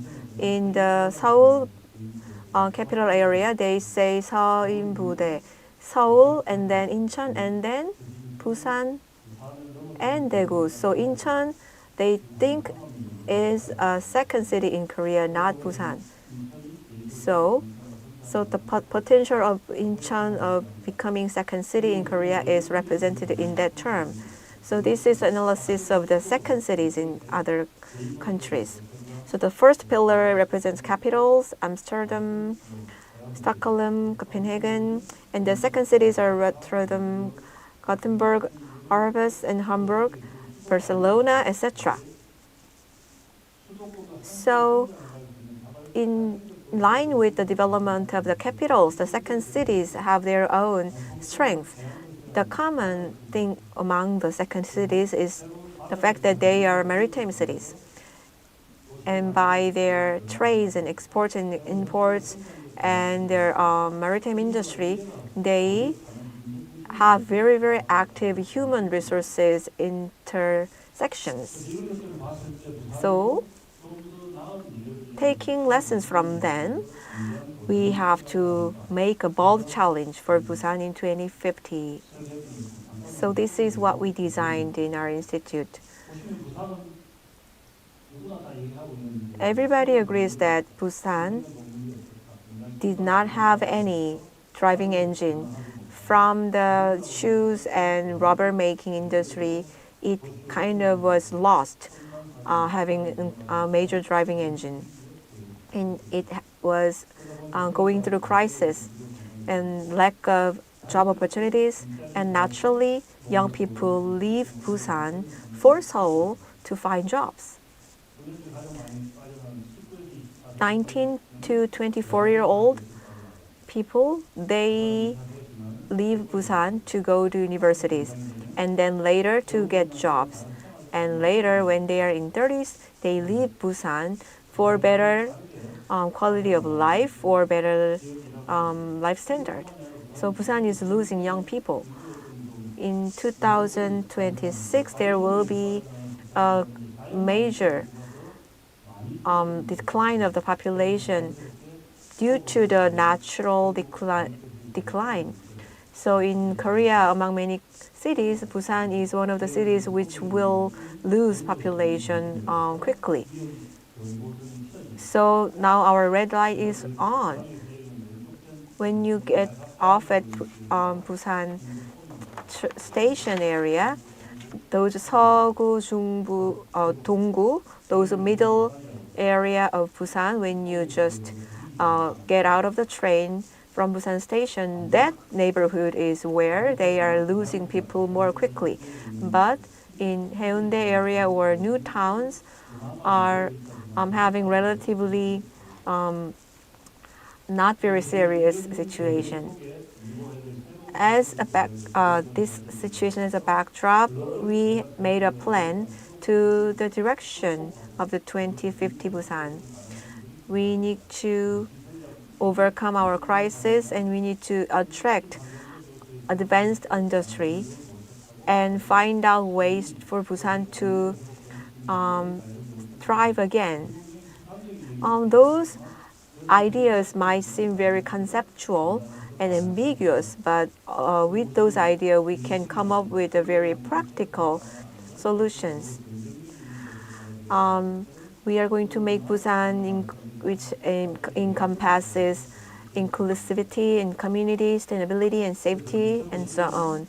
The 2050 is the year where we want to formulate those three big values: inclusivity and community, and sustainability and safety, and innovation and global competitiveness. So big means big, large, but we made it as an acronym symbolizing Busan is good.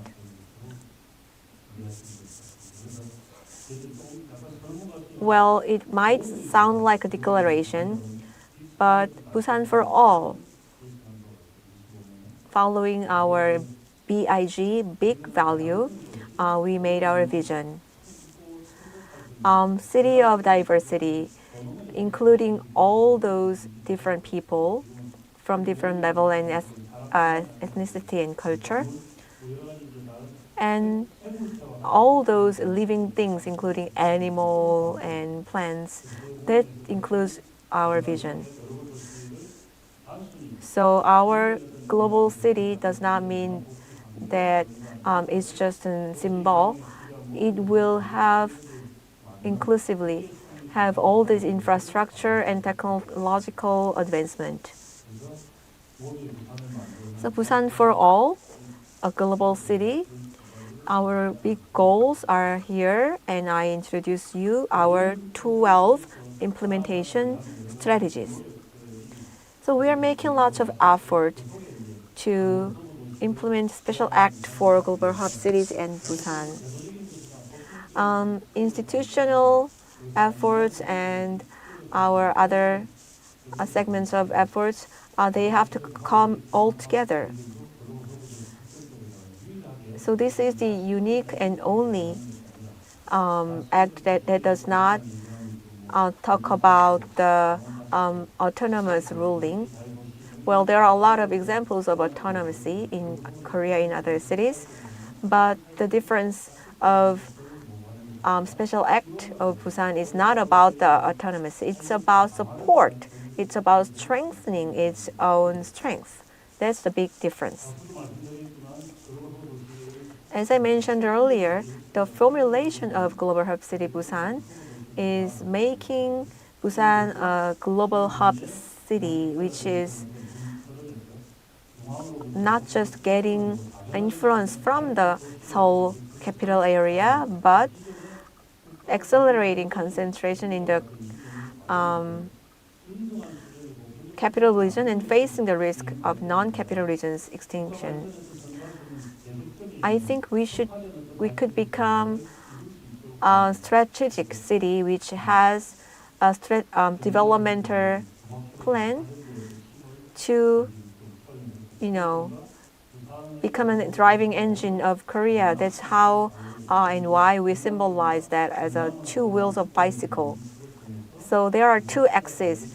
So there are two wheels of the bike, and Busan could take a role as one of the wheels.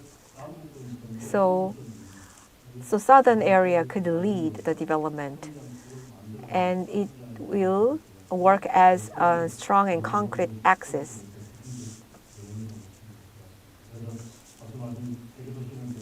So a lot of top cities are among competition, and the common thing among them is they have national competitive advantages. It says that we have the last golden opportunity for rank among the world's top 10 global hub cities. It is important for us to have all the conditions to be top cities, but also I think we still do have a lot of potential to achieve that goal. Our policy implications of emerging global hub cities, including pursuing an open policy and fostering finance and institutional improvements and so on. Logistics and finance and new industry, and culture and tourism. So all those 5 major goals are one of the main plans that we have made, and we have to set foundation. Strategy designed to cultivate global logistic hub, including the aircraft logistics. We are going to make it as a tripotra. We are benchmarking Singapore, Dubai, and other cities that has becoming very, very strong as a port and logistic cities. About the financial hub, there is a Yeouido-based, Seoul area-based financial hub, but Busan will also have a very strong point to act as a financial hub.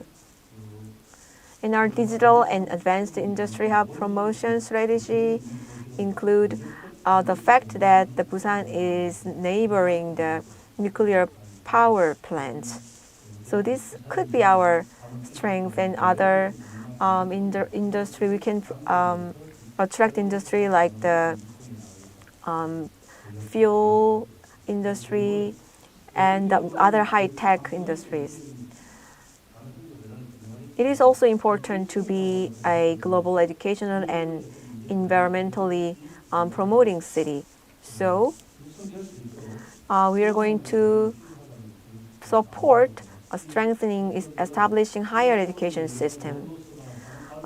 Also here, Singapore has a lot of stabilities when it comes to finance and having a lot of good brains, young brains towards Singapore, which is because they have a really good educational system. So the first thing we should count to make our city global is human resources. That's why we're going to work on promoting, investing in education. We have 22 universities in Korea and 4 national universities. So those schools in Busan will work on how to foster young brains, and the city is going to support them. It will be led to more investment in Busan. So to meet all these ends, there should be a lot of governmental aids. Also, there are tax compensation for Singapore, 17% in Korea. 70%, I think it should be expanded into the whole area of Busan rather than just a limited area. If we meet all the goals, what can we expect?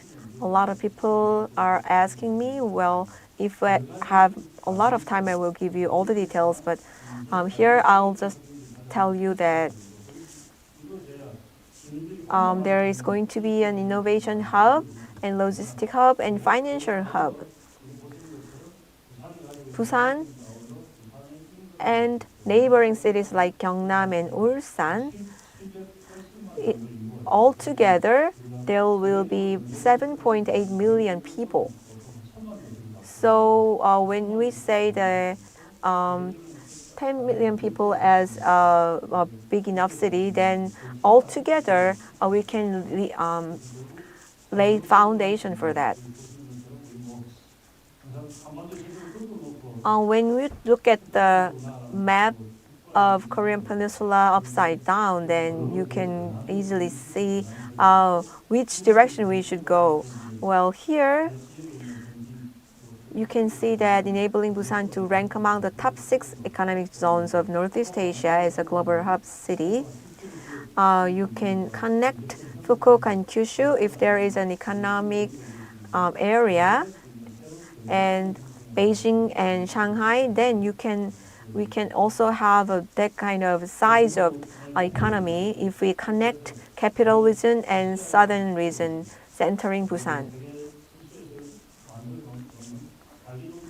Economy, industry, and tourism and education, we will work on all those areas to make it as advanced as our top ranked cities in the world. Okay, this is everything I prepared, and when we have discussion, I expect a lot of active participation. Thank you. Thank you very much. And next, let me invite our second presenter, and Professor Jin Si-won at Busan National University, and he will talk about the grand transitions and under the theme of the role of the Busan, and he will talk about the direction of urban diplomacy for peace and cooperation in the East Asia. So in the morning, we talked about the future direction of where we are heading to in terms of the situation in Northeast Asia. So after the lunch hour, and now we will think about the future development and the future direction for the Busan, which is Busan City Development Plan. So there must be a lot of the talk ongoing about the future of our Busan, and the Vice President also provided a lot of the good comments about our development, including the 2050 the initiative of the Busan.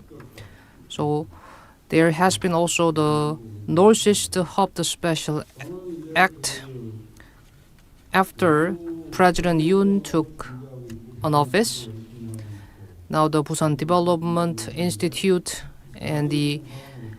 and other organization is working hard to develop the Busan, but from the academic perspective, I believe that we need evaluation of where we are right now, including the points of the improvement. Now currently we are talking about a lot of the alliance and making one among Busan, Ulsan, and Gyeongnam. And seriously, rather than talk about Busan's development from the political argument, we need to talk about the Busan's development in the streamlined perspective, rather than the hazy and the confusing approach. So all the political situation and the political fact, and also the political conflict over the Busan's mayor election don't handle the issue of the development of Busan. So I will talk about the Busan's development plan from the perspective academic way in a much wider perspectives. So rather than evaluating the development from the political faction or the perspective, I will talk about the academic perspective. So now currently Busan is at risk, including the local extinction, and many researches have conducted, including the innovative business and the Busan, Ulsan, and the Gyeongnam megacity project conducted by the Democratic Party in Korea. So all the budgeting has been secured, and we are in the middle of implementing those policies. But after the transition of the power to another party, this kind of the policies have stopped.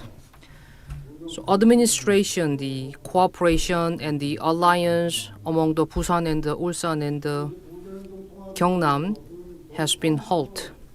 About the administrative alliance or the administrative cooperation and among the Busan and the Ulsan and the Gyeongnam cause a lot of the issues. That's what I believe. And where should be the focal point, and also the budgeting issue, and also the public officers, the position issue can be raised during the cooperation and the alliancing Busan, Ulsan, and the Gyeongnam. But even though these kind of the challenges are expected, there was a lot of the ongoing argument, and in the middle, Ulsan said no about that. But in terms of the economic, the cooperation, which is pursued during the process of the cooperation, and what does it mean, the city union at the development, for example, like European style. So there have been a lot of the question. And the Global Hub the City Special Act was actually one of the pledges that the President Yoon made. And I also criticized about some of the points about the act, because if the Busan want to be a global hub, the city, there should be a lot of the complex factors combined. So when we look into the actual content of the special act, no, it's just a simple combination from the existing the other acts. Of course, in terms of the special act enactment should have some challenges because it also focused on the economic and the industrial development. My point is that the development of the city is actually the maximized. So the many cities are the expanding and the developing to the metropolitan city level. And when the foreigners think about the Busan and what are the images and the thoughts, and we also need to think about that. And the Busan's value are also should be considered in the development of Busan, including infrastructure and the industry infrastructure and also economies, including as well as the human resources, and the targeting the future growth development need the participation and engagement from the universities. But that's all the contents in the special act. So the special act does not include the images that we have about the Busan. For example, Las Vegas, there should be the specific images when we think about the Las Vegas. So that's my points, and my points are, of course, the economic and industrial development is important, but that should be just the fundamental and the basic. But what we need right now is how to secure autonomy of the Busan for the development, so that Busan can be a hub, the city, and in the Asia and in the world, creating its own special values. So first of all, so urban diplomacy is not that new. If we want to be a global hub, we need urban diplomacy. When we think about the urban diplomacy, the administration service has been the main focus, like exchanges among the cities, but that point will be included as well. But the important thing is people-to-people ties, so also the private diplomacy should be included. And also the Busan, the contacting with the foreign cities from the Busan citizens should be included in urban diplomacy, and also the public engagement is an important factor in the urban diplomacy. So among those all four factors, the Busan metropolitan city focused on the more official level, the meeting, the city to the city exchanges and the business level exchanges, and also for example, like a president meeting between the other cities and the Busan. So the actual contact between the Busan citizens and other cities are important because the positive image of the Busan, like cuisine and tourism, should be developed through the private and the urban diplomacy, not the public diplomacy.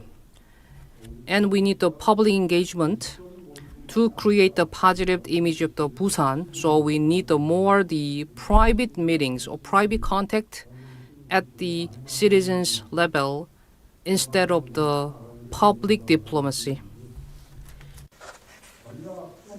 When we think about strategies, simply put, the Paul Kennedy also mentioned that even superpowers have limited resources. Because with limited resources, we cannot do all. Just like department store, you cannot say, I need this, I need that, I want to do everything. That's not going to work. We have to focus and concentrate.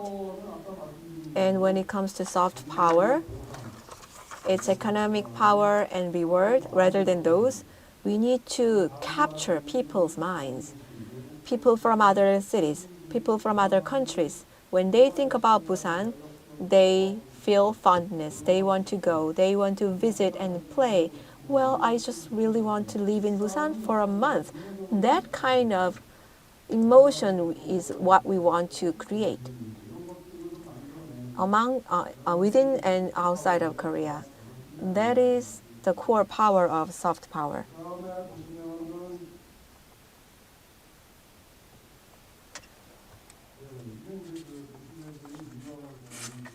These are the types of urban diplomacy. Hard power means military and economic power. Soft power is about value and images and attractiveness. The relationship between the cities we can put for hard power and soft power. In those two columns, we can distinguish two types. If we have a horizontal relationship with other cities, a vertical, it's not going to work. We have to have an equal relationship. If you look at the left bottom box, it says that we need to, the right bottom box, we need to be very friendly with other cities. We need to create new value of Busan.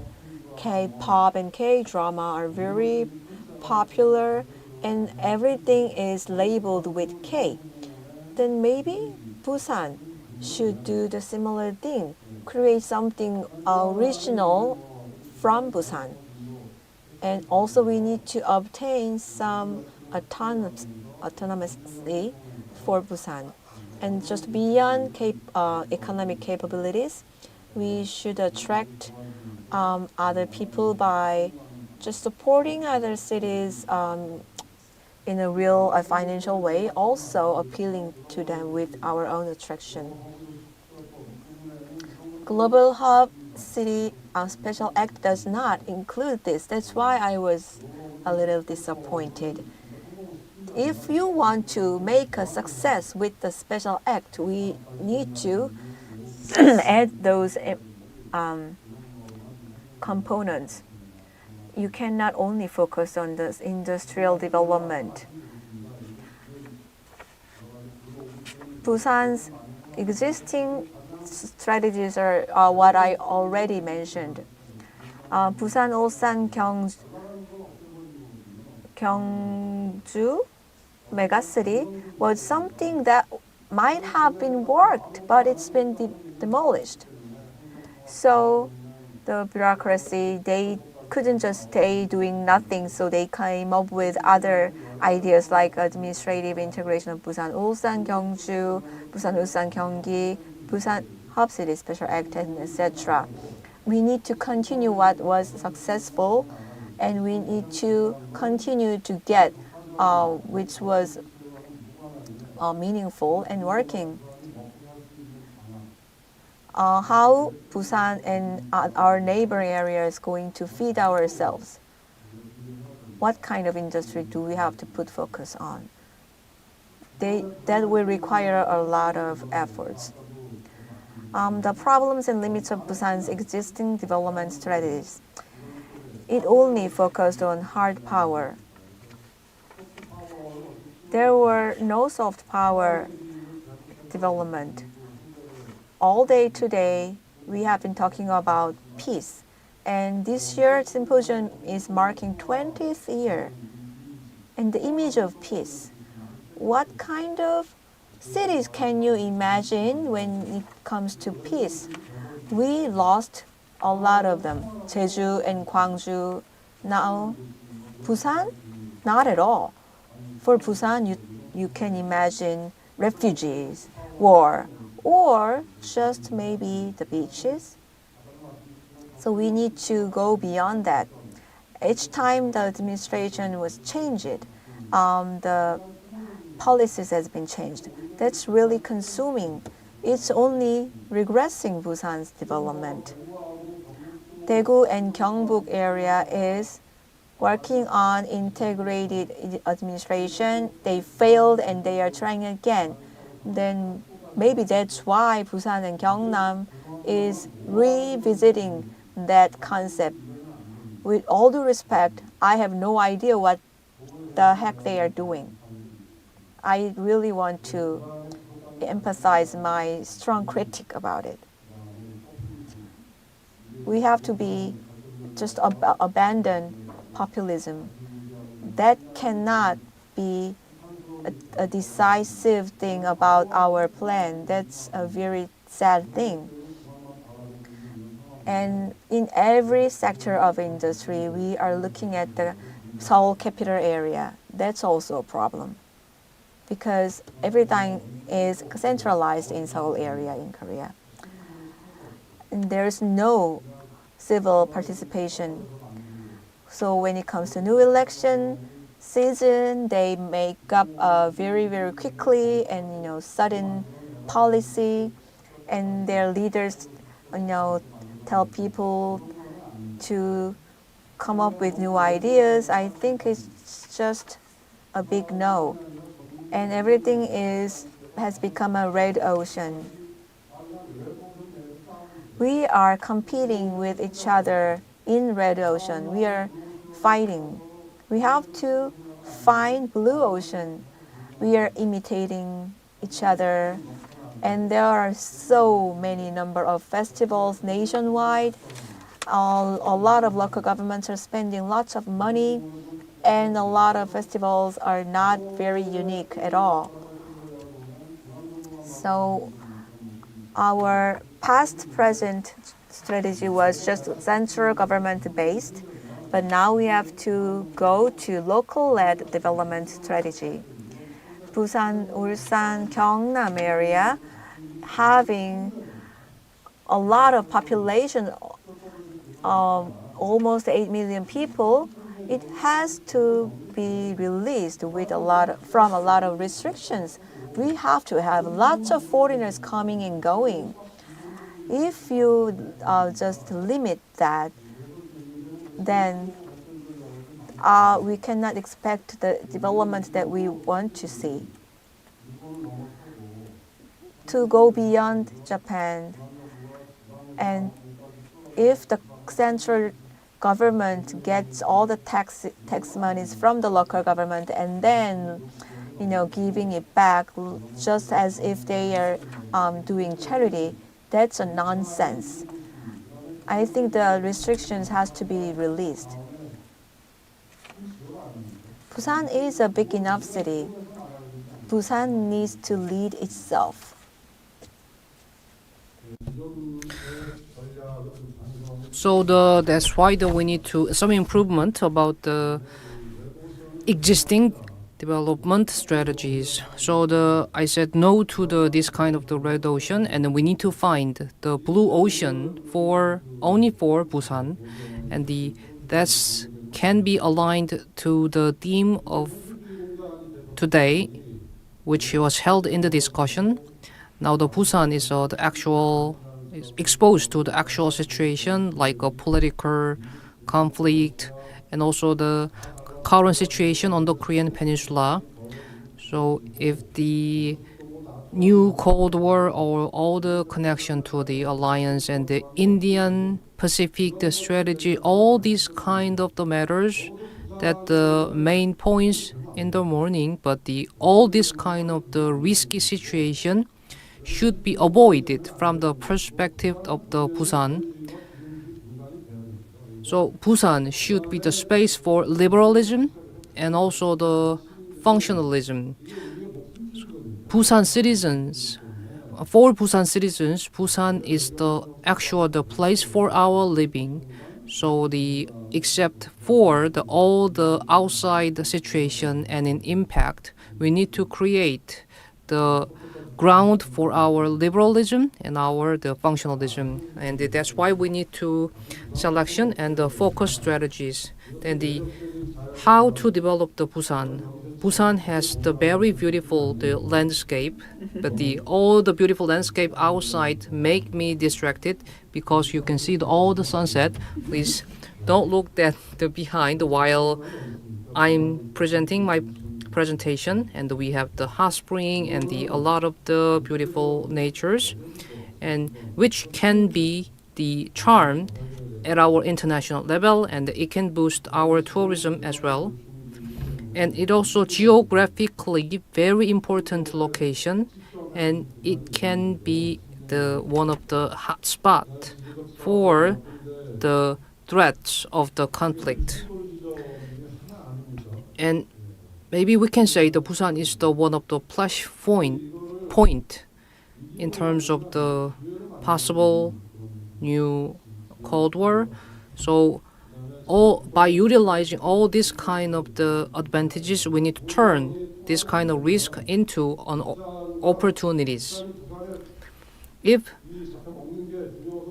cannot pursue the mega union among Busan, Ulsan, and the Gyeongnam, and if there are the regional gaps, so if we cannot achieve the union, then maybe we can eliminate the possibility of that kind of situation. Then realistically, we need to focus on how to develop the Busan as it is. And also we need to develop the soft power. Of course, about the soft power, there has been some criticism about the tourism or the demonstration, the administrative service for the demonstration are drawing a lot of the criticism from the public side. But I believe that we can encourage more like a One Asia festival or soft power related festival. But the growth engine they don't have the always the confrontational relationship with the nature. So the old focus of the administration service on this kind of the festival and the soft power can be one solution, which I believe. And the new media on the YouTube can be utilized to create the soft power of the Busan. For example, the YouTube exhibition and the YouTube festival can be held here in the Busan, and which is one of the main competitiveness of the Busan. So, when I think about the geopolitical situation in the Busan, I can provide overview like this. So the Korea is the important location, and we are at the southernmost part of Korea. So, and the panelists and mentioned before, maybe Korean Peninsula can be one of the flashpoint for the major power struggle, and the Busan is located at the southernmost part of the Korea, so we need to handle this kind of the risk for our safety, and that's why we need to create the Busan as a space for the liberalism and the functionalism. And many people mentioned about the peace movement and the engagement of the public for the peace movement, and that can be related to the development of Busan. So the strategy is simple. We need to build Busan as the more people-centered city, and attracting the more people. And there are the five principles for the Busan's development. First is the attractiveness, allures of the Busan. So when foreigners visit Korea, one of the most popular places is actually Busan. So, and also we need to build Busan a city of liberalism and functionalism, which are the networking and the hub function. So we need to Busan into the center of the networking and the hub role. And also we need to pursue the creativity and the innovation. Some people think about this. Busan is a city of the openness. So when the other people visit the Busan, so it shows the great openness, unlike Daegu and the other cities in Korea. there are the special and the charms and the characteristics or the social capital of the Busan, and we need to implement more that. Busan could be famous for very friendly and its great hospitality and good characteristics of the people. As a conclusion, I want to say that we have existing strategies, but each time we have new administration, we have new strategies that's very ineffective, and it actually leads us to underdevelopment. That's why we are regressing. It's even not easy if we go to one direction, steadily. Then if it's not, if we're going this direction and then that direction, it's natural for us to fail. And has to be government oriented.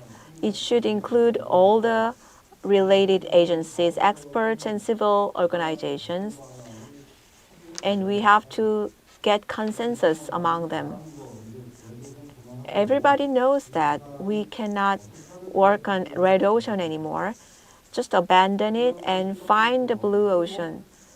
How could we become like Singapore? I hear a lot of riches are residing in Singapore. They are having like millions of ones of worth dinner. There are a lot of rich people who can visit Busan and do the same thing. And we need to activate urban diplomacy.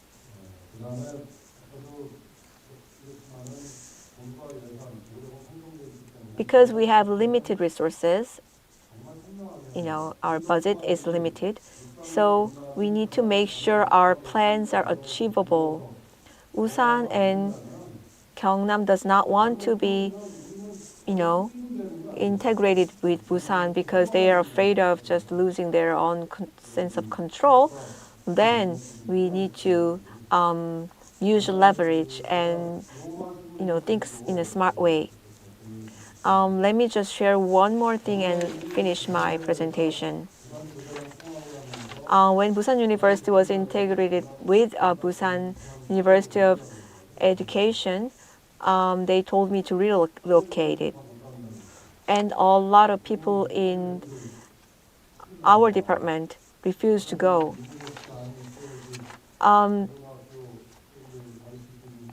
They should stay here to learn to become good middle and high school teachers.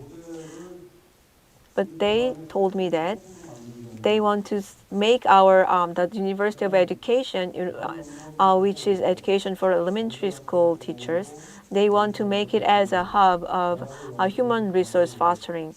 And as a center, they want to make a hub of education, locating a lot of institutes and development agencies and research agencies. Busan really has to think about how to streamline their industry, which one they want to foster and nurture further, and which one they want to just cut and eliminate. If they want to foster more human resources, what kind of human resources do they want to, foster? I really hope that this aspect should be worked on in a more pragmatic way. Busan Development Institute is calling me often, so I'm working with them a lot. But they need to be also very free from the bureaucracy. They need to be free to conduct researches which could make a practical solutions for the future. Why are they working on the research papers that nobody want to read? They have to find ideas. They have to be in the field.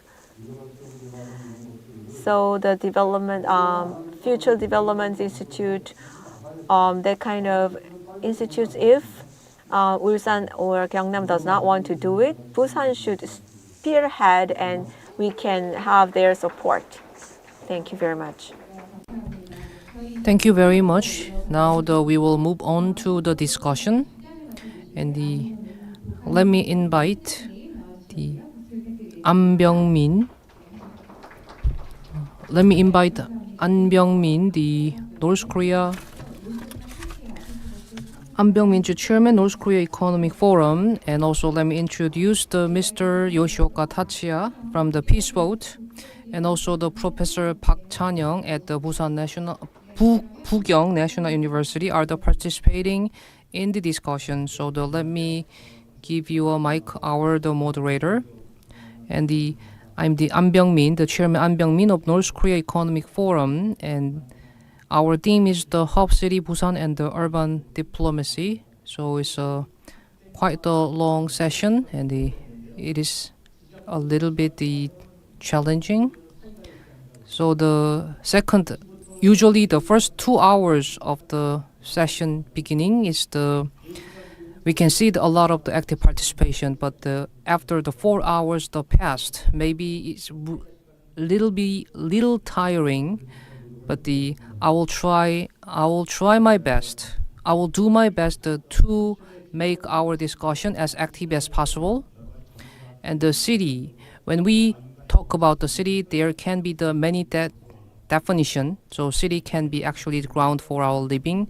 So when the population is concentrated, we can call it the city. And in the Chinese letter, city means between the city and the others. And according to the Max Weber, and the trade and the commercialism and the liberalism can be defined as the characteristics of the city.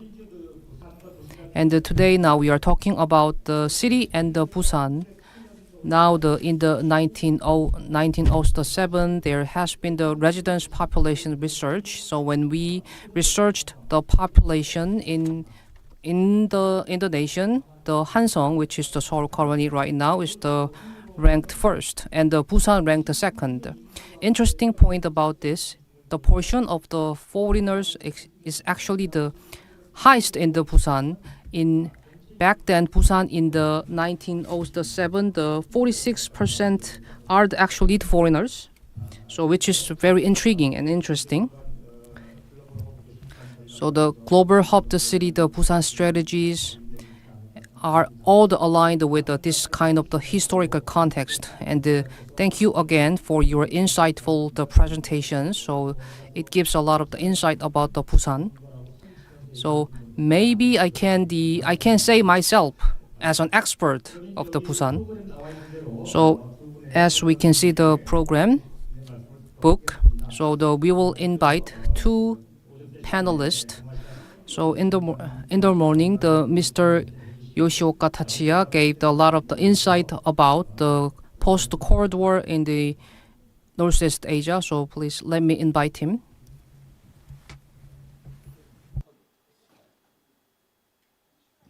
네, 리모컨 있으면 주시겠어요?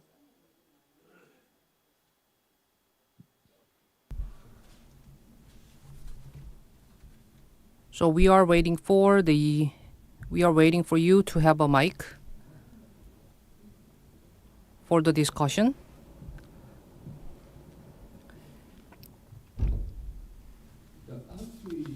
Good afternoon.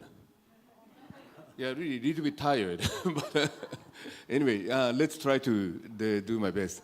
So, and actually, my organization, Peace Boat, is organizing the exchange program. This is a touristic but educational, the cruise we are organizing. And this is 41 years already. We're doing quite a long time. The 1983 we started. But one of our cruise is this Peace and Green Boat. And this is 500 Japanese and 500 Korean the people joining in one cruise ship and sailing in Asia. It is quite a unique project. So, and this is really on board is like a really Japanese Korean unity. The cruise is ongoing, and basically this our partner is Green Foundation, and Mr. Cheolo is the representative, and we had discussed about the peace and the green issue together. And what I would like to introduce is now cruise itself is really become the popular in our region also. Not yet, still a little bit, the beginning. And unfortunately, COVID is really make a bad impact for that. But now, actually, that the cruise market is going up.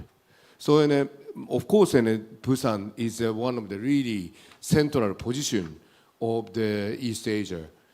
So, and if this kind of the cruise, not only for Japanese, not only Korean, not only Chinese, if together, and this kind of the cruise is through my experience, really meaningful to promote a friendship among us.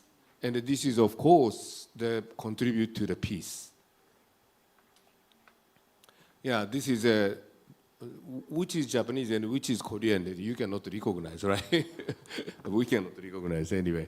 But the onboard program is so friendly and so nice. And this is just a 1 week to the 2 weeks cruise we organizing. Already 10 times we did for these 15 years. And but at the end of the cruise, both of them is so happy and making friends. And also culturally we are similar but different. So that is really a lot of things we can learn each other. So that is peace and green border issue. Oh, sorry. So, and the next one is, sorry, I have to go back. Okay, next one is, but this kind of cruise is organizing, but I have a frustration. That is still our ship itself is a fossil fuel. So, and the climate crisis issue and environmental point of view, not so great. So, and this ship is what we are thinking.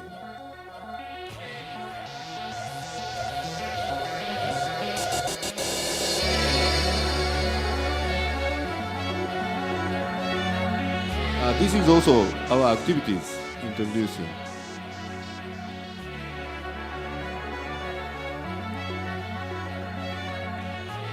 This is our world cruise. And each port of call, we have a lot of the activities in the cleanup, beach cleanup, or mangrove, the investigate, and the workshop. And this is in the UN, United Nations. And this ship is we are designed now.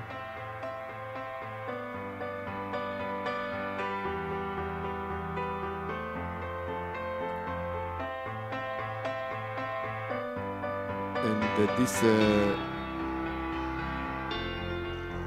sail is a sail, and at the same time this is solar panel. So this is already we designed, that we finish. So in the botanical garden, in the ship, real one. And our ship is this sustainable development campaign. Oh, sorry. So, do you like this ship? いかがですか? いいですか? So, why I introduce this one is this is our project now, but if possible, I really would like to find a partner in Asia and build together and sail together. And that is a promote the friendship also, but at the same time contribute to the ocean, the nature, ocean protection, and also climate crisis. And Busan is originally the shipping industry, shipbuilding industry is I think that this is here is a center. Here was a center. So I think historically very interesting the city, the Busan to join this kind of the project. That is the one of the proposal. And also that the photo is in Barcelona, and now United Nations is organizing a lot of ocean conference. And Busan is now organize our ocean conference next year, the April, I think. It is great, I think, and that is our ocean, our action is a slogan, I think, and it is really powerful. So I'm really hope that is we also would like to support the Busan's international the stage and action together. That is really my hope for that. So anyway, that thank you very much for the quite the inspiring the talk, and yeah, whatever we would like to propose productive cooperation. Thank you very much. 감사합니다. 네, Thank you very much for the discussion and remarks, and the cruise ship, and all the interesting points were raised. Thank you.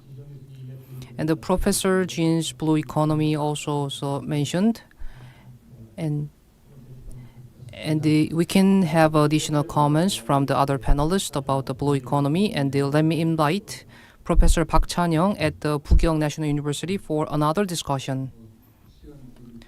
Now, due to the time constraint, rather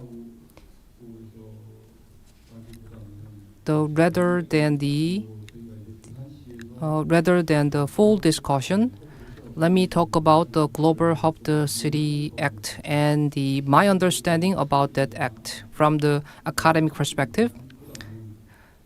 So rather than the academic and the political points, we need to think about what is the Global Hub City and its definition. And let me share my opinion to have deeper understanding about that. So in short, let me brief you on the concept of the global city. And now the special acts are promoted targeting the public, and the 1 million signage event has been held. Now the total population is 3.3 million. And my question is how they understand about the global hub to city, including the Kadok airport infrastructure, and what's the point of the special act, and we need to think about how much our public is the understanding about that concept. So I hope my discussion would be helpful for such understanding. One thing I surprised when I watch a TV. So Daegu is promoting the international airport.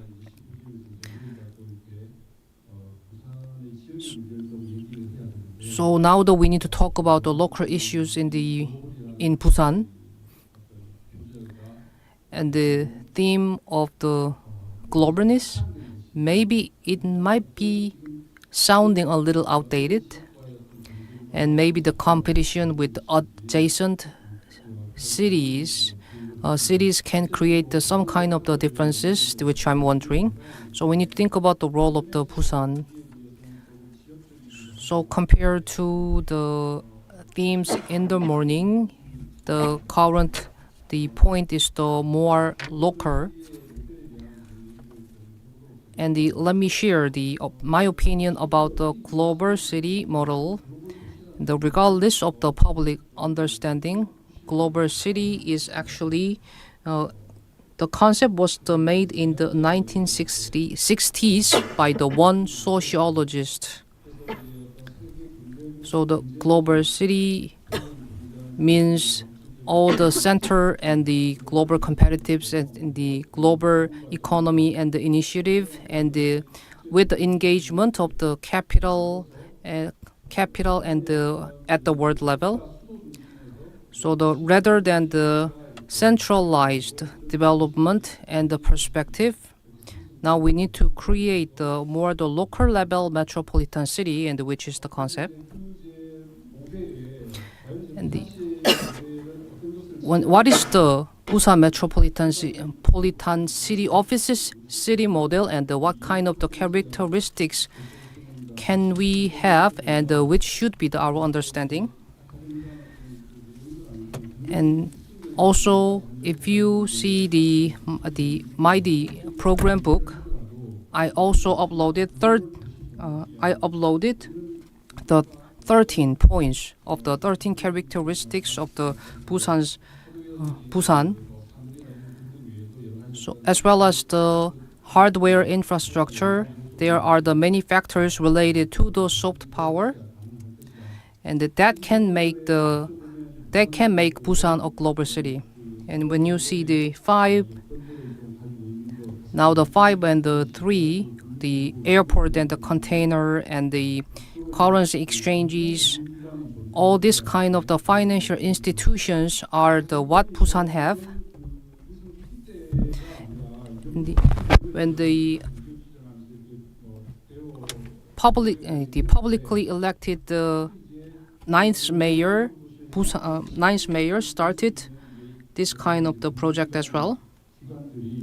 And all the financial institutes,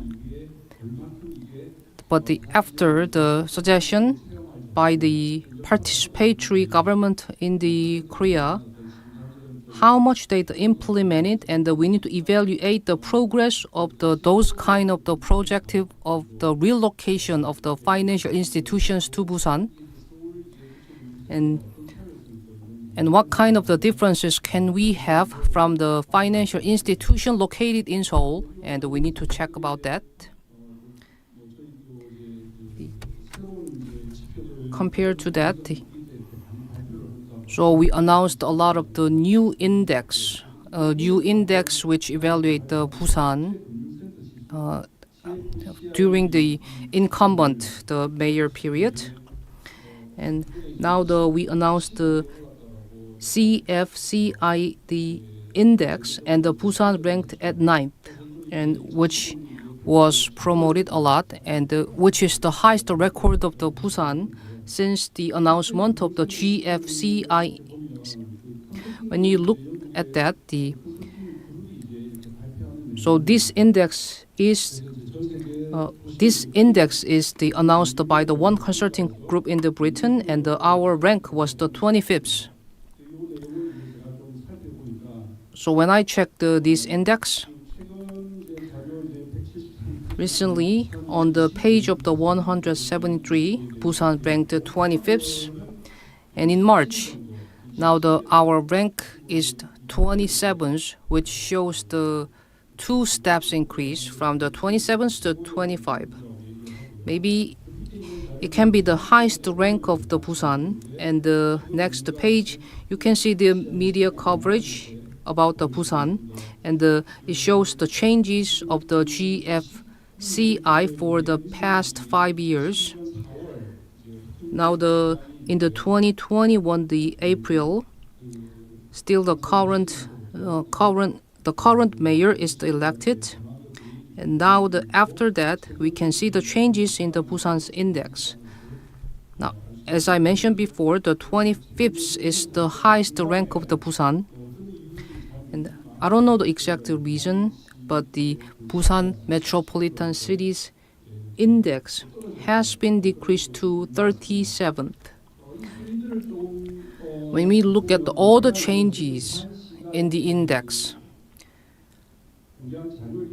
and these data are announced by Busan metropolitan city, but maybe it's the influence and it's the significance can be hard to be evaluated. So how much credibility is the indexes should be think about. But anyway, the Busan ranked quite a high in terms of the GFCI. Interesting point is that the Busan ranked 9th, with the competition with the Hong Kong and the Dubai and the Shanghai and the other metropolitan cities, and also Seoul ranks quite higher. And all the high-ranked cities, you can see they are not not capital city, except for the Tokyo. And all the adjacent cities are ranked as, and they have financial institutions, so they are the hub of the financial institution. So maybe this index evaluate the financial infrastructure. So I think that all these cities can be categorized as world-level competitive cities. So it shows the credibility of this index.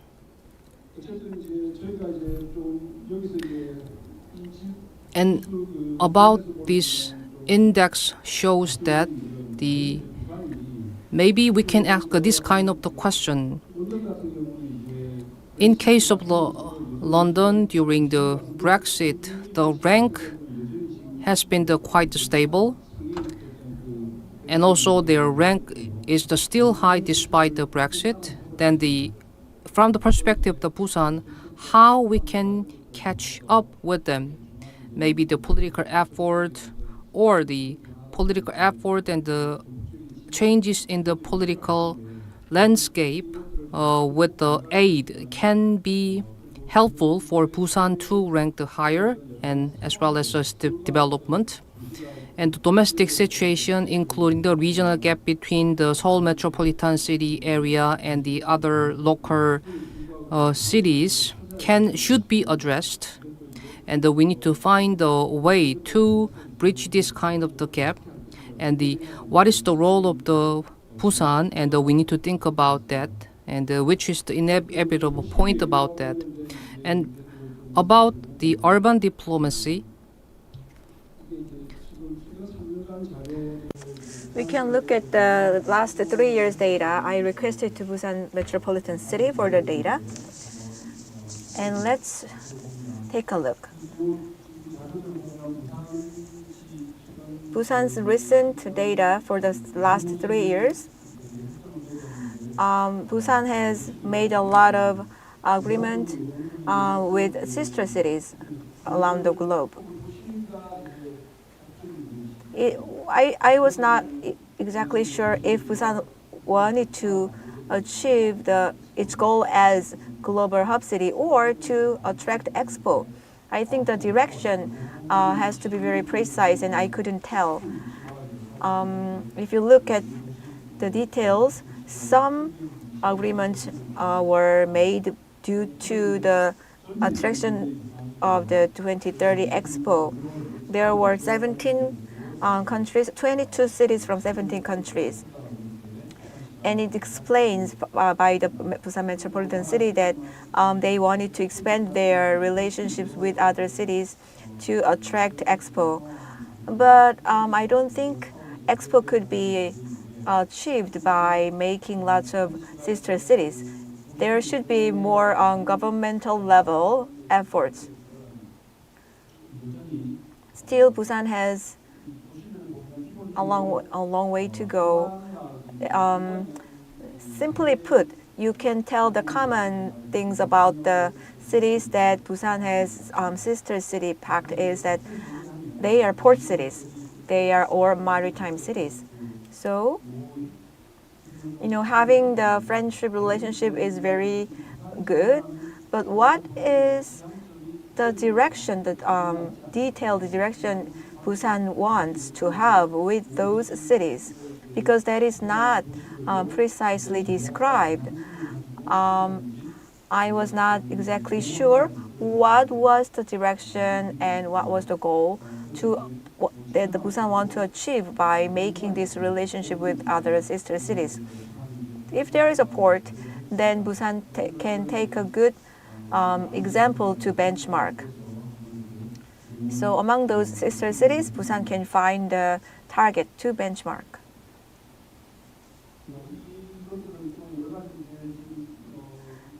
And among my discussion data, they also show you that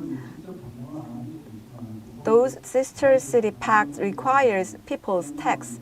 Sometimes they really don't travel and meet each other. However, it does take resources or administration effort, and a lot of money has been used for that. About 100 million KW1 for one sister city, if you want to make it really concrete.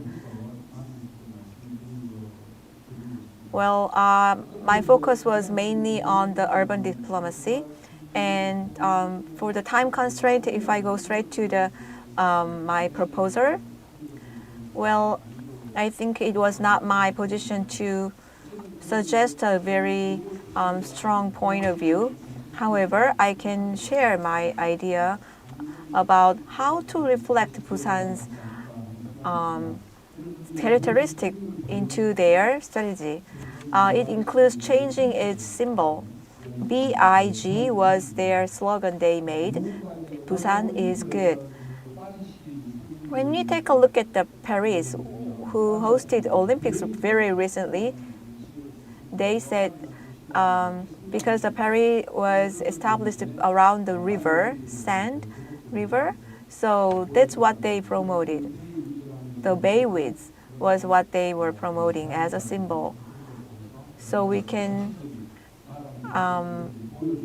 those ships and boats as a symbol is giving us images that, oh, okay, there is a river and they go to, spread to the world, to the oceans and etc.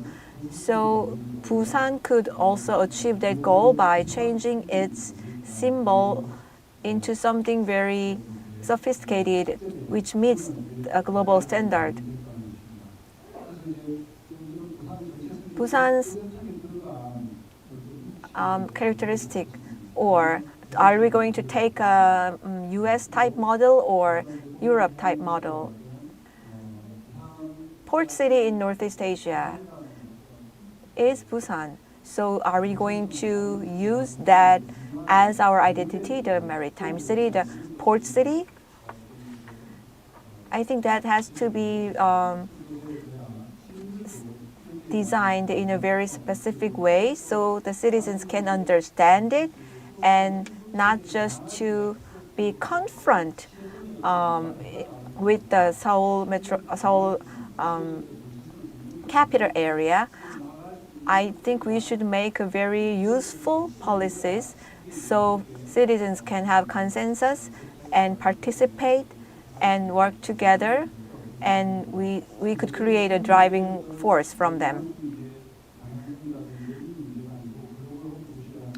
Global hub city does not give us a concrete direction. I think it's rather ambiguous. And my second point is that when we talk about the department who's in charge of pushing forward this project and the foundation, the roles and responsibilities of those agencies has to be also addressed. Busan Global City Foundation has to take a role as a think tank who has expertise to create directions and suggest strategies to us. Because Busan City needs strategies, which is beyond the just industry which can feed us. Even though Busan is actually facing crisis of extinction, but we need to also include more bigger dialogues for its future development. I think that department's role is to propose that kind of discussion agenda. So we can have make a TFT and take roles and push forward. When it comes to financial index, I think, well, Busan is getting better, but we still have a long way to go. It will require a lot of governmental level aids. And we cannot overly advertise our strength. Our promotion strategy has to be genuine and sincere. I used the CIFI as an example. When we look at the index, will Busan people will understand where we are? Will they have pride and good feeling about their home city? If those achievements were very successful, then the city has to explain in detail why and how the index has been increased or decreased, so the citizens could have the concrete understanding. So it doesn't have to be just a number. It cannot be just a score. We have to share the actual meaning of that. Busan Metropolitan City is just throwing agenda to the citizens that they cannot completely agree or understand at the moment. Lastly, when I was working on my paper, I couldn't include it. Would you please speed up? We are getting out of time. We have to create initiative or framework to talk about Busan Global City Strategy. Thank you. Thank you very much for your discussion. Now our time slot is until the 4:40. So 1 minute actually passed. So we are going to have maybe the 5 more discussion, and there's one TV show, but which background is in the Busan, and actually what I found about the Busan people is they don't tolerate any word tolerate any word which is against them. So I will open a floor for just the one question.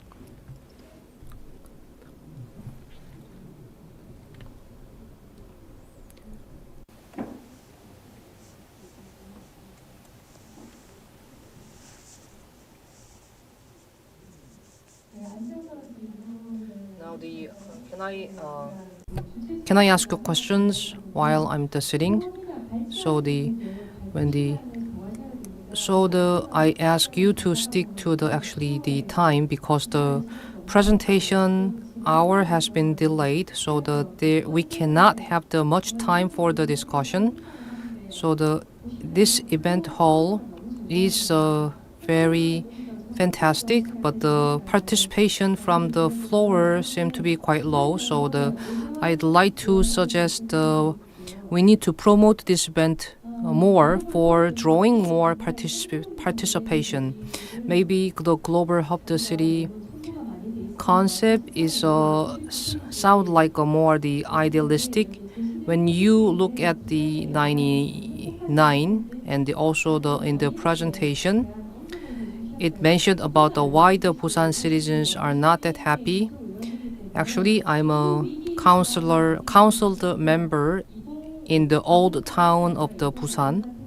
So when we talk about the population from the 2050, so the big issue is the local extinction, and so we need to think about what kind of role we have for develop the Busan and addressing the local extension. So we need to think about how to create our job and addressing the population loss, especially the youth. So we need to further implement the active project. But I think this paper seems like too idealistic, so not realistic. And the professor from the Busan National University mentioned that we need to find the cultural power and the specialties of the Busan. And the Busan is well known as a city of the peace. Now we have a lot of the cultural assets from the Korean War and the history. But in terms of the 2050 initiative, it shows just the infrastructure development, like land development. And if we say Busan is the second busiest transshipment port, and also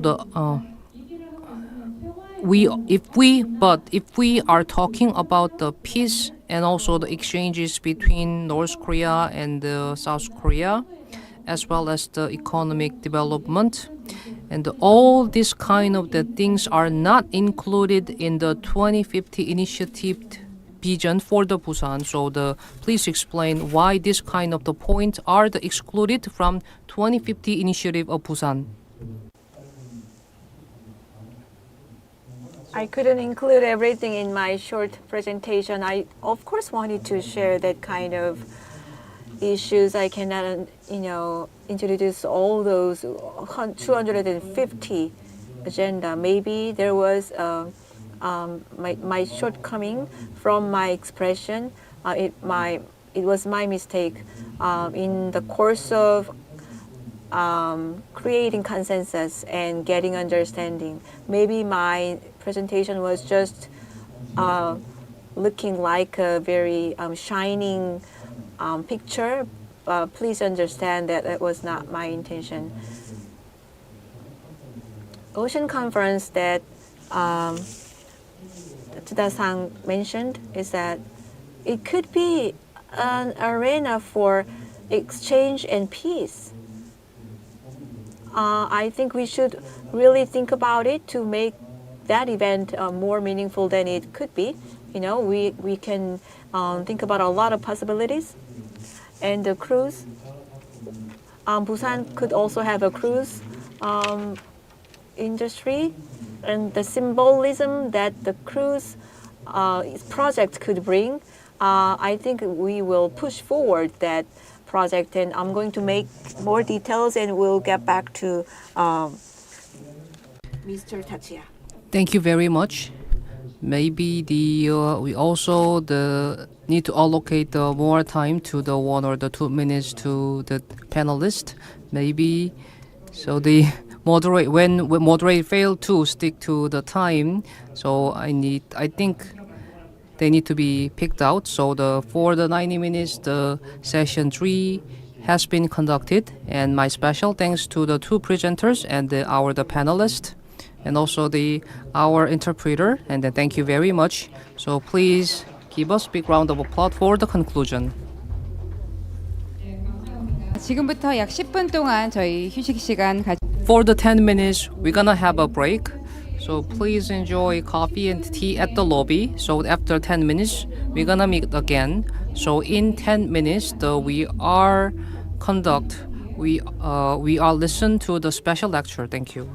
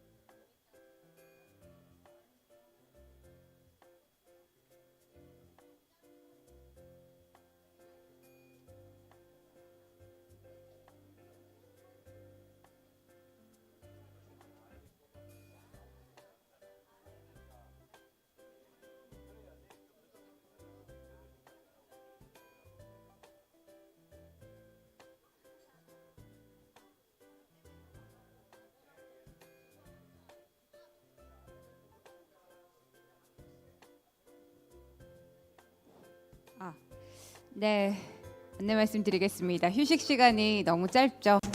I'm sorry our recess was too short. We will resume at 4:55. We didn't have enough time for presentation and questions, so why don't we get back quickly?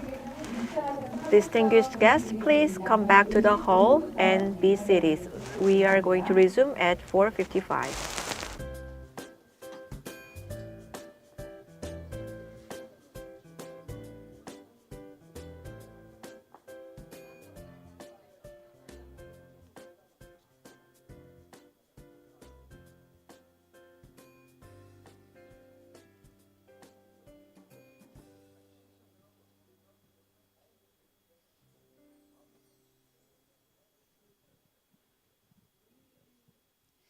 네, 이제 1분이 남았습니다.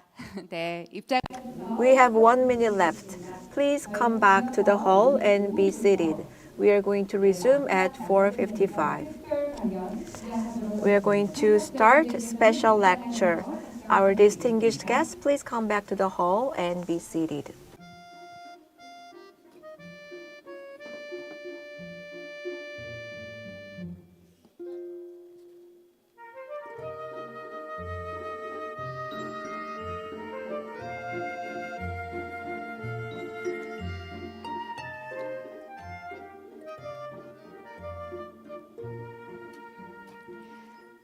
네, 55분이 되었는데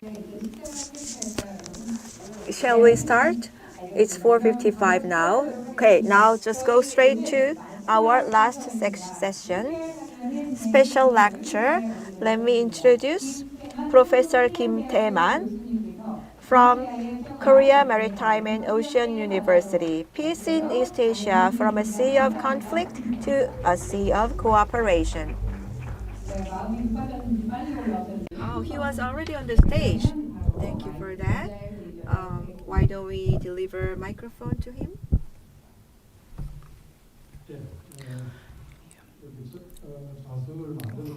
Good afternoon, and thank you for inviting me. And also I believe that you also honored my presence as the same as once to the Professor Moon Jung-in. So the Chairman An mentioned that the first 2 hours of the session can be quite active, and after the 4 hours, so maybe some participants are tiring.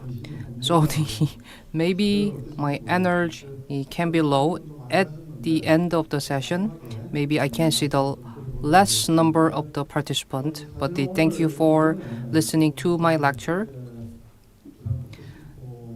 Now this symposium is held for 20 years, and all the time the themes are related to the reunification, and also the Professor Kim mentioned about the history of the peace movement, and we all well aware about how the peace movement is combined with the reunification, and so the peace is the main theme of our research. So from 2022, so this symposium is held in Busan, and as you know well, Busan is the maritime city, and that's how we talk about maritime in the ocean. And in 2022, we started the theme of the conflict of the continental power and the maritime power, which is shown in the war in the Ukraine. And last year we talked about the maritime conflict in East Asia and how to address that. So now it's the third year to talk about the maritime issue. And that's why we need to think about the peace in oceans and the maritime. And as organizing the chairman, I have engaged this symposium, and in particular thinking about our theme. So the political science and also the sociologist perspective can be avoided in my presentation. Rather than I will think about the future of our ocean from the historical context. And recently, around 1500 history will be browsed in my presentation.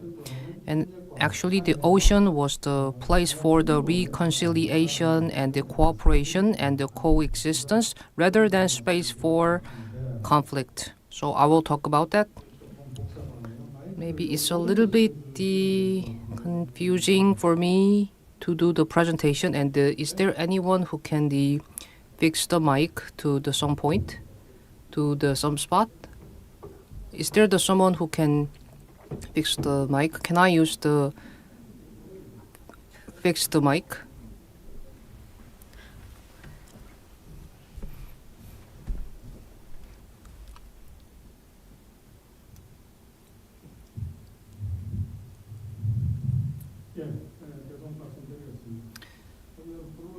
So from the floor, I have a request that we need to finish. I need to finish my presentation in 10 minutes, but I have doubt whether I can finish in 10 minutes or not. So from this morning session and up to now, we all talk about the Trump election and the war risk as well as the World War III. So unlike all those themes, I will focus more soft theme and the surrounding areas near the Korean peninsula. As we all know well, from the Silla dynasty, there was a General Jangbogo, and the maritime powerhouse was on the Korean peninsula, which is Baekje. And all these ancient dynasties and also the coexistence and all the reconciliation of history are existing in the Korean history, especially from the Joseon dynasty. Now we have actually the policy, the aim to control the piracy in the trade, and the Song dynasty and the Song China fostered actually the mutual and the cooperation, which shows the ocean as a space for the reconciliation.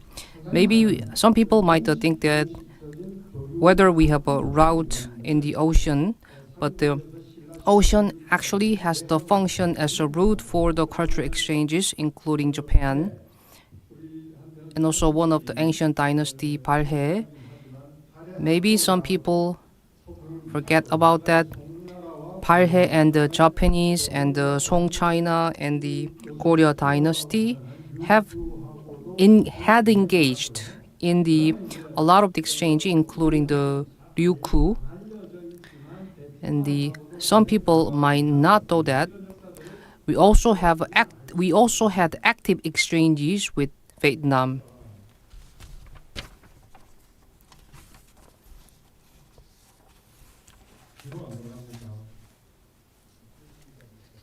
Can we go backward, maybe?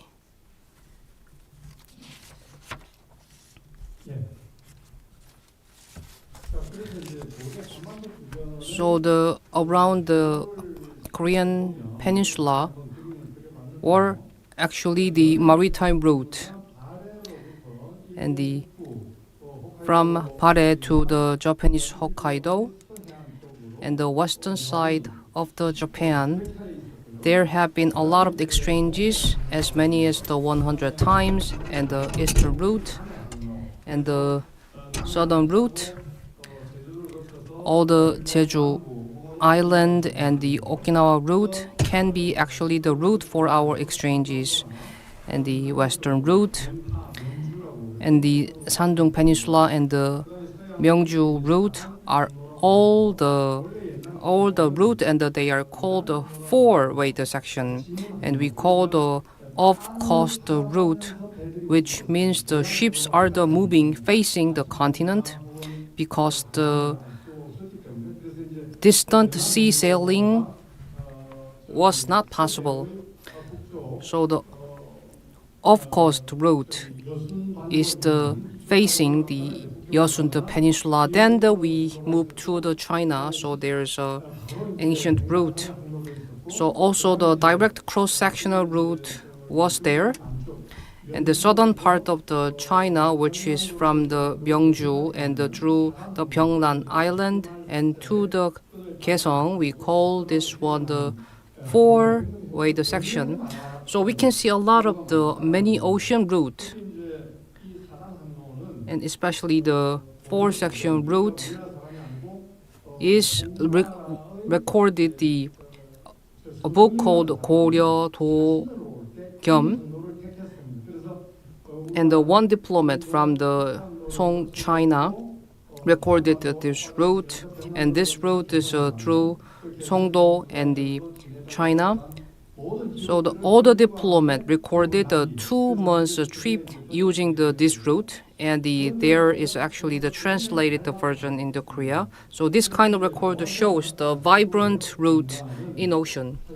So when we see the ocean, the space, we see the aspect of the diplomacy and the trade.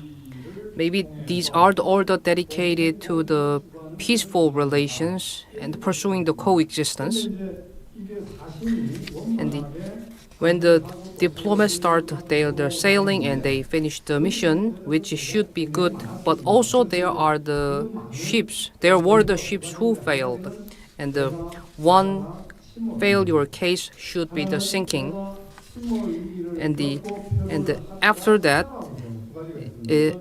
and the other one is the sailing ship, but the sink, then the drifted in the bad weather. Maybe the attack from the pirate can be the cause for the sailing failure.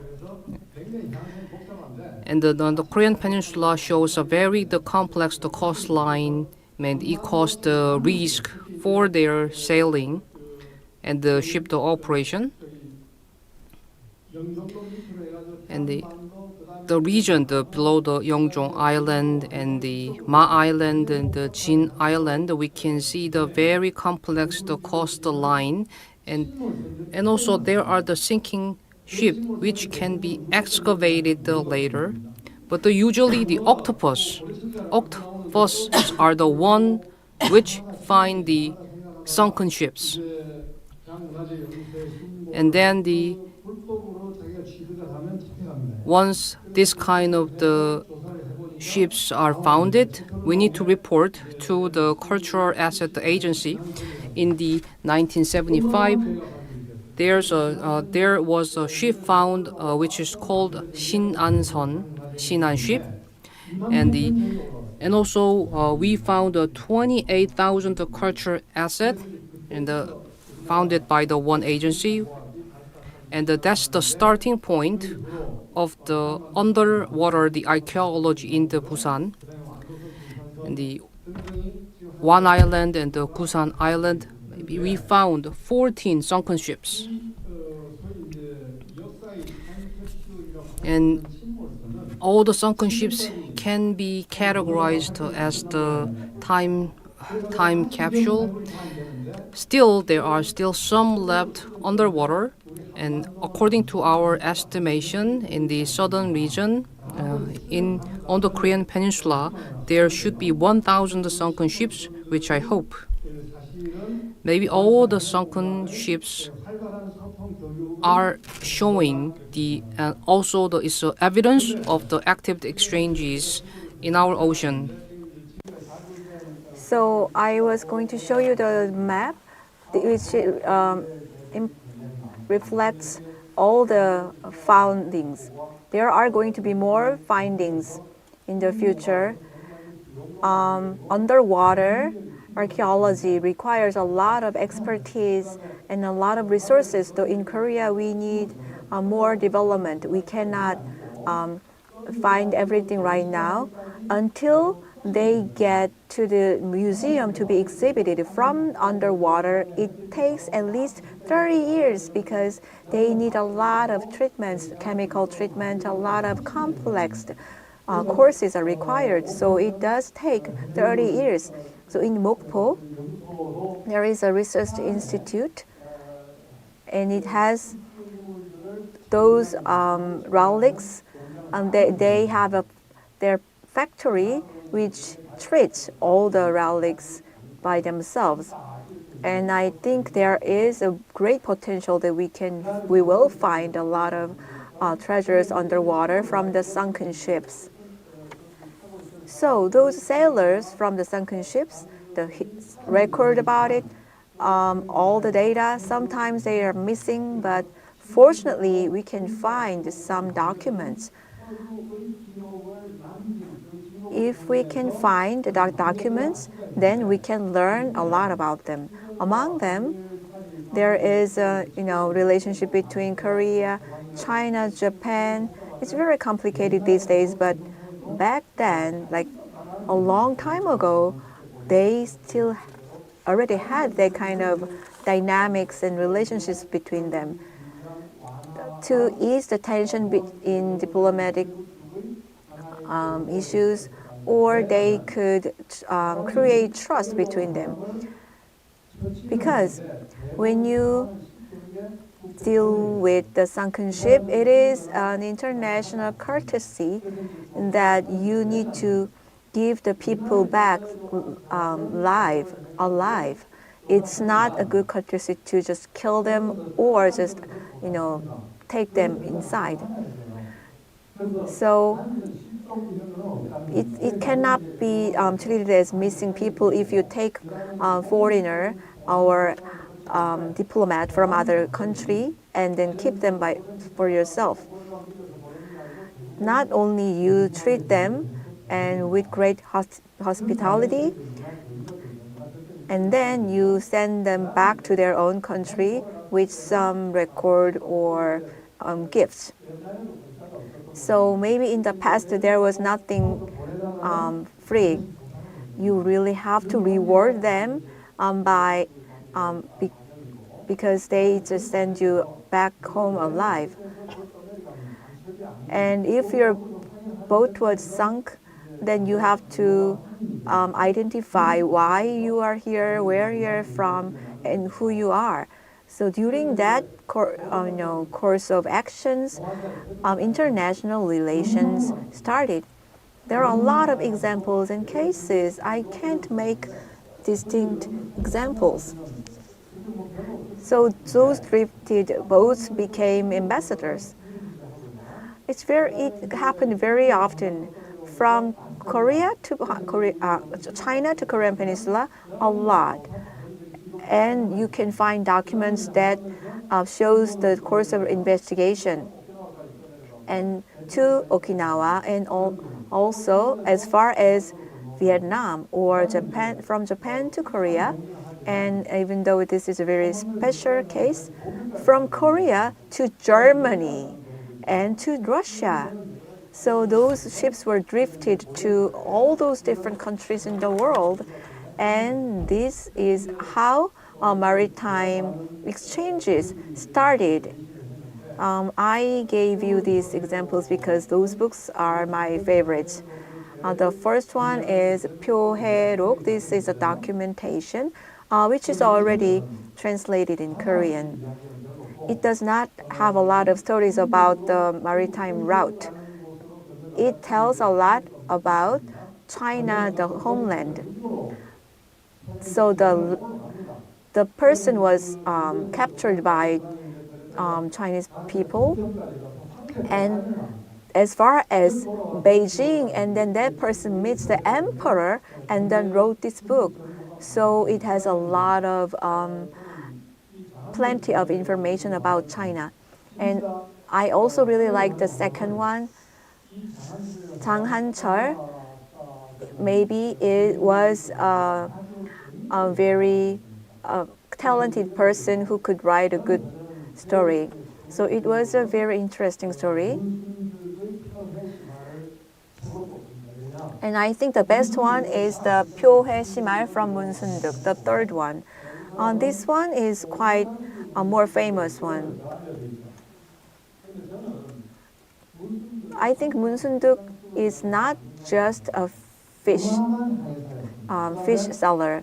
He was a great sailor, and he was actually a fisherman as well.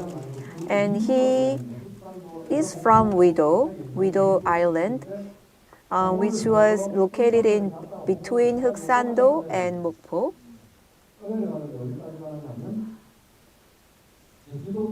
And his boat got drifted as far as Jeju Island. He wanted to stop there, but he couldn't because the wind was too strong. And this skatefish vendor got drifted as far as Okinawa.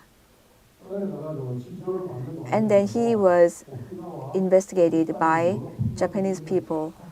And while he was being investigated, as a refugee, he actually started trades. He persuaded people, and then he, make trade with the things that he already had. And then he was a very smart person to do that.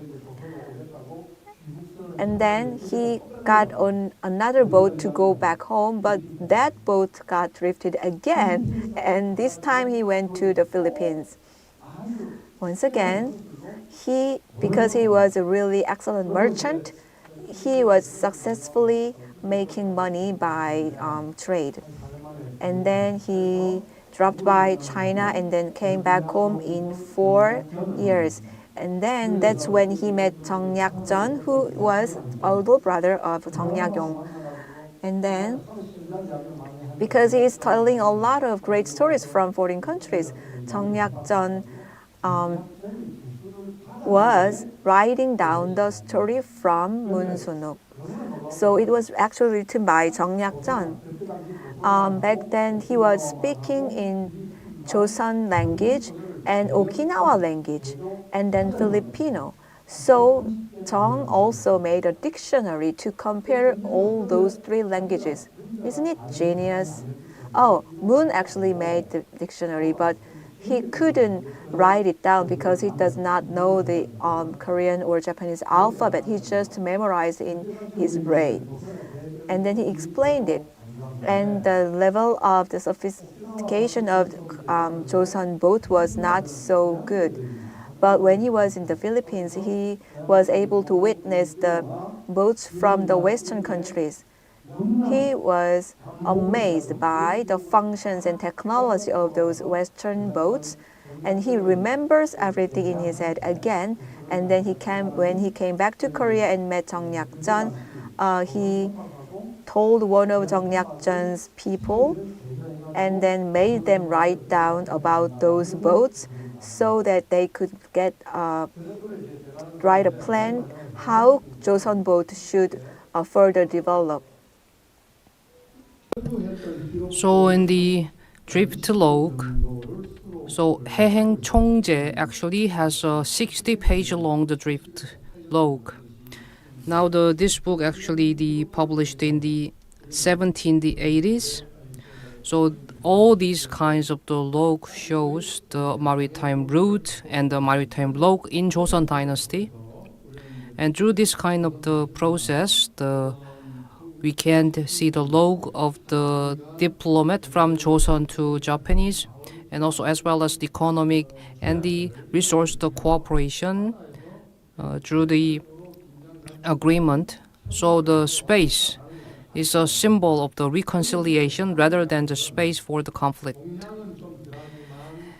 And in the case of the Western Hemisphere, they are the one who first developed the ocean route, and all the maritime civilization and the maritime characters were developed first by the Western Hemisphere.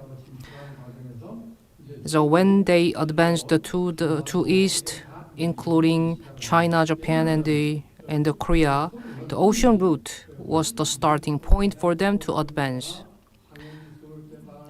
The West has a long history of the ocean mapping and also the weapon development for the colonization of the East. And that is the that shows the pressure of the West on the East. So all this kind of the developed is the more the destruction of the environment and the colonization. They while turning the eyes to the East, they actually had advanced a lot to the East. And there have been some log described their ship as a strange one, and the Korean word describing that includes the word strange. Britain, Germany, the France, and the United States and Japan also required the Joseon dynasty to open its door, as well as the trade open.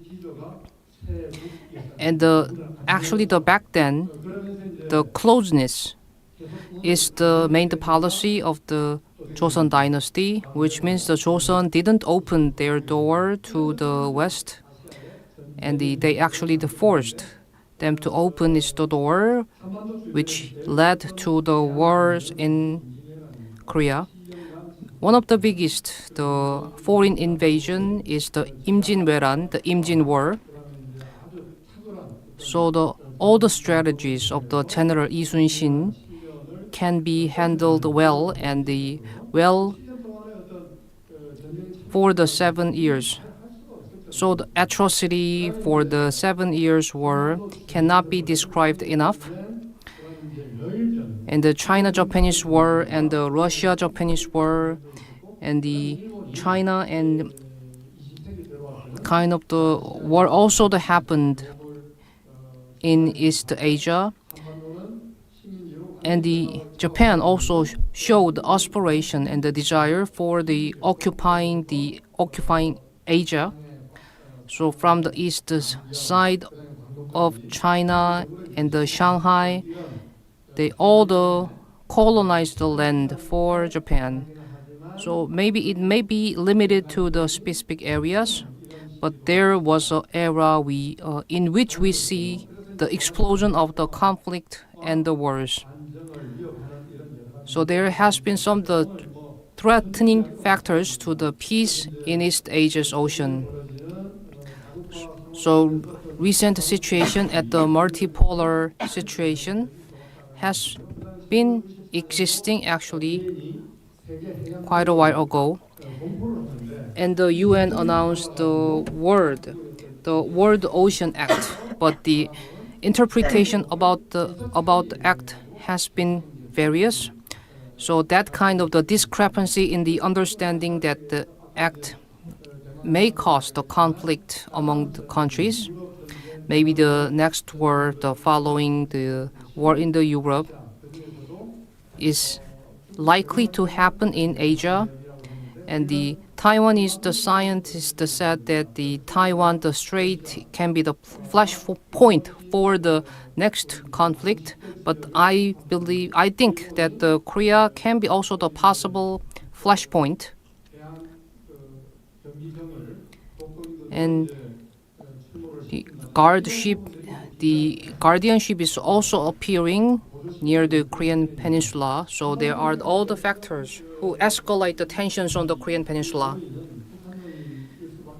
Of course, the most threatening factor should be the North Korean factors, and their willingness for the internal coalition or their card for the dealing for the regime are quite strong and causing the tension in the world. All the ongoing missile launches and the experiment and the provocation of North Korea can ignite the conflict if met with the urgent sentiment about the current South administration in terms of the conflict happening. So I believe there is the higher level of the tension in the current situation, especially under the Yoon administration, and also the waste balloon response and also unmanned drone in the North Korea can be factors escalating the tensions, so we need to alleviate them.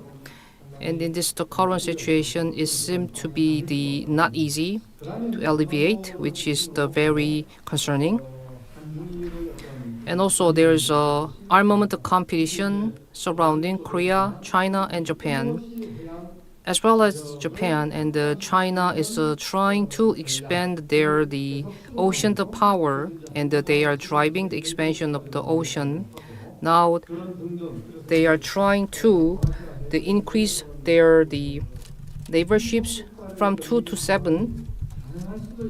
So maybe the conflict should be the very imminent. So the aircraft carriers now are expanded from the 2 to 7. So we have we are seeing a lot of the risk in terms of the military conflict. So one way to address this kind of the conflict can be consisting the maritime, the security, the organizing the committee, and we can actually secure the international, the cooperative, the channel, and also we can think about the agreement about the arm control, and also we a lot heard about from the peace boat, and we also raised our awareness about we also need to raise the public awareness as all the community around the country in the East Asia. But unfortunately, Korea does not have a ship like a peace boat. Maybe civil society's efforts can be created, can create this kind of ship like a peace boat. And to address and alleviate the military tension is very important. So we can provide multifaceted approaches to alleviate tension and increase the stability in our region. To achieve peace and go over conflicts, our cultural exchanges and trade can create or even boost cultural and economic human resources interchanges. And those territory conflicts are becoming a big issue these days. However, they could be alleviated by our active interactions. So go over tension and conflict and let's enjoy harmony and peace in our ocean. We need to create a really strong platform for cultural exchanges and also platform for maritime economic cooperation, and also activate human resources interchanges and academic cooperation. Those three ways are, in my opinion, the most important three prerequisites. Today, our grand topic was grand transitions in the role of Busan. And I think for those grand transitions, we need to have a transition in our concept about the oceans, and our ethnically and culturally, and for each nation they have different concept of different things. And I think by changing the way we think, we can at last have what is the right concept for maritime. So ocean industry and ocean management and ocean and cultural integration. And our challenges that we are facing for those grand transition, we have to get rid of those continental kind of concept when it comes to maritime culture and what is really ocean. So 21st century is a time of ocean and a century of ocean. I think ocean culture is what is very necessary to go to the ocean culture. So ocean civilization or ocean culture is what we have to really understand, because ocean can be the origin of life and origin of future and origin of prosperity. It is just like a mother who offers everything for free for us to grow. And I want to also introduce the characteristic of water, because actually I am a scholar who studied Chinese literature, and Gongja is very famous in Korea. You know, you've heard of Yosan Yosu. Wise person likes water, and generous person likes mountain. So what does water stand for? Gongja thought it was dynamics. And I think Noja was actually have a higher level of understanding. I think he was even a greater master, because Noja said 상선 약수, which means the best good is the same as water. Because water runs from the high place to a lower place. Water does not insist its own shape. Water changes its shape whichever container it gets in. And lastly, it goes all the way down to the very bottom of the ocean. So this characteristic of water, when you say, "Are you thinking me as water?" in Korean saying, that is the best compliment ever, actually. Isn't it nice to be laughing? Don't you feel less tired? Well, which made me surprised is that in the Oriental type of thinking, well, we can understand this, but in Western culture, have you heard of a film named Out of Africa? There's actually a book which was original novel. In the book, it says, all the healing things in the world taste salty. Sweat and tear and seawater. All the liquid which has healing or recovering characteristic taste salty. Isn't it amazing? Karen Brixton, who is a person from the advanced country, that person found out the purpose of the water, seawater. I thought it was very fantastic. So, ocean's characteristic is ocean's original characteristic or trait. So, from that we can find out new concepts, and we can drive creativity or innovation or diversity or sense of challenging. Well, it can be a part of science, natural science, and on top of that, with the knowledge of literature, we can think about what the real meaning of the original maritime characteristic. So sometimes we refer to our planet to blue ones. So it has a characteristic of the being blue, and the blue means the birth and the life, and the all is a source of the birth. So which is the water and the ocean? When we think about our mother planet, on the planet the water takes up the 70%.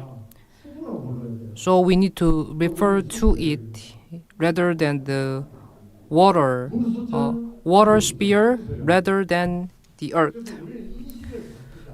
So we need to change our concept and awareness about the planet. So the ocean maybe can be the place for the foreign invasion, but in the long term, the ocean is the peace and the coexistence and our co-life.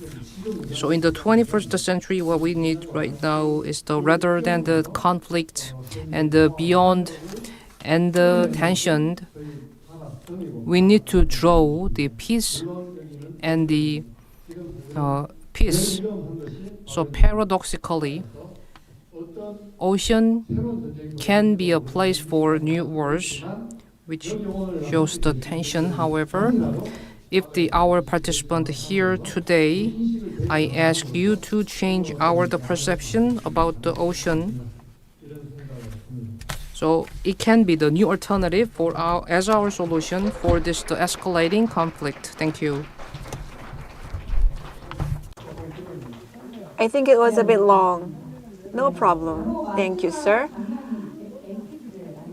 The last lecture is the most important one. Thank you very much. It's even better. Water is better than Sprite and essence is better than water. That's my conclusion. Now it's dark outside. I'm so grateful for your active participation. This is what it is, what we call the sense of solidarity. Thank you very much for your presence. Distinguished guests, thank you for your presence. Thank you very much. Goodbye. 네, 감사합니다. 잠시 안내 말씀드리겠습니다. 저희 내일도 Let me give you an announcement. Tomorrow, we are going to have our second day. The symposium will start at 9:20 tomorrow morning. The roundtable A is going to be about the era of the grand transition. Where is the Korea diplomacy headed? And there is going to be an MC themed session as a second session tomorrow. Thank you.